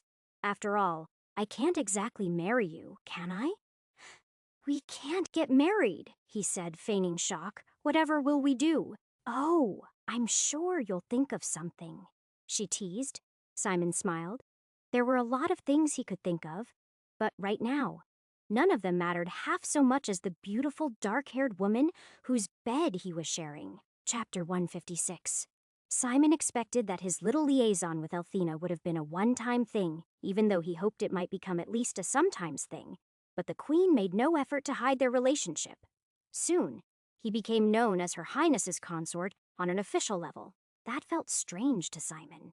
It was a fact that was both widely known and also rarely mentioned by anyone to him directly, though some of his friends would tell him about the rumors sometimes.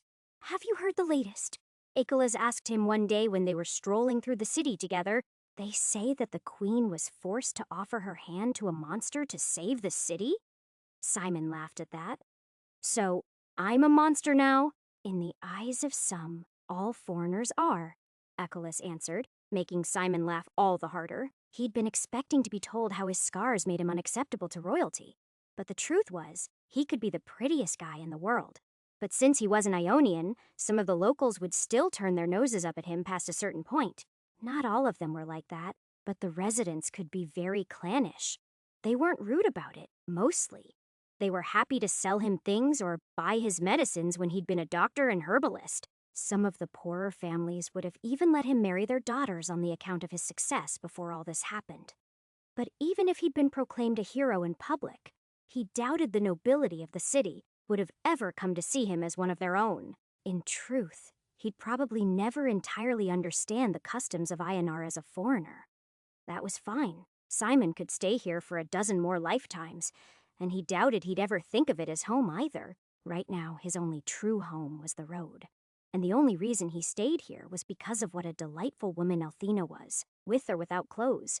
He often sat in on her court sessions now, not in any official capacity, of course. He just watched as she handed out justice and took petitions from clients, aristocrats, and sometimes the governors of other cities.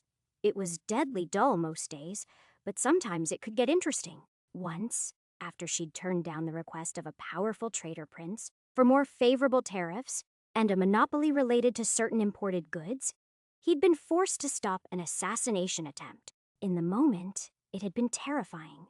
But he reacted on instinct and sprang into action even before he was quite sure what was happening. Honestly, in the aftermath, he had to admit to himself that it was the most fun he'd had all year. One moment, he'd been naked in bed with the Queen, and the next, he'd been fighting off two armed men who crept in through the window. They both wore black armor that marked them as some kind of professional assassins in his eyes, and they both wielded long curved knives. He fought the first one off with a particularly heavy candlestick while Althena screamed for help. He mostly parried that strike, turning it from a death blow into something more glancing before he brained the bastard. However, the second one was too far away and moving too quickly for him to repeat that performance. So, instead, he took the man's head off with a whispered word of force, sending him tumbling to the floor before the assassin could reach his target. He had a knife now, and it was dark. He planned to tell her he'd done it with the first assassin's weapon. After all, in the chaos of the moment, everything happened at once. No one could say who did what exactly. By the time the guards arrived, it was already over. Simon was bleeding, and apparently based on the slow numbing sensation spreading across his chest. So, while the Queen ordered the guards to wake the palace and put everyone on alert, he took care of that with a word of lesser cure. "Slow down there, Simon," he joked to himself. 2 spells in 2 minutes. You aren't as young as you used to be. He cured the poison, but he didn't bother to heal the wound. That would have been too obvious. Instead, he waited for the palace physician to arrive in his nightgown and stitch Simon up one more time.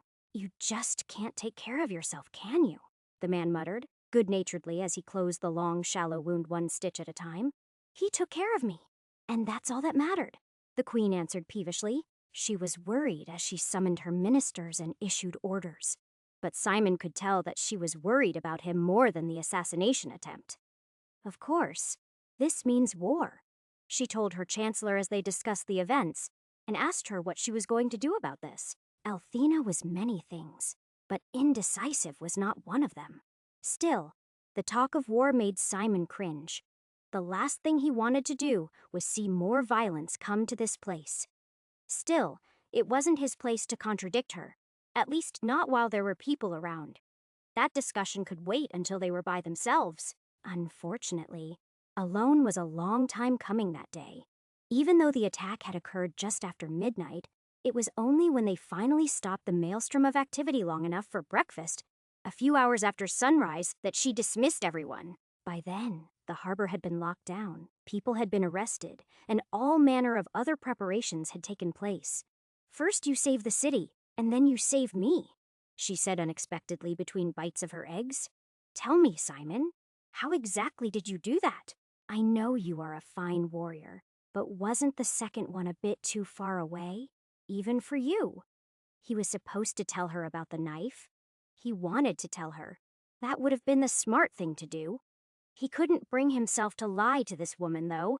He wasn't sure if he loved her, but he certainly respected her too much for that. So instead, he said, magic. It was the only way.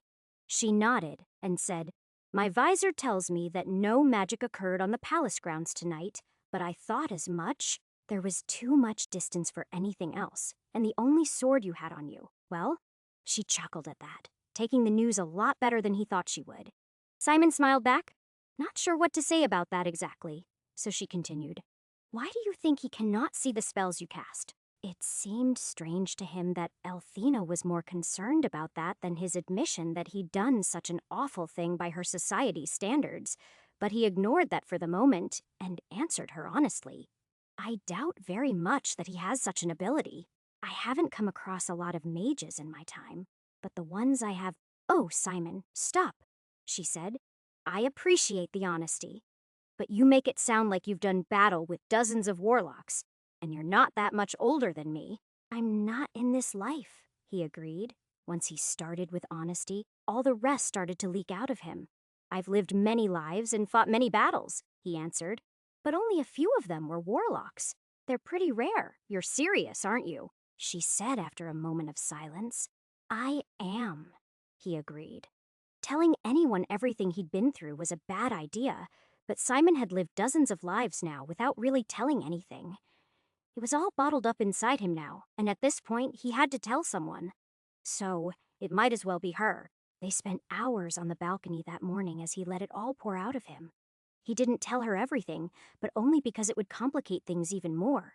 He didn't tell her about the time loop, or the fact that her city had been buried beneath lava more times than he could count. He didn't tell her about the basilisk, or the fact that it had turned him to stone for decades. But he did tell her about all the endless killing, and about how when he died, the gods brought him back to keep doing it. He told her about his time as a zombie, along with the wars and revolutions and everything else he participated in. When it was all over, the most surprising thing of all happened. She hugged him. When he'd even hinted at this stuff with Freya, she'd been cold and distant for days while she processed it. But the Queen of Ionar was a much more confident woman, and she simply accepted it and him for who he was. Simon was reasonably certain she would have done the same thing if he hadn't just saved her life, but it certainly helped. "So, were you sent here to save the city then?" she asked. "Did you know about the assassination? Is that why you stuck around?" "I knew about the volcano," Simon answered with a shake of his head. "Everything else. Well, even if I was in better shape, I would have stuck around for you anyway." Emotions overwhelmed Althena then, and she teared up even as she kissed him. It was only after they'd finished that discussion that they finally got to questions of war and all the rest. Simon argued she should find a more peaceful solution, and that many would die if they took this route. But she wouldn't relent. "My hands are tied here," she sighed. "If Alphonsic wants a fight, then I shall give them one. They are nothing but a tiny island, and I can't see why they think they could best our triremes at sea. But don't you see? That's exactly what they want, or at least someone does," Simon answered. This was provoked for this outcome. "Maybe," she agreed doubtfully. "But there isn't much I can do." They didn't talk about the subject anymore after that. Instead, the Queen called for a war council and left Simon to rest. Some part of him couldn't shake the feeling that all of this was a very bad idea. "There's more at work here than I'm seeing," he told himself as he finally cast Heal Lesser Wounds on his gash. He didn't think he was in any danger if he didn't. Of course, they just hadn't invented painkillers in Ionia yet, and the way that the freshly stitched wound throbbed painfully, he couldn't think straight. Chapter 157. The war that followed was both brutal and short. At least if the reports were to be believed, Simon attended court every day during that period, listening to the infrequent updates from messengers that relayed the status of the war, one engagement and naval battle at a time. Simon would have much rather joined the fleet, but Althena forbade him from doing that. Not that he blamed her. He still wasn't in good enough shape to play swashbuckler, but his magic could have come in really handy in some subtle ways if it was necessary. It turned out that it almost was when it was revealed the enemy had warlocks of their own. Their fire spells sank a dozen ships of the Queen's fleet before they were taken down if the reports were to be believed. For someone raised on 24-hour news networks, the whole ordeal was painful to him. He couldn't see it. He had no idea how it was going. And then one random afternoon, there was a report that they'd either won or lost a battle and a list of casualties. Sometimes the messengers got lost or sent off course by storms, and the reports came in out of order, which somehow made the whole thing even worse. Simon spent some time trying to surmount this problem by weaving together the words distant minor light transfer, in the hopes of making a scrying spell that might let him at least peek in on events. But other than temporarily blinding himself, those experiments accomplished nothing except for burning a few more weeks of his life. When the enemy mages were sighted, Althena spoke to him again about his magic after getting less than satisfactory answers from her vizier about the situation. Simon explained how it worked, broadly speaking, but didn't teach her any of the words and made it very clear that the words of power were dangerous. So, every time you use magic, you sacrifice a bit of your life, she asked. How ghastly. Simon didn't dispute that and pointed out that it was that much more dangerous than their enemies had such powers, because it spoke to desperation or zealotry. Still, before they could worry more about that, the report came that the Alphonsics Island fortress had been captured thanks to the bravery of Ionian warriors. The place was apparently quite well fortified. But because most of the defenders had been sacrificed to fuel evil magics, there weren't enough guards to hold the walls when the time came. Simon thought that was more than a little anticlimactic. But from hundreds of miles away, there was little he could do about it. Still, it was a complete victory, and even now, captives, including the merchant prince, along with other men of importance, as well as ships full of spoils, were on their way back to Ionar. That was excellent news. And a week of celebrations was ordered to commemorate the event, and a fine new temple would be raised to celebrate Althena's wisdom. Unfortunately, that wasn't all the ships brought back, even as the seized wealth was shown off in the form of gold, jewels, and expensive bolts of cloth, and the most important prisoners were paraded through the streets to be pelted with rotting produce. The same black plague he'd cured once so long ago had found its way into some of the ships too. Unfortunately, no one suspected a thing until it had swept across the waterfront, in a wave of fevers and blackened sores. We have to restrict all traffic from the lower city, Simon explained. The evening that the Queen's physician had given a report and explained that with the proper oils, there was nothing to worry about. You don't trust Dr. Nolan's judgment. She asked, "Need I remind you that he saved your life? You don't." He agreed, unwilling to explain just how little the doctor had to do with his survival, given how difficult she could be when the topic of magic came up. But I have treated this plague before, during an outbreak in the north, when I was in Bryn. Simon was fairly sure that the outbreak he'd experienced before hadn't actually happened yet. But it didn't matter. Saving Ionar would have changed history in a million little ways, and he wasn't about to figure out how all of those fit together. It is not spread by bad air or the death curse of your enemy, or evil warlock magic, Simon explained.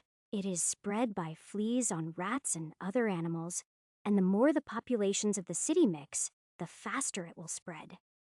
I'm not sure there's much we can do for the poor, she said sadly, much as my heart goes out to them. You can't, Simon said, but I can. I'll head down there tomorrow, open up a clinic, and see what can be done for the worst cases. You will do no such thing, she answered, suddenly imperious again. I could never forgive myself if my Simon got sick and died during such an errand. You know, before I met you, and before I fought the monster in your volcano, I was a doctor for many years, Simon said with a shake of his head. But even before that, I was a hero. and this is something I have to do. But what if you catch the plague? She asked, more sad than angry at his defiance. I've caught it before, he lied. So now I have an immunity or at least a resistance. I'll be fine. It is you I'm worried about. When she saw that he couldn't be dissuaded, she finally came around and helped him plan what he needed to do the most good.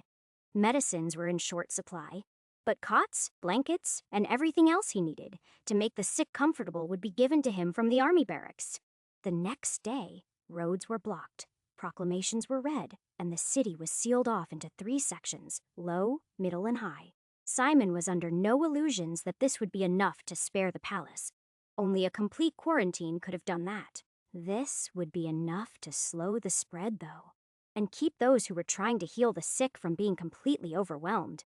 At first, things went okay. This was Simon's 4th time playing plague doctor, and after a word of lesser curing on himself, and those men and women who were brave enough to help him at the onset of the first symptoms, they did their best. Every morning, new patients were brought to the lower market square that had become his base of operations.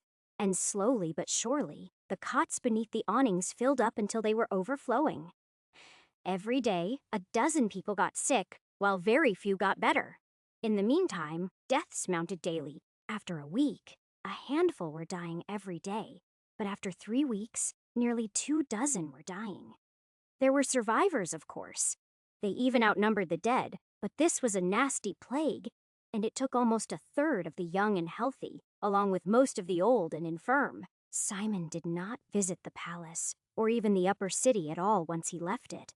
He did not want to be the one to cause cross-contamination.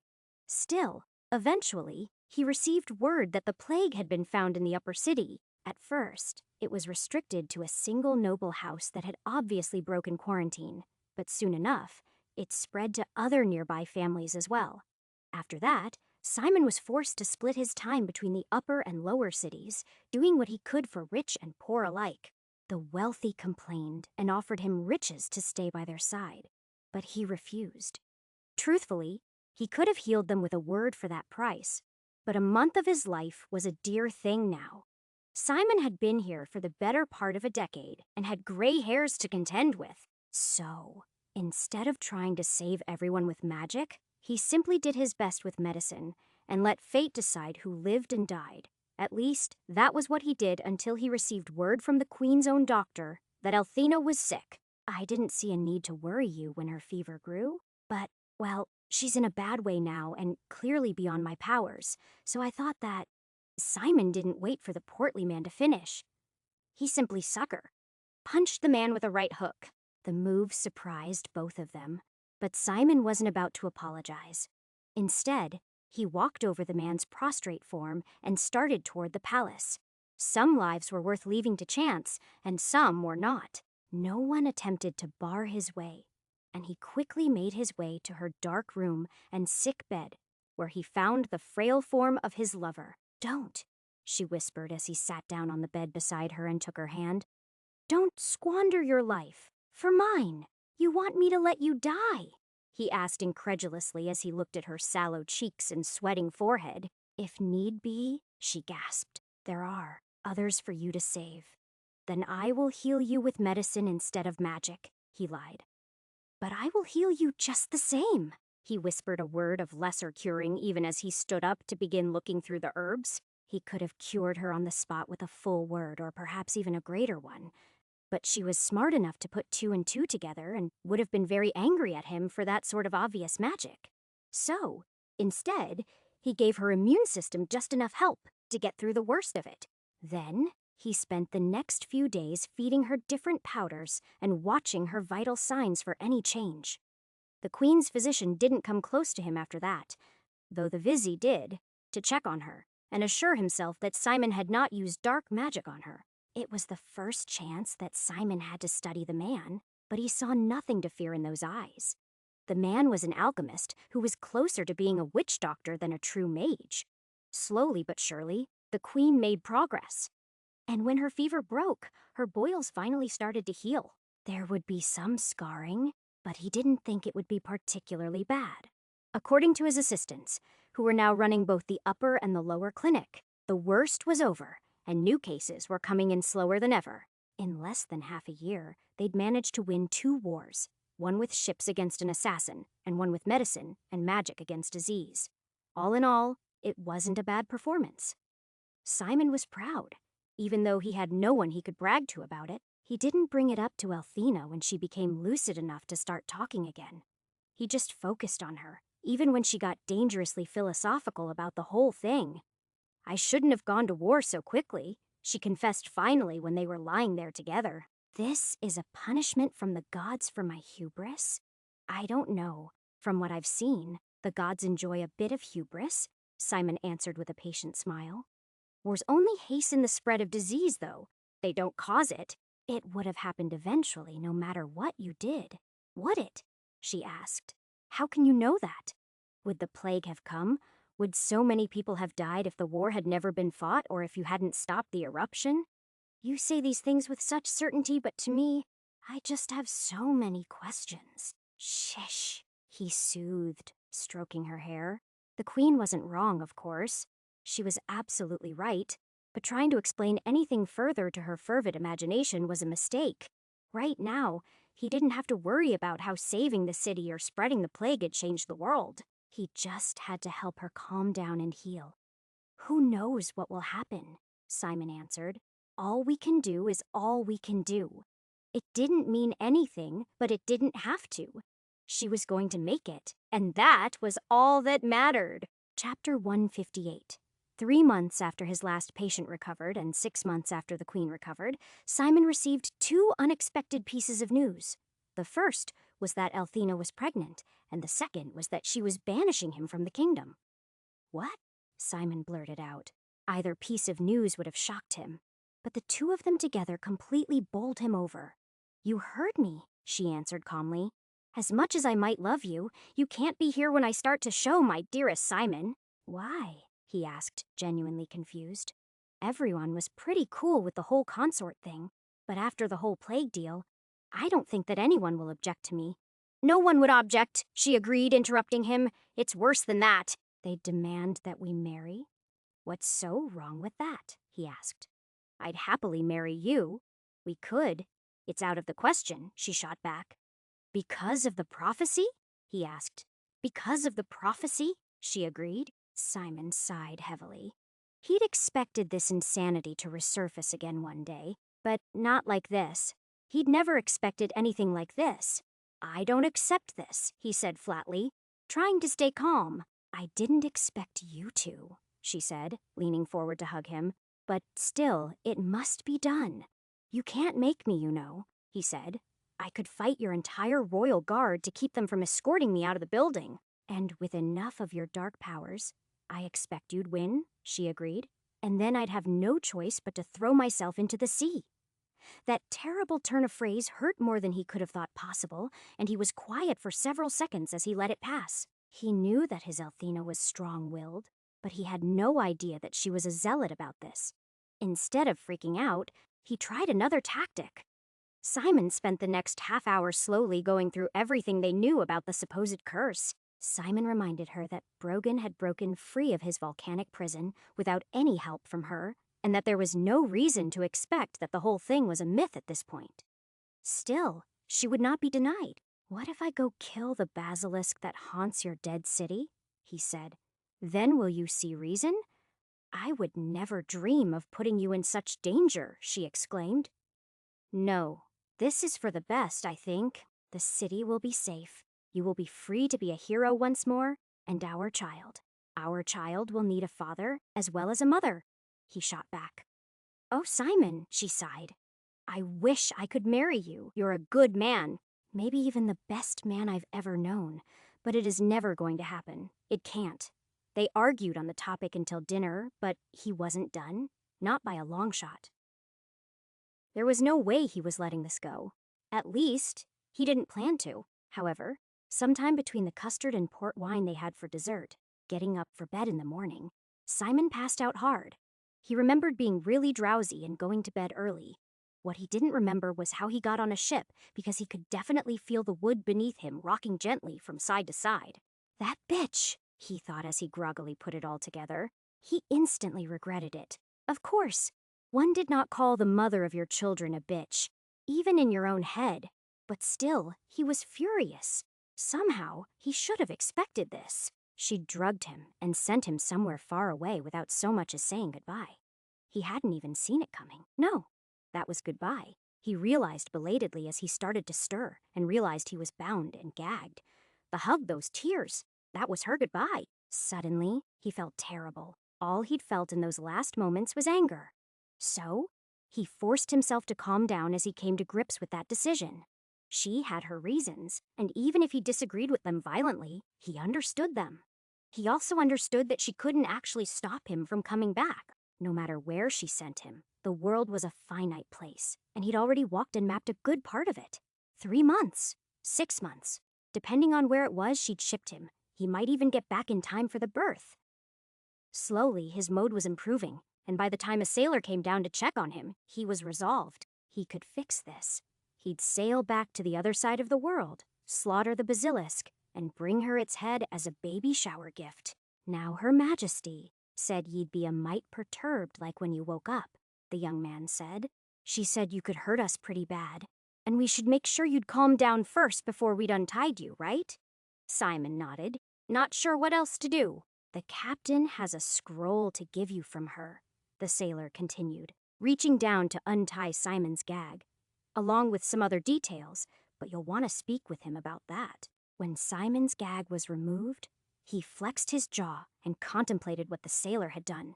She clearly hadn't warned them that he was a warlock, or that he possessed powers they could barely comprehend. She couldn't have, though, or they would have killed him themselves, which meant that this man had just done the dumbest thing in his whole damn life. He could cut a bloody swath through this whole crew if he wanted. The only thing that held him back was his own morals. Still, for a moment, he thought about it. He couldn't help it. So, he resisted, and instead looked up at the man and said, "I'm good. We're good. Just take me to the captain and tell me where the hell it is she sent me anyway." The sailor smiled nervously at that and delayed a moment before he cut Simon's bonds and released him. After that, the two went up on deck, where he found himself well out of sight of land, which meant they were at least half a day underway and well out to sea. The captain was a gruff man almost Simon's age who took a look at him and then, uncharacteristically, smiled. "You know, when Her Highness told me I'd be taking a mule on board this ship, I almost refused. But when I heard it was for the miracle worker of Ionar, well, now how could I refuse that man whatever it was he wanted?" "Mule?" Simon asked, confused. "Aye," he nodded. "In the hold along with the rest of your things. A right cranky old thing, too."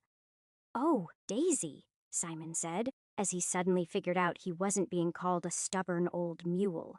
Althena had probably sent just about everything he might need with him. If she'd planned to send him away, she would have planned well. It was one more reason to love her. "Aye," the captain agreed. "That would be the one." The two of them talked for a while after that, and when they saw that he intended no violence, the sailors and their captain eventually loosened up around him. What did she tell them about me? He wondered. Simon learned that he'd saved the life of the captain's wife during the epidemic. The man was more than a little grateful for that, and was happy to tell him exactly where they were going, even though he wasn't supposed to until they were closer to their destination.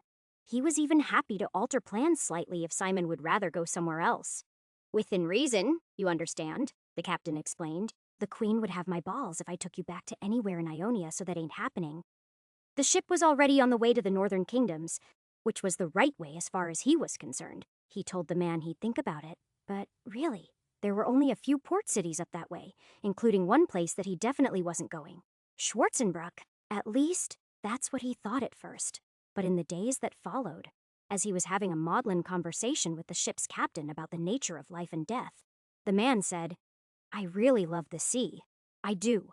The only thing that bothers me about this life is the impermanence of it. You can't see where you've come from or the way to get to where you're going.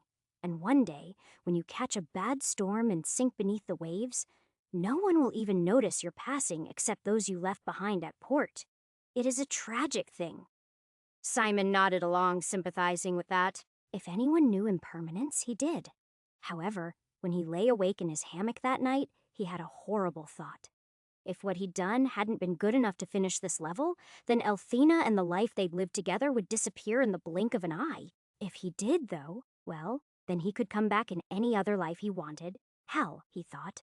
I could time my next arrival for the very day she sent me away and surprise her. That would be clever, of course. But perhaps a bit too clever, more than anything.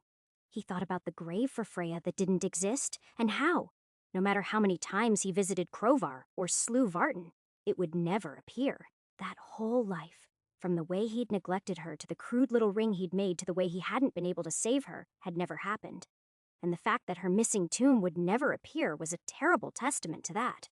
That, more than anything, was what changed his mind. In the end, he was going to have to go back to Schwarzenbruck, because that was the only place he could make sure these events were locked in just in case the worst happened. Chapter 159. Elthina was never far from his mind on the voyage north. But by the time they'd made landfall, he'd made peace with it. This life was important, but this body was old and starting to get a little worn out, so he was going to lock in the events here as well as he could, then proceed further into the depths. He doubted he was anywhere close to in shape enough to slay a dragon at this point in his life. But he had the armor anyway, so he might as well try just the same. After he fixed it, of course. The heat and the impact had done some real damage, but it was hardly a priority. Simon returned to the little town of Blackwater with Daisy in tow, and after promising that he would not seek to return, the captain gave him a generous purse of gold and silver and wished him well. Simon would keep that promise, of course, but only in this life. In his next one, he would return to Ionar the day this ship put out to sea. He'd have to explain the missing scars, or inflict them a second time. But neither of those options bore much thinking just yet. He wasn't sure if the truth or the lie would be more harmful in this case. Instead, Simon spent some time in his least favorite town, listening to stories and getting a feel for the lay of the land after all these years. It turned out that the whole zombie thing was pretty much over. Every now and then, they'd find a body that made people think it might not be over yet. But usually that was just a false alarm. That made sense, considering it had been the better part of a decade since he'd been back. Mercenaries had cleansed the area north of the bridge, and trade had long since restarted. Honestly, with the exception of a new statue in the center of town, the place was looking better than he'd ever seen it. The streets were bustling, the bars were full, and spirits were high. The only thing that ruined it was the fact that Kel was the one who had gotten all the credit for it. Kel, the asshole that had infected the town in more than one previous version of the level. Kel, the prick that had hidden his own wound until he'd turned and almost taken out his whole company. The man had very nearly gotten Freya killed, too. No worse than that. He almost turned her into a fucking zombie. Simon, though, fuming. He had no idea what Freya and the other survivors of the Butcher's Bill had told the people of Schwarzenbruck, but it definitely wasn't the truth. The only reason he didn't waste a word of force to knock the thing over was because he wasn't really in a position to be wasting weeks or months of his life. Physically, he was getting close to 40, but with all the magic he'd burned in those years and the lingering effects of the injuries that had healed as much as they were ever going to heal, he was probably pushing 60 at this point, which was as old as he'd ever been, except for a brief moment on level 20. At least he didn't see Freya, though, so there was that. He did see Brenna, though she wasn't a barmaid anymore. She'd gotten married and had a couple kids in between now, and the last time he was here, which he thought was fairly cute, Simon lingered long enough to get a feel for the place and verify that the portal still existed in the same spot it always did, which was a new piece of information. Note, to self, the portal will exist for as long as what it is attached to exists, as long as I'm close to it. Stranger than the fact that the portal was still there, though, was where it led. This time, it didn't lead to the cathedral as he'd expected it would. Instead, it led to the mountaintop where he'd slain the wyvern. I wonder what I screwed up to make that happen, Simon asked himself. In the end, it was a question he couldn't really answer, but it was a good reminder. If he wanted to return to Ionar to resolve this, he needed to make sure he did nothing at all to disrupt any of the levels before this one. Hell, he needed to make sure he didn't disrupt any levels between here and the eruption on level 10 either, which meant, for now, there was no wyvern hunting. Once he determined those things, he bought supplies and went north one final time to make sure there weren't any signs of lingering evil. It was a waste of his time. The way north wasn't even remotely dangerous this time. It took him almost a week of searching to find a zombie. And it was a decayed thing that could do little more than moan and grasp toward the road from where its broken and decayed limbs were stuck in the mud. Simon put it out of its misery. But that was the only useful thing he did on the whole trip. He stopped by the barrow mounds and found them a little more looted than they'd been on his previous trip, but otherwise unchanged. The smithy that he'd used so much on his last trip had returned to use. And though the town it was attached to never really recovered, many of the other small towns and villages near the main road had. In the end, 3 weeks after he set out from Schwarzenbruck, just ahead of the first snow of the season, he returned with nothing to show for it but a runny nose. Well, this level is as solved gets, he said to himself. Still, he took one night when he got back to town to rest at an inn and do some drinking before he headed out again. He wasn't as young as he used to be. As much as he enjoyed the heavy stews and thick slices of meat that typified northern cuisine, it did make him miss the Mediterranean food he'd eaten for so long, even though he preferred this. It was just different. Maybe it was even too different. But somewhere along the way, he started to feel homesick about a place that wasn't really his home. None of that stopped him from following the plan, though. He was going back, just not with the dregs of life he had left. When he returned to Einar, it would be fresh and ready to do what needed to be done. The wyvern level was just as Simon had left it any number of times in the past. And once he made sure that nothing was about to swoop down and eat him, he made his way toward the ruins that held the exit. There, he found the cathedral waiting for him, which was, in its own way, a relief, even though it was one of the weirder levels, and he never really felt comfortable in it. Still, it was better than finding yet another level he'd already beaten. That was something he worried about sometimes in bed at night, just before he drifted off to sleep. There was always the possibility that he would do something and reset all the progress he'd made so far. That wouldn't be the end of the world normally, but right now, he had a life on pause he was eager to pick back up. So he was keeping a careful eye open for signs that things might be spinning out of control. Still, as he stepped through the door and shut it behind him, he couldn't help but wonder if today was the day he would finally solve this level. After all, it was level 13, so it was months or years past his life in Einar. Nothing he did here would affect that, so it might be worth a shot. This time, the devil was eating, and when Simon approached, the well-dressed monster raised his wineglass in a toast to him. "I'd wish you a long life, but it would seem you already had one," the devil said, laughing at his own joke. "I've had a nice time. I'm glad to see you've missed me," Simon answered dismissively as he approached the circle and began to read the runes once more. In the past, he'd had a lot of trouble with that, given their distorted nature. But he'd done a lot of magic study between the last time he'd come through this level and now, and he was able to read much of the circle without effort. Only the most tortured sections required real study. "Oh, but I have," the red-skinned man said with a smile before cutting another bite of whatever it was he was eating on his fine china.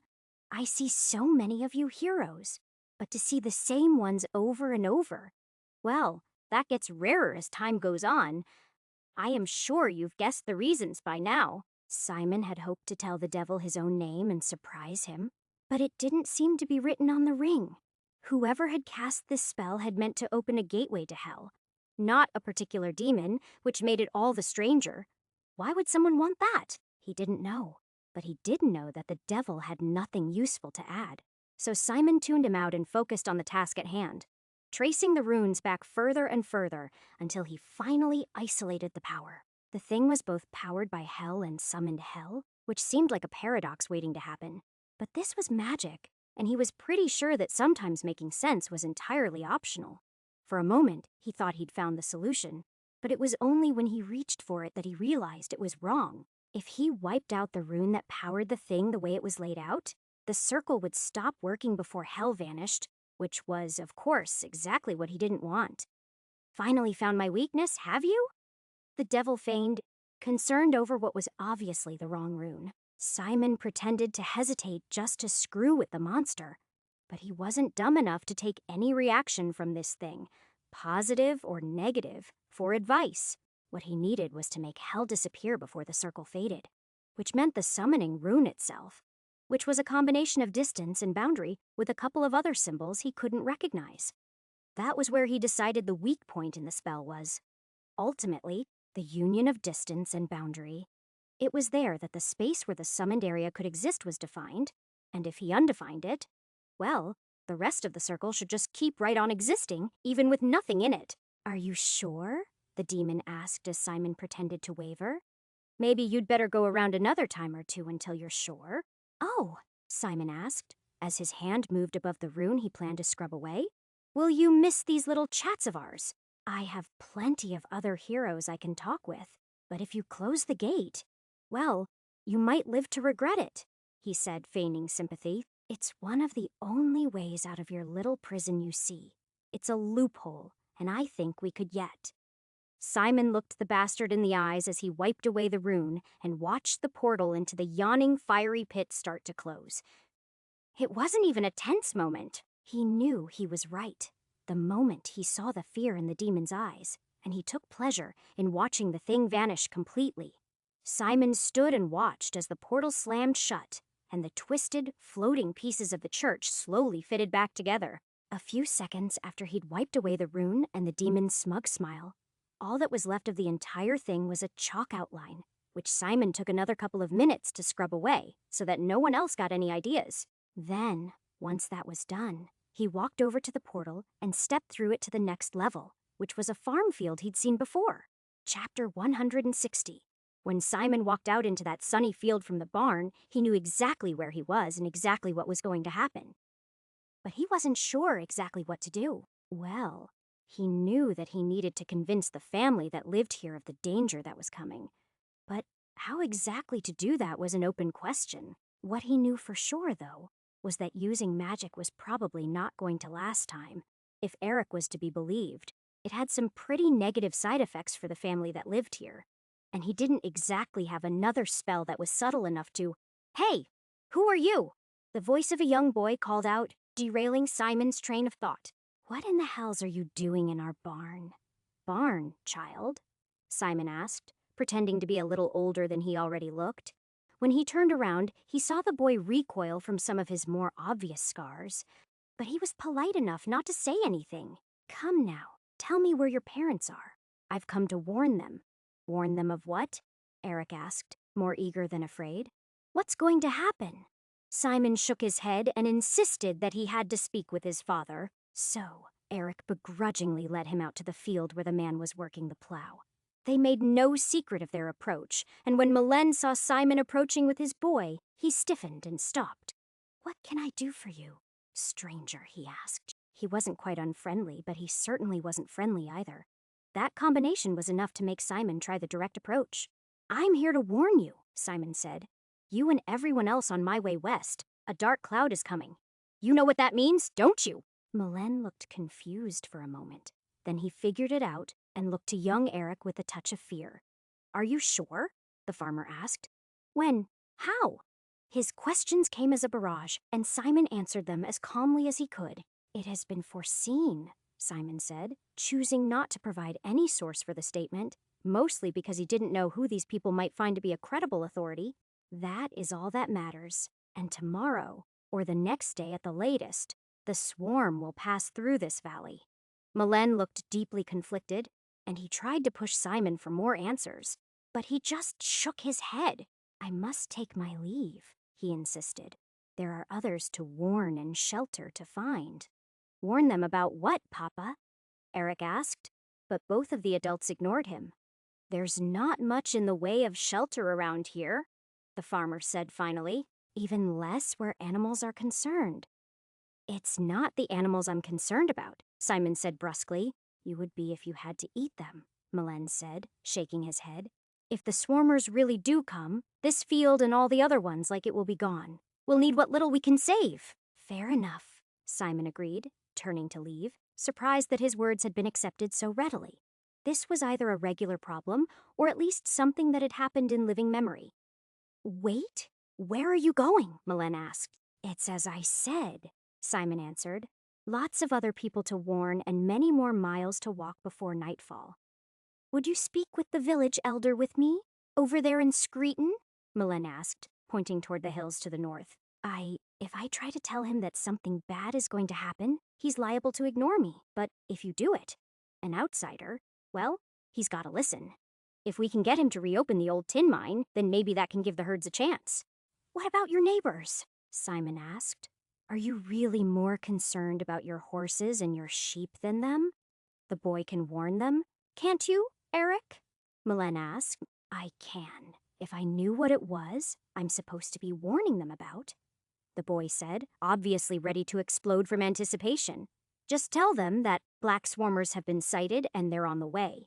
Tell them to head to the village and we'll take shelter in the mine.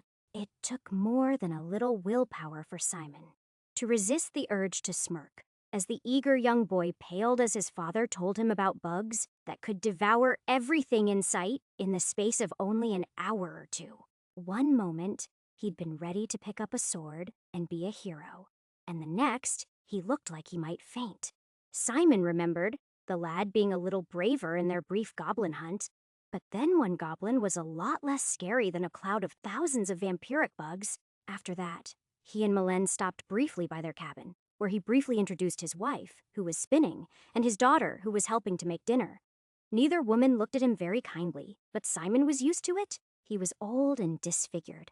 That apparently made him perfect to deliver mysterious messages, but utterly unsuited to speak with women in places where he hadn't saved their kingdom. Just as well, Simon thought as Melen explained things, and the women sprang up to start packing. It's not like I'm all that interested in looking at anyone else anymore either.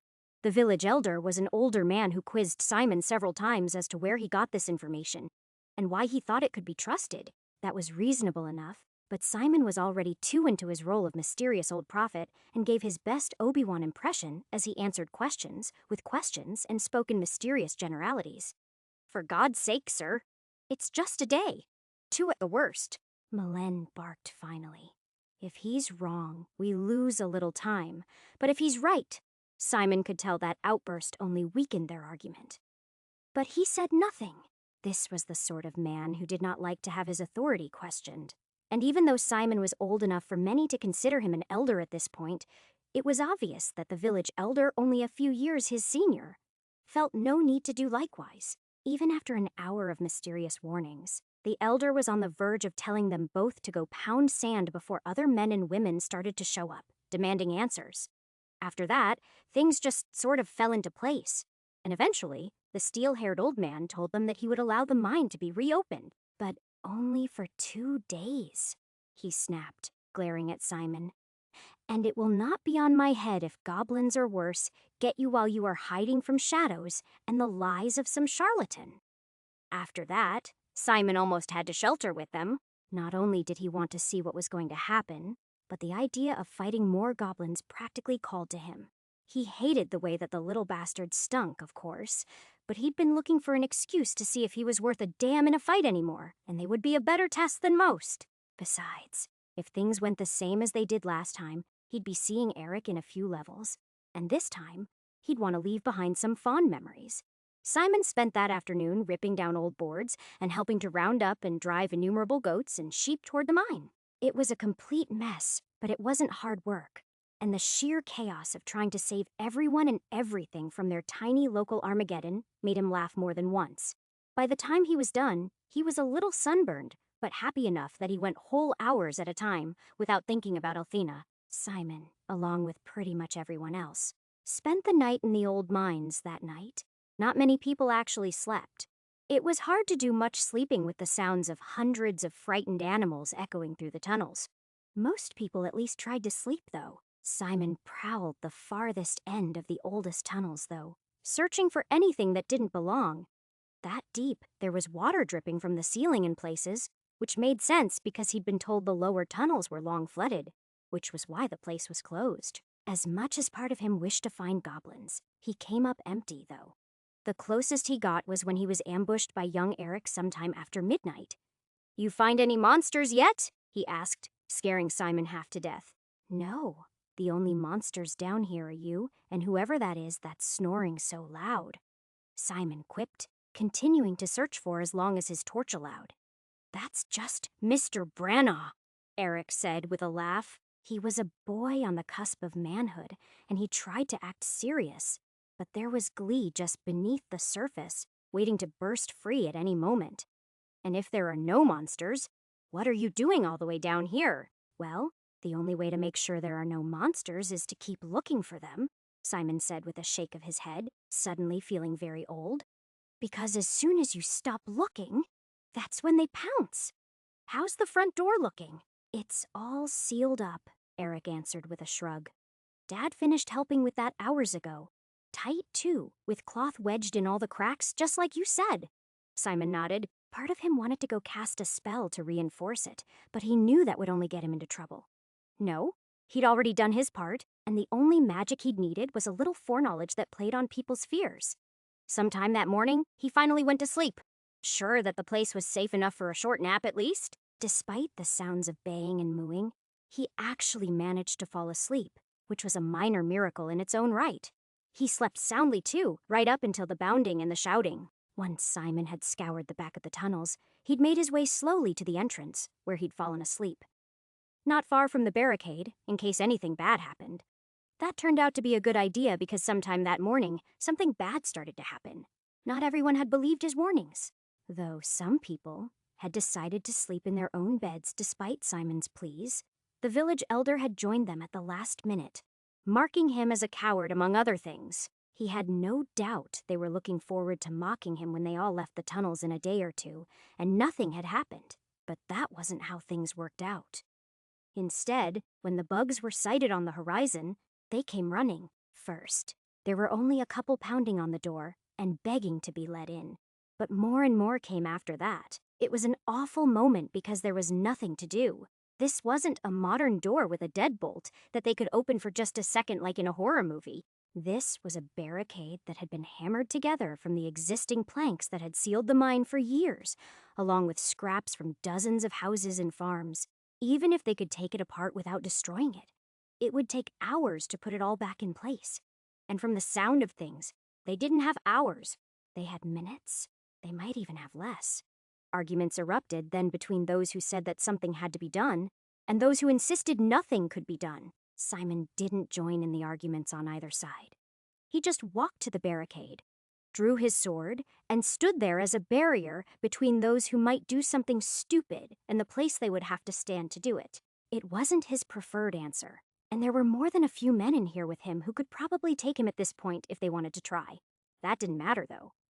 What mattered was that there were too many women and children in here to take any chances, and he wasn't going to let them all get eaten alive because someone they cared about hadn't heard the warning. There were some hard looks and a few threats. But once the shouting and the begging turned to screams, no one talked about opening the door again. It was a settled matter.